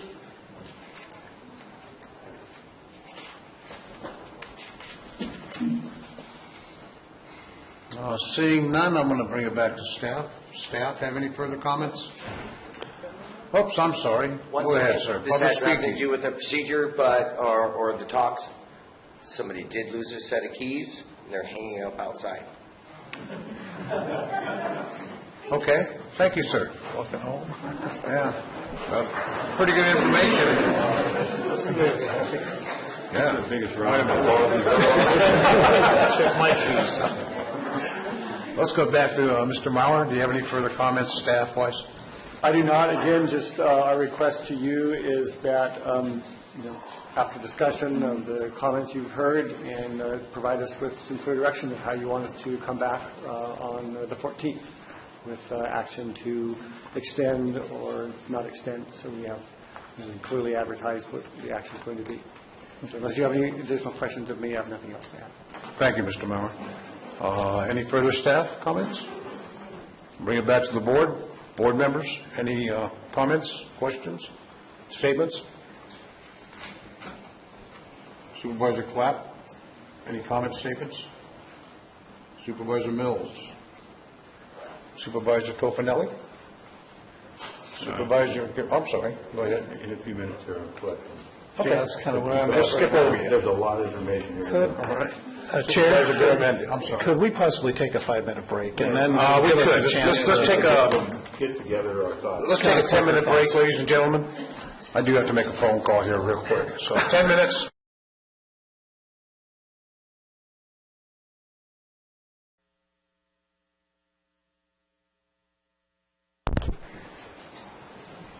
You good? Thank you very much, ladies and gentlemen. We'd like to bring the discussion back down to the board, please. And I think we'll start with Supervisor Tofinelli. Are you prepared yet? Well, I have some comments, I'll go forward. Okay. And it won't be, I'll probably have more to go, but I'll open up and start. The things, what the issue before us today is the urgency ordinance, and everybody knows what everybody's here for. Can we speak into the mic, Supervisor? I've got it marked over here. You got it marked, yeah. Can you use your pink sticky here?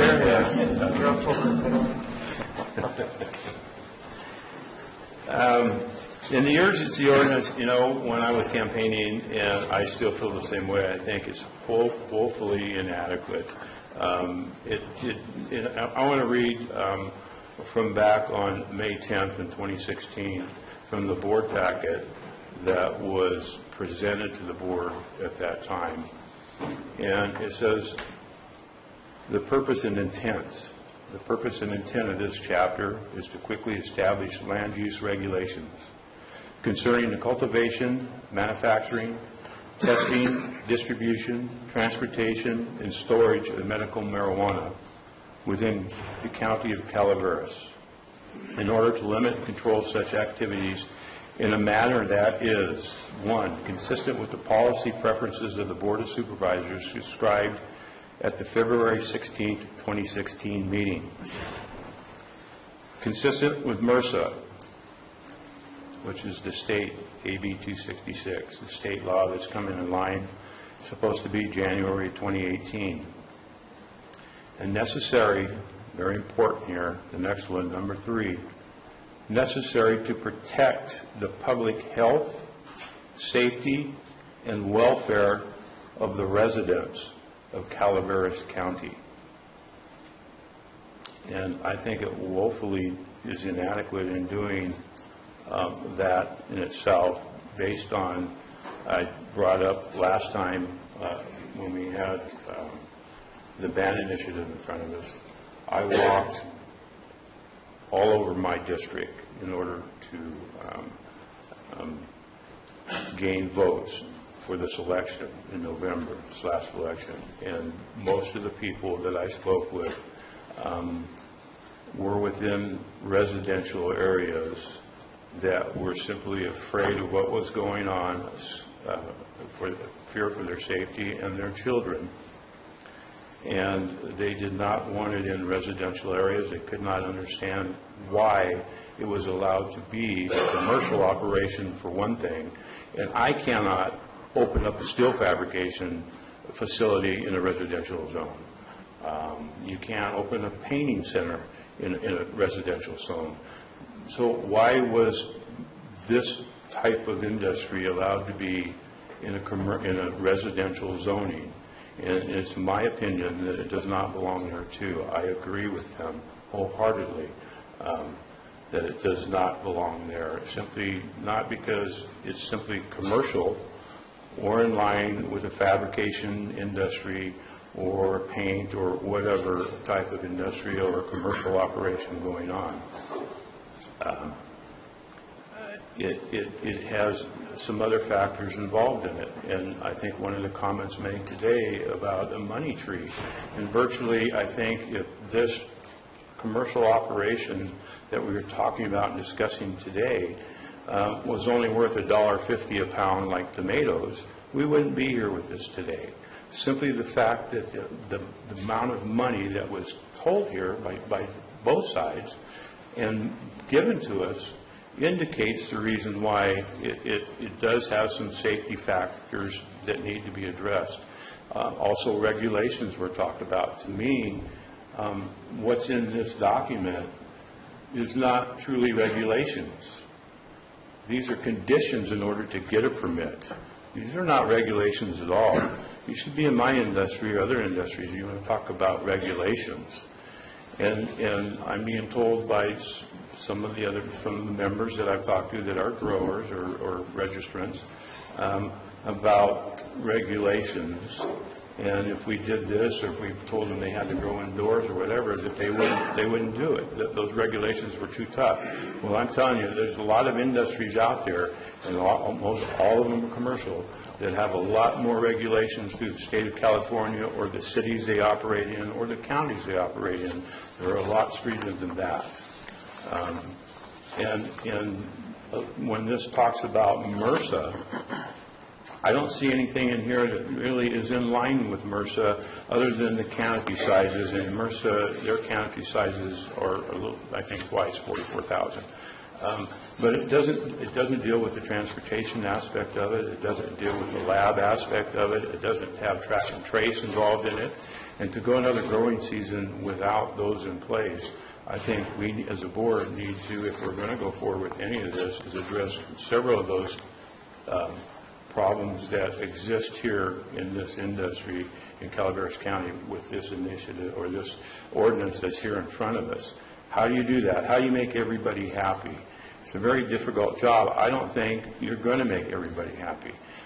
There's going to be people that are going to be mad about anything that we do up here. It doesn't depend. But what we do going forward here, and people have spoke about it, several people, I think it's going to affect not only in the future, in the near future, but generations. It could affect generations here in Calaveras County in a lot of different ways.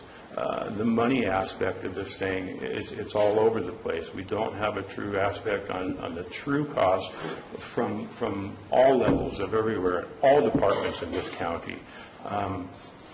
And the only place that you could possibly look to get some type of indications, again, was like Colorado and what they're experiencing and possibly, the northern counties that have been going through this for a while. But here in Calaveras County, we don't have any true numbers, and hopefully coming back on February 14th, the Sheriff's Office and the DA's office can present some numbers to us on what their aspects are. Peter's department, I would like to see what some of his numbers are also when we come back here on the 14th. But at this point, I think a lot of different aspects of this ordinance needs either our attention or we stop, say, wait, hold it, let's do what necessary steps we need to take in order to go forward at least until May 2nd. And depending on what happens on May 2nd, whether it's adopted by the public or it's not, if it is, then that's what it is, and whatever happens with it after that happens. If there's challenges going in court or whatever, but addressing after that, it would have to come back to our board if it doesn't pass. I think we need to start taking the steps now as a board towards that. So that's my comments for the moment. Thank you, Supervisor Tofanone. Supervisor Clapp, any comments, questions? I pretty much agree with what Gary said. When I've been applying a parking or something, I see plot plans put in that if I submit that with a house, they would laugh at me and throw it in my face and tell me to get out. I mean, I've never seen. You speak into your microphone. I've never seen an industry that's one that be regulated and be legit, get so many breaks, and then think they're being picked on. I mean, I don't understand it. Like I said before, I was up here building houses, and they had a 2-year moratorium on septic systems. I couldn't build a house. That's what I did for a living. And the industry I've met with people. I said, "Can you do something about putting it inside?" "Well, that's too expensive." They sell tomatoes for $1.50 in greenhouses, but you can't grow plot plants for $1,000 a pound in a greenhouse. It's just there's no give. I don't see it. So I don't see anything we're working out that I don't see the give on the other side. I mean, I sat down and would sit there. What can we do? Here's the complaints I get, and I don't see anything coming on trying to resolve the complaints from my neighbors. And my neighborhood is high density, and my whole district's that way. And there's no place for commercial in my district at all. Thank you, Supervisor Mills. Yes. I'm just going to put it out there. I don't think that we're going to be able to rely on the May 2nd vote. If we think we're going to sit here and just put everything on abeyance until hopefully some decision is made in May 2nd, that's going to be a mistake. I'd like to look at a different timeline, and that is that if the urgency ordinance is not extended, that we cut it off right here. It isn't like it's a big surprise to anybody that I've been talking with staff since you can go back September, October of last year to say, what if? And the what if would be, what if the urgency ordinance didn't exist anymore, and what would we do? So this shouldn't be a mad scramble if we have to develop a permanent ordinance that puts some ban measures in place or whatever we need to do. So if you look back, and I've been sitting in this room for over 2 years, I've gone through this process personally, so I've watched what's all happened over this time. I'm a process guy. I'm actually a process auditor by training. So when someone says, here's the result, here's where we want to be, and you look at, did you get there? The next question is, what is it that broke and fell apart that you need to tweak or you need to change to get to what you want? So if there's no clear end result, it's ambiguous at best, then we are going to be left with an ambiguous result. I don't think that we really are looking at all of the options here. If we're just looking at the urgency ordinance, great. But I think that the options need to include, what if the board doesn't agree to extend the urgency ordinance? What are you going to do then? So this study session should be about all of our available options and give us the choice to provide the direction that staff needs to get it done. I'm looking at, what kind of budget adjustments. When people start throwing numbers at me, rounded numbers, I don't like it very much because it doesn't tell me that there's a lot of thought put into it. There's a lot of ifs, ands, and wherefores that have to go into that. So when you look at clear statements, and I've heard this over and over again today, there would be a clear statement with a permanent ordinance. Even if a moratorium were enacted now, there would be a clear statement. Give ourselves and our staff time to put this together.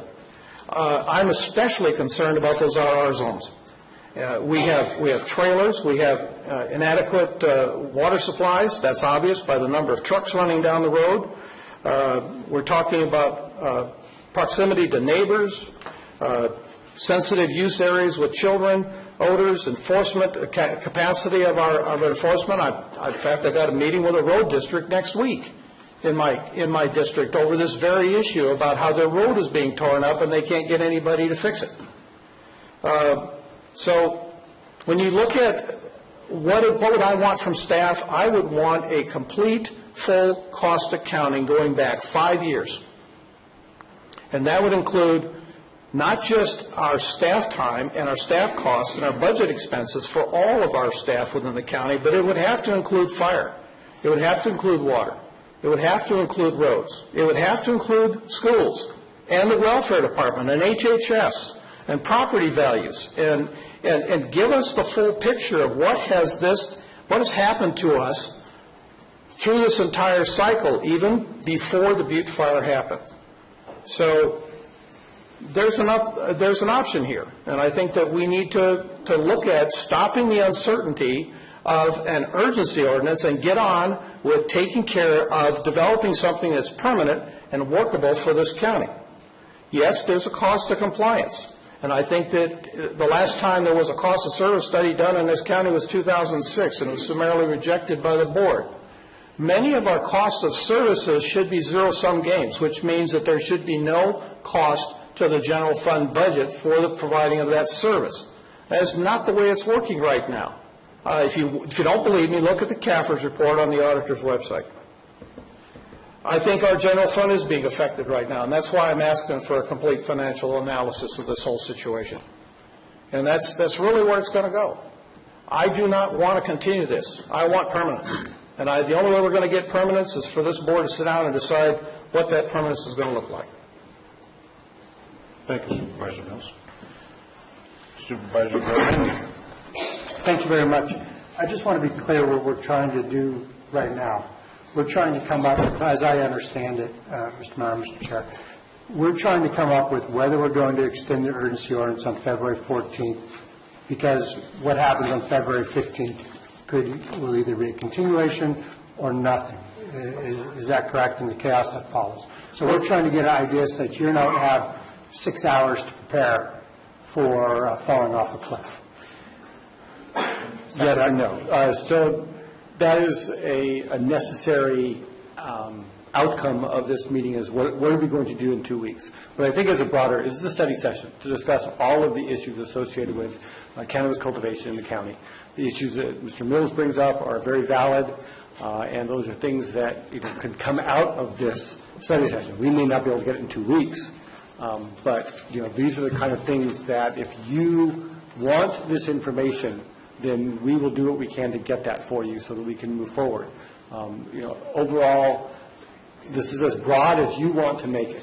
So we can, it's simply a study session, there's no actual action being taken today, and so other than direction to staff is what you want us to do to move forward.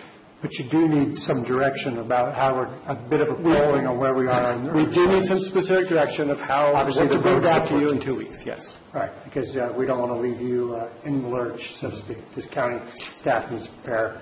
And from your report, it would seem all departments, including the sheriff, are asking for the urgency ordinance to be extended, correct? That's correct. Not the DA.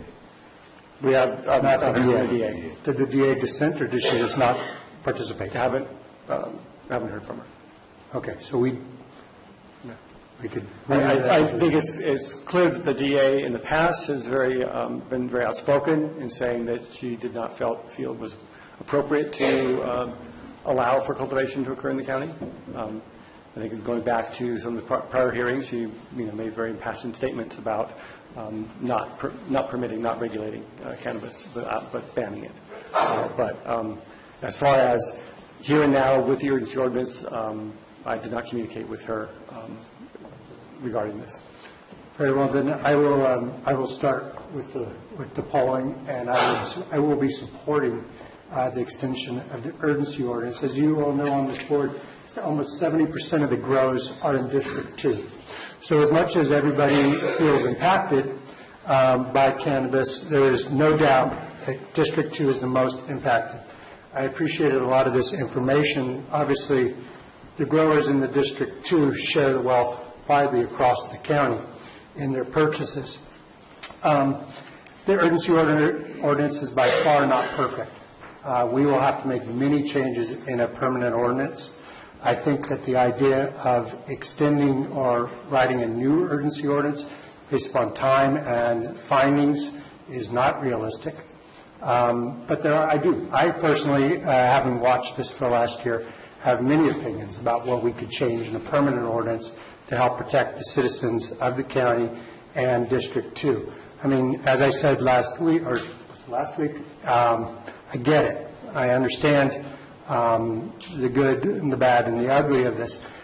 But we have to recognize that in many ways the urgency ordinance is beginning to work. It took a long time to hire people. It took a long time to train people. It took a long time to get momentum. But we're starting to make progress. And we're seeing some of the bad guys leave.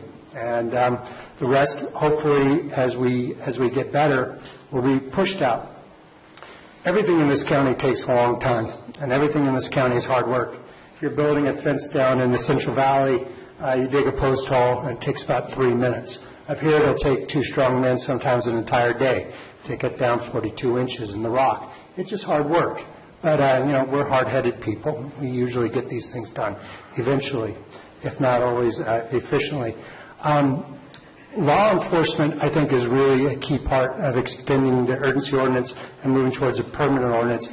If we just say no on the 14th and we fall back into some sort of chaos, or we do a ban, there will be no money for enforcement. And you will sentence my district to violence. I have no moral objection to cannabis, but I have a major moral objection to violence, because the good guys will leave and the bad guys will stay. And we will all be subject to their whims with no law enforcement around. There's not a hidden pile of gold somewhere that will pay for this. And as the sheriff pointed out, Captain Macedo, it is something that with proper funding we can get under control. We could narrow this down. We're seeing a culling happening already. The captain also said we could probably move forward with ban for a couple of years, in a few years, and get things under control also.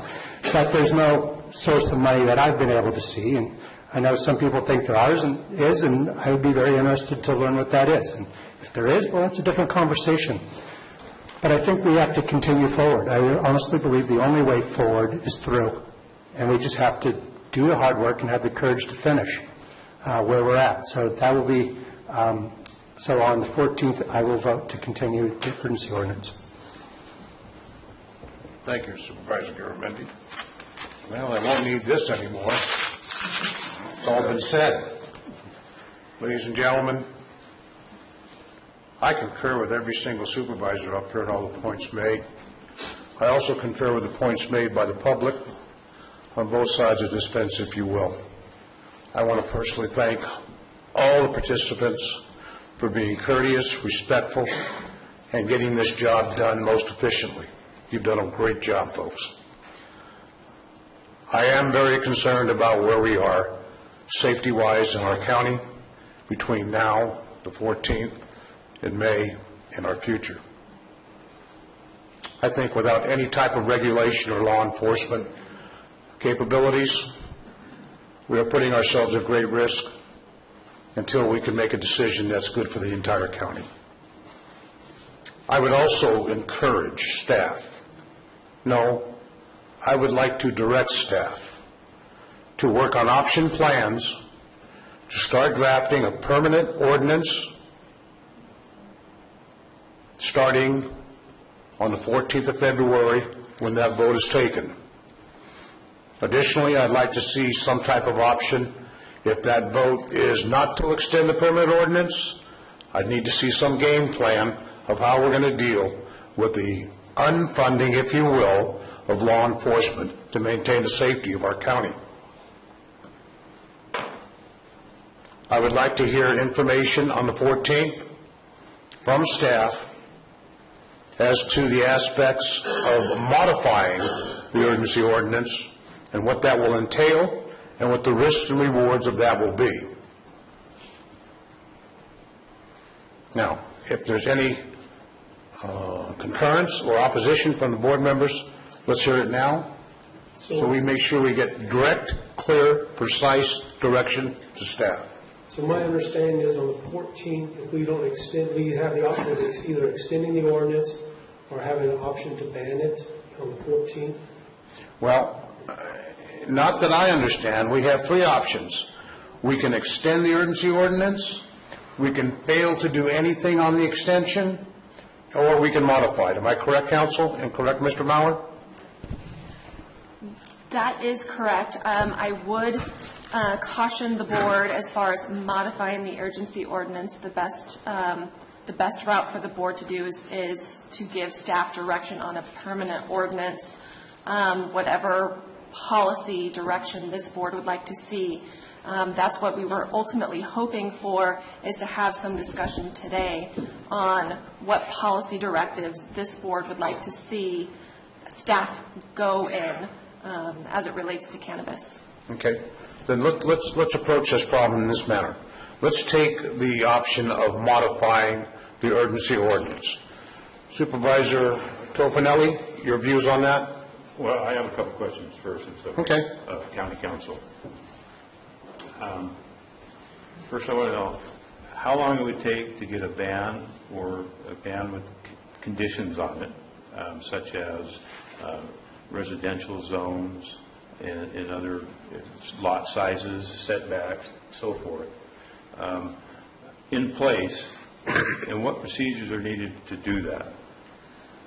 Well, just to clarify the question, I'm assuming that you're referring to a permanent ban. I am talking about a permanent ordinance, correct. A permanent ordinance. If we started on the 14th, like Supervisor Oliver talked about, if we don't have a 4/5 vote to continue, starting from that going forward, what would it take? How long do you envision including all the days that would take after adopted to go into place and so forth, where would we be if we directed staff to go forward with that on the 14th?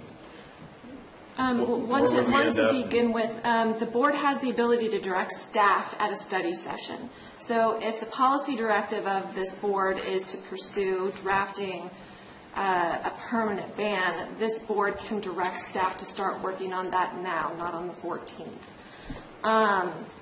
Two, as far as the amount of time it would take to draft a permanent ordinance, if it's a ban to the extent that we can under the law, I would imagine that staff would be able to have a draft ordinance prepared for processing, I would imagine by the middle of March. Peter, would that sound reasonable? And just so the board is aware of the process for permanent ordinances, for land use and zoning ordinances, a permanent ordinance has to go to the Planning Commission for its first reading. So it goes to the Planning Commission first, and then it comes to the board for adoption. A permanent ordinance would go into place 30 days after it was adopted. Under the current urgency ordinance, if a permanent ban or permanent ordinance is put into place, once it's effective, so the 30 days after it's adopted, under the current urgency ordinance, any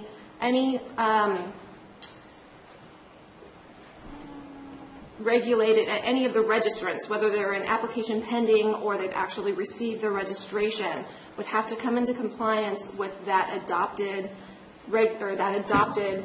permanent ordinance within 90 days of its effective date.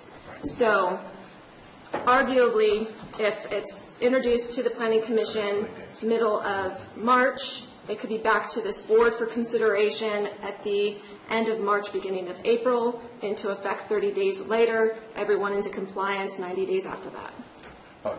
Supervisor Profanelli, I just want to make one point, a clarification point. This would be a separate option to ban entirely, other than not extend the urgency ordinance that we're talking about? I'm talking about a separate permanent ordinance, working on a separate permanent ordinance, and whatever the conditions in that ban is, whether some of the items I brought up about allowing it on parcels that are over 100, just going out 160 acres or what have you, whatever the conditions this board wants to put on that ban going forward, and going from there. Okay, so that would be separate from the ordinance itself, correct. And it would address the issue of a permanent ordinance. It's totally separate for a ban. All right, I just want to make sure we're perfectly clear on that. Okay. And then I think the other question that I had to Megan, I think, was already asked on the steps to go forward to, and what would be needed to, and some of the issues with modifying the existing emergency ordinance, if we chose to do so. If you chose to do so, staff would need that clear direction on what those modifications would be, so that then we could look at and see if there are sufficient findings to support those modifications. And then we would be able to bring forward that modified urgency ordinance. Now, one thing this board does need to be aware of is, because urgency ordinances are temporary in nature,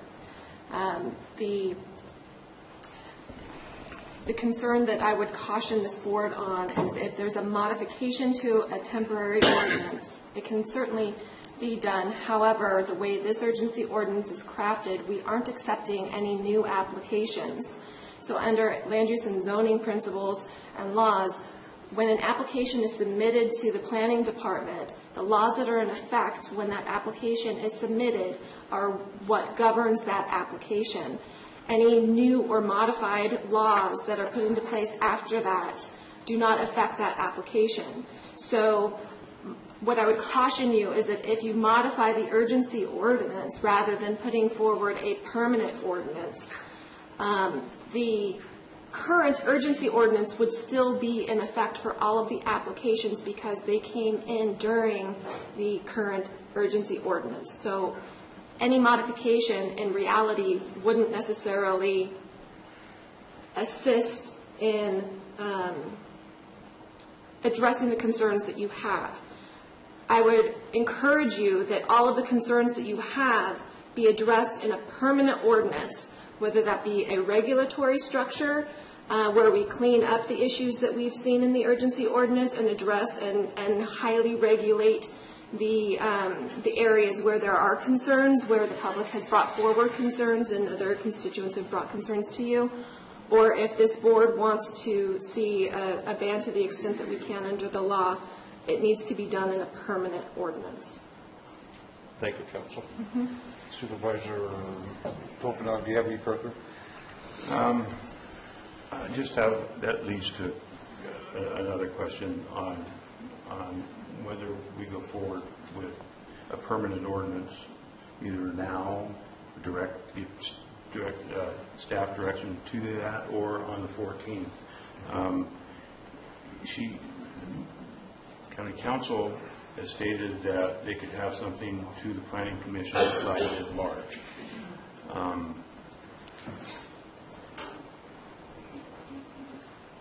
I'm guessing that you would have to have some parameters from this board on what exactly that would be crafted into it.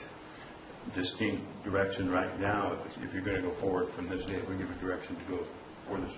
The other option is the possibility, if we give direction to go that way, possibly we could have Mr. Maurer, County Council's office, 2 supervisors, be part of an ad hoc committee focused on getting something to the board by March 14th, being able to craft it in the way the board would like to see it crafted and presented to us. I'm sure they're going to need some direction at some type of along the way to craft this thing versus calling us all up or sending us email or having a special meeting to go forward.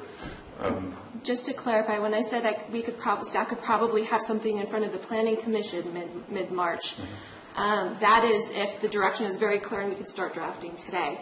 If this is about having a roundtable, having an ad hoc committee, which I think would be, I do encourage the board if that is the direction this board wants to go in. It may take more time than middle of March, but if you create an ad hoc committee, you can say have the ad hoc committee report back to this board by some date certain with recommendations, and then based on those recommendations, you can direct staff to then craft it and process it. Mr. Chairman, if I could add to this discussion a little bit. I think when Megan suggested that we could have something to the Planning Commission in March, a complete ban is something we could do in that time frame. Once we start adding provisions for regulation, we're talking about a project under CEQA, and so we'd have to add that into the time frame. As you know, there is an EIR that's in process right now based on the draft ordinance from the direction of the board a year ago, and that's the project description for that project. Obviously, if you want to change that direction, that's your prerogative. And however you want to go about doing that, that's what we're discussing right now. But once we start allowing it in some place, we have to start looking at the environmental effects of that. It could be that we continue to use the EIR that's in process right now to come up with the final environmental document for whatever permanent ordinance may be adopted. It may be that if the restrictions are such that it's much more limited than what the board had directed us to prepare previously, we could do it under a negative declaration. If it's a complete ban, we could probably find an appropriate exemption that would fit. These are the things we'd have to look at depending on what the ultimate language is of the proposed ordinance. But the more encompassing the proposal is, the more environmental review is necessary. We will be looking at, and the draft EIR should be out probably the end of next month in February, that then allows for an analysis of the environmental effects of an ordinance. It doesn't address the economic effects. That's not a part of CEQA, if that's something else that I hear you would like to get. But just so you know the timeframes, we also have to include that into it. Once we start adding regulations, if we're going to allow it in certain zones or in certain minimum parcel sizes, then we have to start looking at the environmental effects of that. So that's something that will have to be included in any time frame for final adoption. But a flat-out ban, that could be done fairly quickly if that's your direction. I would like to direct staff to come back with what it would entail, especially where you are on the EIR on the 14th, and if it's going to be finished then and out for review, the draft part of that EIR on that date, on February 28th or whatever you say, the last part of next month or what have you. Well, I'm supposed to get an administrative draft on the 14th. That's what You the are supposed to get consultants. That's an administrative draft. That's for internal review. Send it back to the consultants to make any final edits or changes they need to make, because ultimately it's the county's document. I haven't seen it yet. It's still in preparation. There's some final touches that are being put on it, I understand. Once we've reviewed it internally, we get it back to the consultants, they make whatever changes, then it is released for public comment. There's a 45-day public comment period after that. So we're not going to be able to make that deadline on the 14th? No. Okay. Well, let's backtrack just a little bit. Let's go back to Supervisor Tofanelli's total ban proposal, polling the board. Supervisor Garamendi, your views on a total ban initiative? No. Okay. Supervisor Platt? Yes. Supervisor Mills? Yes. Supervisor Oliveira, we not in favor of that at this time. I'd like to work with the urgency ordinance and maybe the possible permanent ordinance aspect. So we have, what do we have? 3-2. 3-2. 3-2 in favor of a ban initiative? Well, my position is, I don't want to just go ahead and have one more year of the garbage we've had. Okay. We have something coming to the vote in a couple of months, and I think it's unfair to the voters if they vote we don't want it and we end up extending it past that. I think that is really, is treating the voters wrong. If the board pass something, and if the voter says no, we want marijuana, then we can sit here as a board and we can work with everybody and get something that makes everyone happy. But I think if the people say no, we don't want it, and by us doing what we're doing, we're being very disrespectful to the voters. And that was my contention also, was the fact that that issue is going to be brought to the ballot vote, and something that the voters want, the board cannot change. So I was making sure that they had the opportunity to list that on the ballot, as we talked about last meeting. So, Gearman, Mr. Chair, I just want to be clear. So what we're talking about is people here seem to, you want to extend the urgency ordinance so we don't have so we have something in place. Is that correct? That question has not been asked. And we should probably ask that question before. We should. But I wanted to handle Supervisor Tofanelli's issue about a total ban, directing staff to prepare that as an option. Is that correct? And if I could ask, what happens if we have a ban, this board passes a ban, and the voters enact their ban or they deny their ban? What does that mean? Well, if they say we want the pot, it's a decision the board made. We can bring it right back, and then we can sit down and we go, okay, they don't want this, and we can sit down and make a different ordinance. Council, no, that's ladies and gentlemen, please. No, Council. This board has the ability to put the policy directives this board wants to put in place. When the ban initiative is considered in May, if it is passed by the people, that would supersede anything that this board put into place prior to the May election.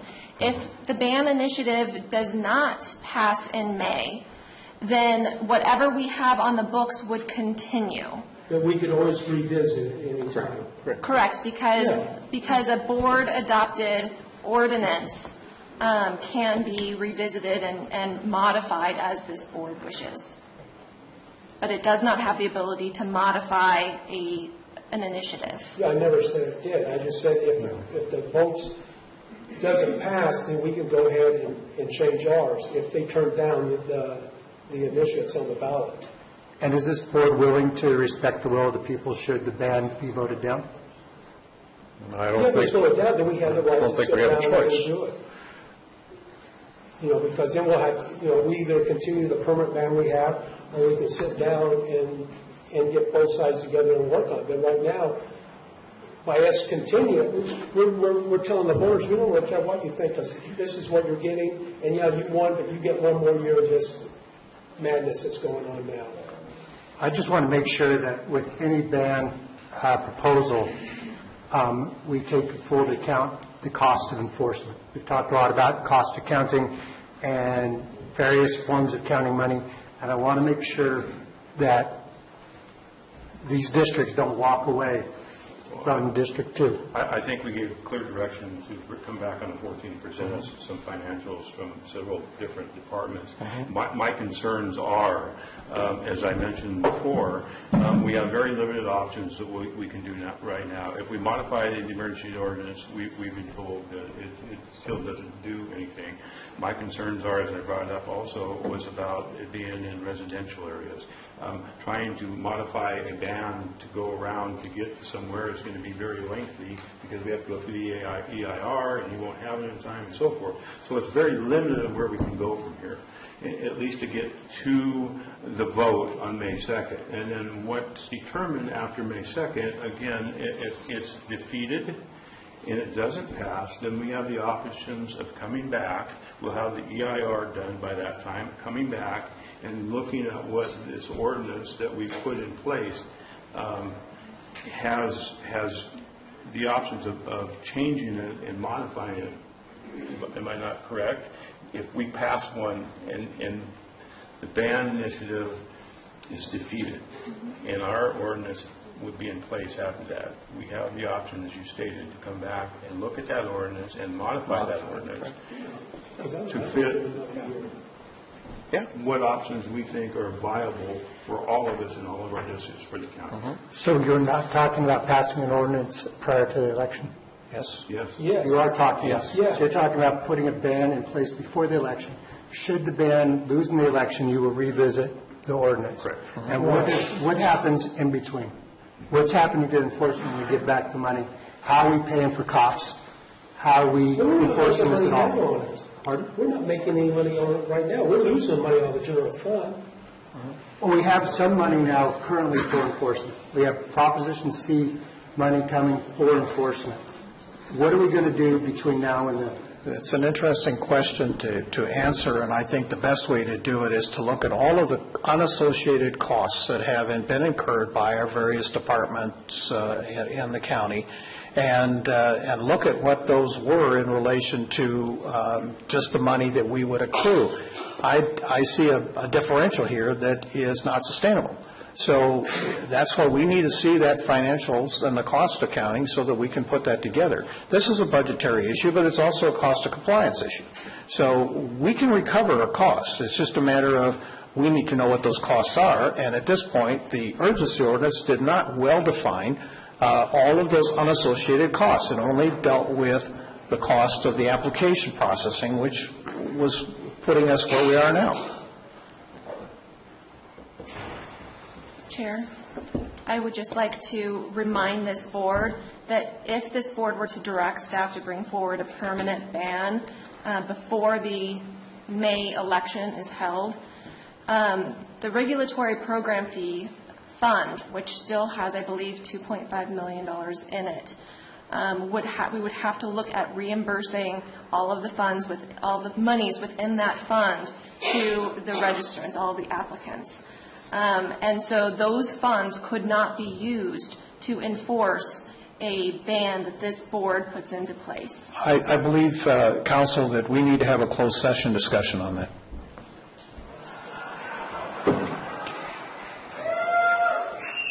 Sorry. Board members understand the statement just made by council? And by Supervisor Mills? Yes. Council, is that a closed session item to be discussed?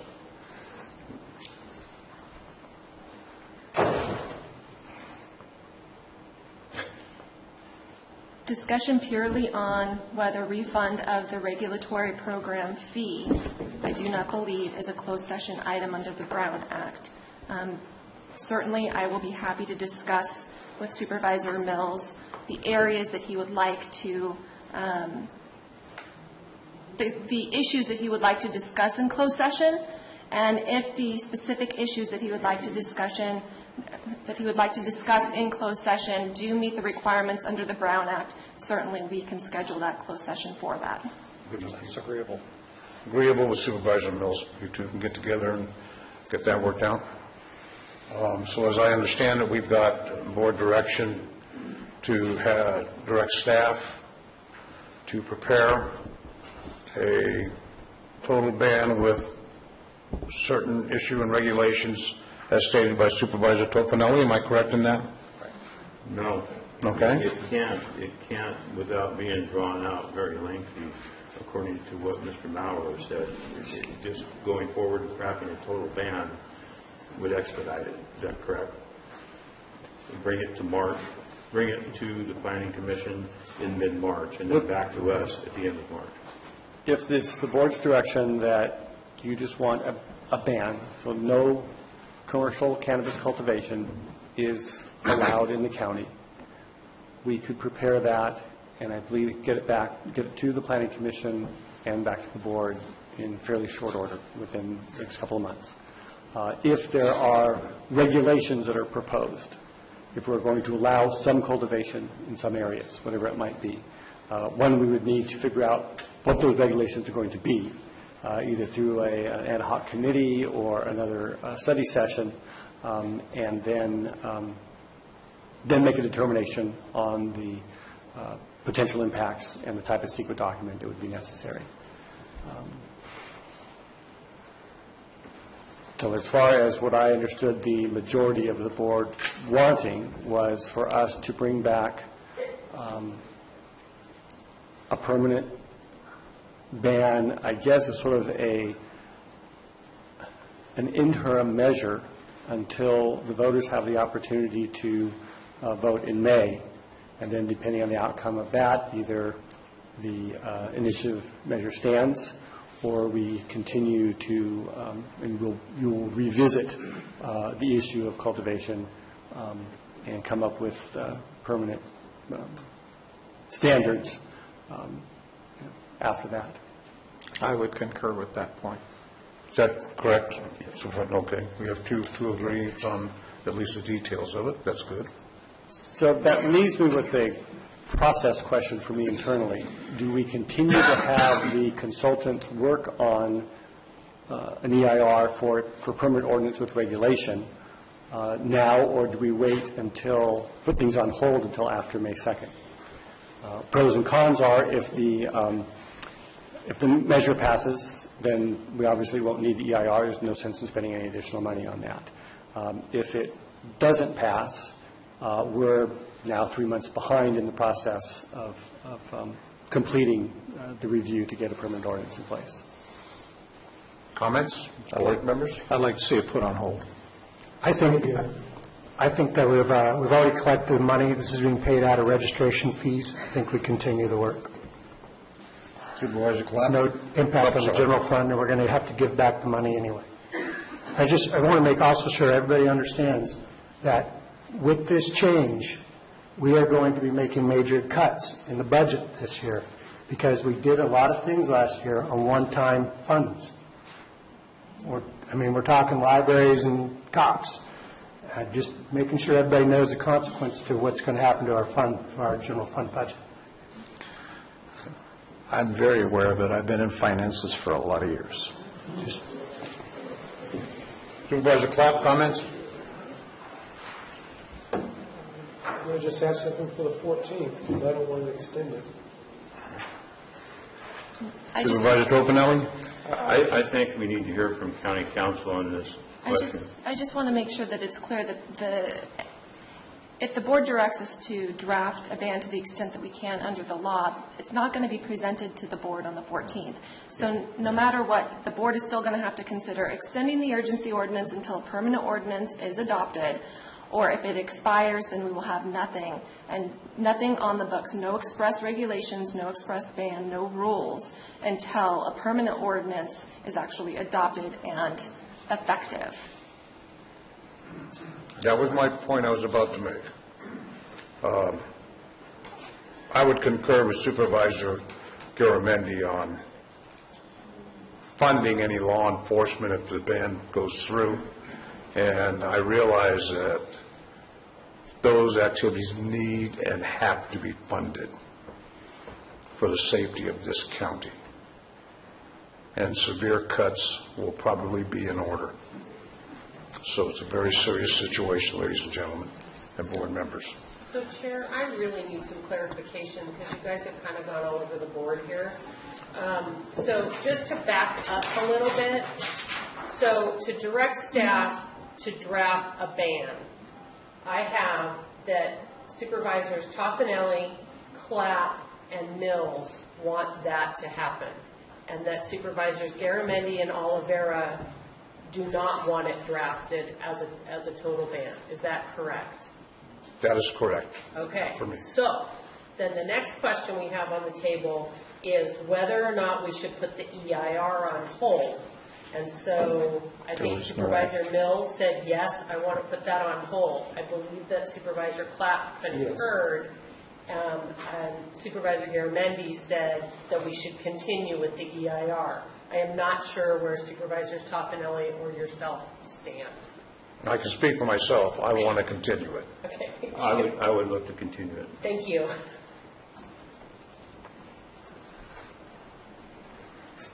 Are we clear on so far? I am. Thank you very All much. right. Thank you, Madam indulging Clerk. We needed that. Chair, there's another discussion then that needs to coordinate with this, and that is a cost of service study. I think that it's time for the county to begin to review all of the various agencies within it and determine that we are current with our costs of service, that we're not dipping into the general fund. That will give us some latitude and leeway with the general fund as going forward as we need it. Did we discuss that? No, we have not. I understand that we had requested some exact financial information after the sheriff's presentation. Does that cover the area you're inquiring about? No, sir. Okay. No. All right. So your request is? My request is to have staff begin a cost of service study or analysis, specifically department by department, to determine that our costs are current, our charges are current and in line with our costs of providing the service. Can I speak? Certainly. We have a midterm coming up at the end of February, and that should be able to give us some clue, I'm sure, of what our expenditures are and what our intake is on funding. So I think that's the intent of the midterm, right, is to put us there. So, and you'd be able, when you get that report, you'd be able to go through and look at department by department. So it's going to stand out there. Well, I've already seen last year's reports and going back, and I'm just saying that there are specific departments that do have deficiencies in their costs. So I'm just saying let's get a little bit in front of it if we can. CEO Lopez, comments? Mr. Chairman, Supervisors, as has already been indicated, we intend to bring the mid-year budget to the board on February 28th. I wish I could assure you that we'll be there. I'm comfortable that we will, but I can't assure you that we will. But without that, all we have are the numbers from last year, as well as the mid-year numbers that we will be going through in order to prepare the mid-year report. I cannot bring something to you that's more definitive on February 14th. I will bring to you what you requested earlier, which are the costs of the sheriff, the DA, code inspections, the other affected departments. So you'll know what they are looking at from those departments, but not a complete analysis of the department's current expenditures and needs for the rest of the year. Possibly to put it on a checklist then for somewhere in the near future after we get past the mid-year and realize what specific departments we'd be talking about that are dipping into the general fund that really should not need to be, we can identify those very quickly and then start to look at what those changes might be, because I can see there's a revenue stream there that we're losing simply because we're not current with those costs. Supervisor Mills, my concern on that would be, would we have sufficient information to make a decision on the 14th of February? I believe based upon what he's going to give us in the mid-year, yes. Okay. Yes. I want to make sure that that's satisfied. Which, if I may, which will be February 28th at the earliest. That's fine. Okay. We're good with that? Yes. Council, we're good with that? Okay, so Madam now we're talking about the cost of service study, specifically department by department, that you are requesting be done. That's going to be done at a later date, but are we still polling the board that they want that? Good point. Good point. Thank you, Supervisor Mills. I'll start with Supervisor Tofinelli. Your position? I'd like to wait till the information we get on February 28th. I think it's going to be a lot of the information he's asking for to us. I don't think they can get anything to us by the 14th when we vote. No. No. Urgency. So, you know, after, at least on the 28th, we'll have a good bearing on where we're at, where departments are, and then you could make the suggestions from there after seeing that report on what you'd like to see. Right. Supervisor Garamendi? I'd like to wait for the 28th to hear the CAO's report. Supervisor Clapp? Same. Supervisor Mills? That's fine. I concur. Supervisor Oliver, our chair, will go with the rest of the opinion of the board. Our next issue that the board needs to provide direction on, where are we? Urgency ordinance. Okay. So 14th will be the actual vote on that action item. Is there any other information we need to discuss and anything for the direction of the staff? I don't believe so. However, one thing that I want the board to be aware of is it's clear that the three supervisors are directing staff to draft a total ban to the extent that we can under the law to bring forward and process on the understanding that if the ban initiative does not pass in May, this board will be looking at different alternatives and potentially modifying that ban. What I want the board to be aware of is the amount of time that it takes to draft and to process and to get public input and to get stakeholder input for a permanent ordinance does take a lot of time. And so certainly staff can move forward with drafting the ban to the extent that we can. However, I would ask the board and poll the board on whether you want to have an internal working group, whether it be a formal ad hoc committee, to at least start discussions so the amount of time between now and May is not lost if the ban is not successful in May. I would like direction from this board on that. Okay. We'll start with Supervisor Clapp. Your comments? Why don't you start at the other end? I'll go first. Okay, go ahead, Supervisor Tofinelli. That's not a problem. It's my intent that we go forward with the ban. It's my understanding that what we talked about, and wait until after May, but go through the process to where it would be to us at the end of March, and then go through the process of the 30-day and then become valid. And then after that, after the vote comes from the initiative that's out there for the people, we could base it on our information on that, whether it passes or it doesn't pass. Obviously, if it passes, then it supersedes anything we've done and it becomes law. If it doesn't pass, we already have this ordinance in place, and then we can bring it back to this board based on what the vote was by the people of Calaveras County to make adjustments that we'd like to see in it, such as some of the things I brought up. What the problem is right now with the urgency ordinance and trying to go forward with any of this, even the modifications of this thing right now, if we don't have an EIR, it's not going to be done. The urgency ordinance, we've been given direction or been told to modify it is a big, lengthy process that needs findings that you need to go out and substantiate on your findings. So we're very limited in what we can do here going forward. So my opinion is that's what we do, and if it takes an ad hoc committee, I don't want to see an ad hoc committee with all kinds of people on it, because I've been down that road before, and it just goes on and on. March comes, and well, we're not done yet. We can't agree on this. We can't agree on that. I think if you have a small group to give direction on where to go, of maybe 4 or 5 people, and go from there, I think it's viable to get to the Planning Commission in mid-March and then back to us. So that's my thoughts on it. An ad hoc committee is not needed with this direction. If we're just drafting a ban to the extent that we can under the law, an ad hoc committee is not necessary.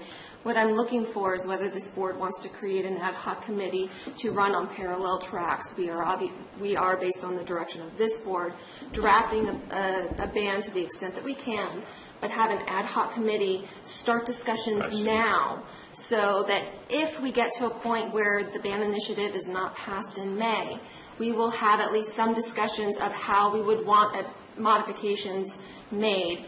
What are the major concerns that have been brought forward? How do we want to? So we'd be that far ahead when that time comes, if it does come. Exactly. So I'm in favor of that.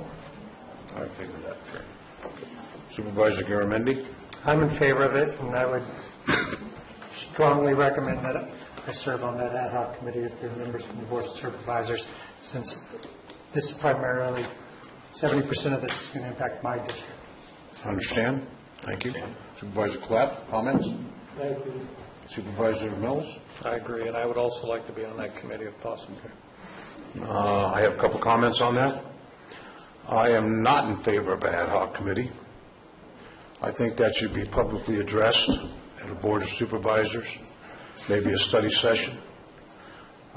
We saw what ad hoc committees can and cannot do, and I think it should be transparent and open to the full board discussion. But I do agree with preparing, running parallel, and doing the best we can to get a head start, which way the vote goes. I'd also like to say that I want to justify my position. It may be misinterpreted, that I am not for the cultivation of cannabis, and I want to make sure people understand that, without strict regulation and control. That is going to lead to our public safety issues. That is my #1 priority. I think I share that with some board members here. We got to make Calaveras safe, ladies and gentlemen, whether we have cannabis here or not. It has to be safe. Is that clear enough for staff as far as direction goes, council, Madam Clerk? Mr. Maurer, do you have any questions on that? Just trying to take it all down. I do think we understand. So one question on the preparation of the ban ordinance. Would that be a total ban other than what is allowed under the law, under state law? So beyond that, so as far as personal or caregiver cultivation, all apply. Okay. I just want to make sure, so as we prepare that and take it to the Planning Commission, that we're abiding by your direction. Thank you. And just so I'm going to reiterate it one more time. This is contingent on the vote of the people in May, the ballot vote in May. Any confusion? Let me know now, please. Okay. Next issue.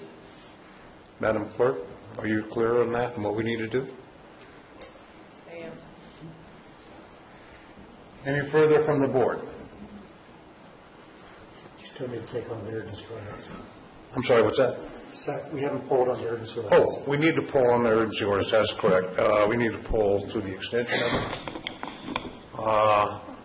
We need to make a decision as a board to provide direction on the extension of the existing urgency ordinance, and I'm going to start with Supervisor Clapp this time. Any comments? You're talking about extending it. 30 days to get the... I would suggest that we extend it for the allowable amount of time. It's my understanding, and please correct me if I'm inaccurate, Council, that we can extend it up to a year. But any action taken by the board and/or the ballot, the people, would seriously affect that extension, and that would become law, even if it's in with that year period. Am I correct on that? That is correct. Okay. And just so this board is aware, under the urgency ordinance rules, under the government code, the board can only make a certain amount of extensions. So you only have, this is the last extension that this board can make. The prior board had made the extension, didn't utilize the full amount of time under the urgency ordinance law. This urgency ordinance could have been extended until May 10th of 2017. The prior board only extended it to February 14th to allow this board to weigh in on it. The second extension is for 1 year's time. Beyond that, we can't extend it any further. So I would encourage that the extension be for the 1 year, the amount of time that we can. Certainly any permanent ordinance that is adopted before that year's time or an initiative that is passed would supersede that and would take precedent over that. Okay. Before I finish the poll, does everybody understand what Council just said about the extension of a 1 year time? And I would concur with that. Depending on the outcome, as soon as we adopt something, whether it's the permanent ordinance, permanent ban as you're directing us to make, the election, or a regulatory ordinance later on, the urgency ordinance ends by operation of law. So as soon as a permanent ordinance is adopted, that urgency ordinance goes away. But if for some reason, it takes us time to get down through sort of the worst case scenario timing-wise, and if we run out of time because we've shortchanged ourselves to get that, then we're again left with the situation where we may not have any regulation in place. So I think it's very important that we have something, as flawed as it may be, is better than nothing, in my opinion. I just would, I would go a couple of months. That's the best, because we'll be sitting here next year talking the same thing what we're going to do now. And they just said they could probably have something in a couple of months. And so it's on you to get it done. Okay. Supervisor Mills? I would only extend long enough to where a permanent ordinance is in place. The ban ordinance, if that's what we're going to do, and that's where it'll die anyway, so that's as far as I would want to go with it. Supervisor Topanelli? So how far is that? He said 2 Couple months. Conceivably. Okay, I'm not going to pin you down to the chair and say that's what it's got to be. Well, I mean, the shortest time frame, but I don't know what's going to happen 2 months from now. No, none of us do. If the county, if the ordinance is challenged for some reason, what happens then? As a safety measure for the county, if we're willing to keep it in place for another 2 months, we ought to just extend it the maximum amount of time so that if something happens that we can't foresee right now, we have something to fall back on. It's not an excuse to not do anything for a year. We will be moving forward. But it is in the event that something happens that it doesn't get adopted, it gets delayed, it gets challenged legally, we have something in place still to fall back on. I don't know, when I get my contracts and stuff, I have deadlines on that. And if I don't make that deadline, I start paying money. I imagine Gary could probably tell you the same thing. So the real world, we work on time schedules. It's not if, when, is. It's it's your job. I mean, what's your time frame? I mean, I can't tell you, you're doing it, and you're saying you don't know. I mean, 1 minute we're saying it's 60 days, and now maybe a year. No, I'm saying it depends on what this board does, what the public does. There are many different contingencies out there. If we adopt an ordinance in 2 months, it goes away, it's done. And that is our intent. That is the direction that you've given us. If we do not provide you with a permanent ban ordinance, then we haven't done our job. But if for some reason, beyond our control, it gets delayed, and suddenly we are facing a situation where none of us have control over that final adoption date, but the urgency ordinance expires, then we are left with a vacuum. And so why hamstring ourselves unnecessarily, creating a potential vacuum when, we have the ability to extend it for a full year, even though we don't need the full year. Hopefully, we won't need the full year. But in case something happens, it doesn't harm us. It's not going to put any less pressure on me to get that done. You guys are my bosses. I go by your direction, and the direction is to bring back a permanent ban as quickly as possible. And that's what I'll be doing. So we're still in this discussion right here. I don't know where we got over there. Well, discussing how long to extend. Yes. So to that point, I agree that we should not be leaving ourselves uncovered. I fully get that. How long we've run up to this point not doing anything is also problematic. And this is a very problematic urgency ordinance. So I don't want to see this thing live any longer than it has to. So staff, I think, has clear direction here at this point to get this ban thing done and get this out of our hair and get some stability back in our county. Mr. Chairman? So how long is Until the... That doesn't, so I think that, We're looking for a fixed date? Yes, because Supervisor Clapp is saying 2 months, because that's when Peter is saying that we could realistically bring a ban back.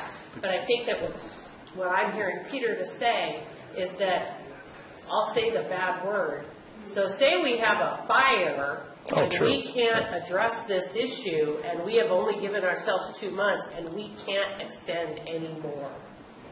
Thank you for your input. I think the key here, though, is that if we extend it for a year, we don't then allow ourselves the latitude to not move forward. As long as we clearly understand we are going to move forward, and knowing that, that's the timeline that we're going to work on. And so, if it's a case of extending it long enough to get that permanent ordinance in place, the timeline is left to staff to try to figure out how quickly that can happen.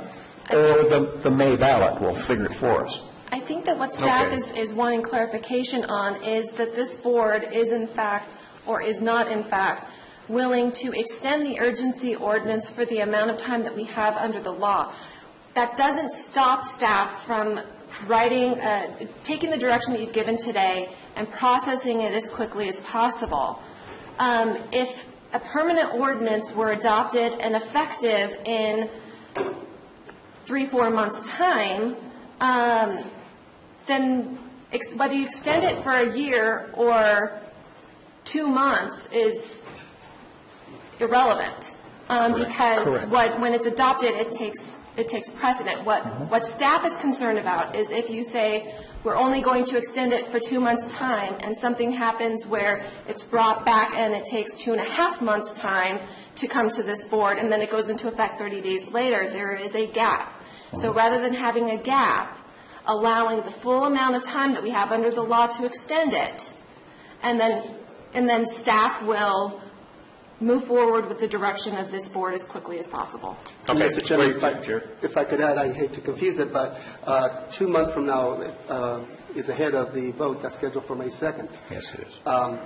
If the board were to give us the opportunity to extend it for up to a year with direction that we come back to you on a monthly basis, giving you an update as to where we are, so there's no concern as to whether or not other issues are taking precedent.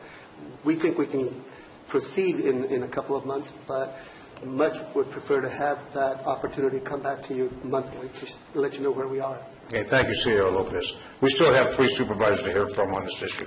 Supervisor Tofinelli. Yeah, Chair, I think this conversation is irrelevant. It's not the 14th. We don't need to poll. We've already gave direction. What do we? This is a conversation for the 14th when we're going to vote on this thing and how we're going to do it. So to me, giving them direction on what we're going to do it's irrelevant right now. It's a moot point. Yeah. We've already given direction. And so we'll bring that issues back on the 14th to us when it comes to a vote on what we as supervisors, each one of us would like to see or do on the length of time of it. I understand completely what staff is saying. It's like an insurance policy that you're asking us to write for a year. It can be bought out at any time by any action of us adopting an ordinance, or at the polling place on May 2nd and being adopted by the public. It becomes a moot point. But in the meantime, you're asking to show the reality that it is like an insurance policy. If something happens between now and then, we at least have it a year. Don't cut it short and leave us hanging. So I understand that, and I think we should take the time in the next 2 weeks before the 14th to consider those options before us. And when we come here on the 14th and ask for a vote, then we can have those conversations. Thank you, Supervisor Tofunaki. Supervisor Garamendi. So I just want to make sure that, I mean, it sounds like, from 2 months to a year, nobody's talking about doing nothing, right? Because that's fallen off the cliff. We're talking about timeline for how long we did. Am I correct in that? Yeah, Okay, I would agree with you. Okay. Mr. Mauer? I didn't want to, join hands with Thelma Louise right over the edge. Yes, I support extending it as long as we can. I concur. Does that give enough direction to staff? We'll make the vote on the 14th. Certainly, the resolution, staff will have the resolution part of the board packet, and we will include it to the extent that we can under the law. If this board directs staff differently on the 14th, we can modify the resolution at that time. You good with that? Yeah, that's fine. Good with that, gentlemen? Yeah. That's fine. Is there any other issue we need to discuss? Ladies and gentlemen, thank you very much. I hope it was very constructive for all of us. We'll see you back here tonight at 6.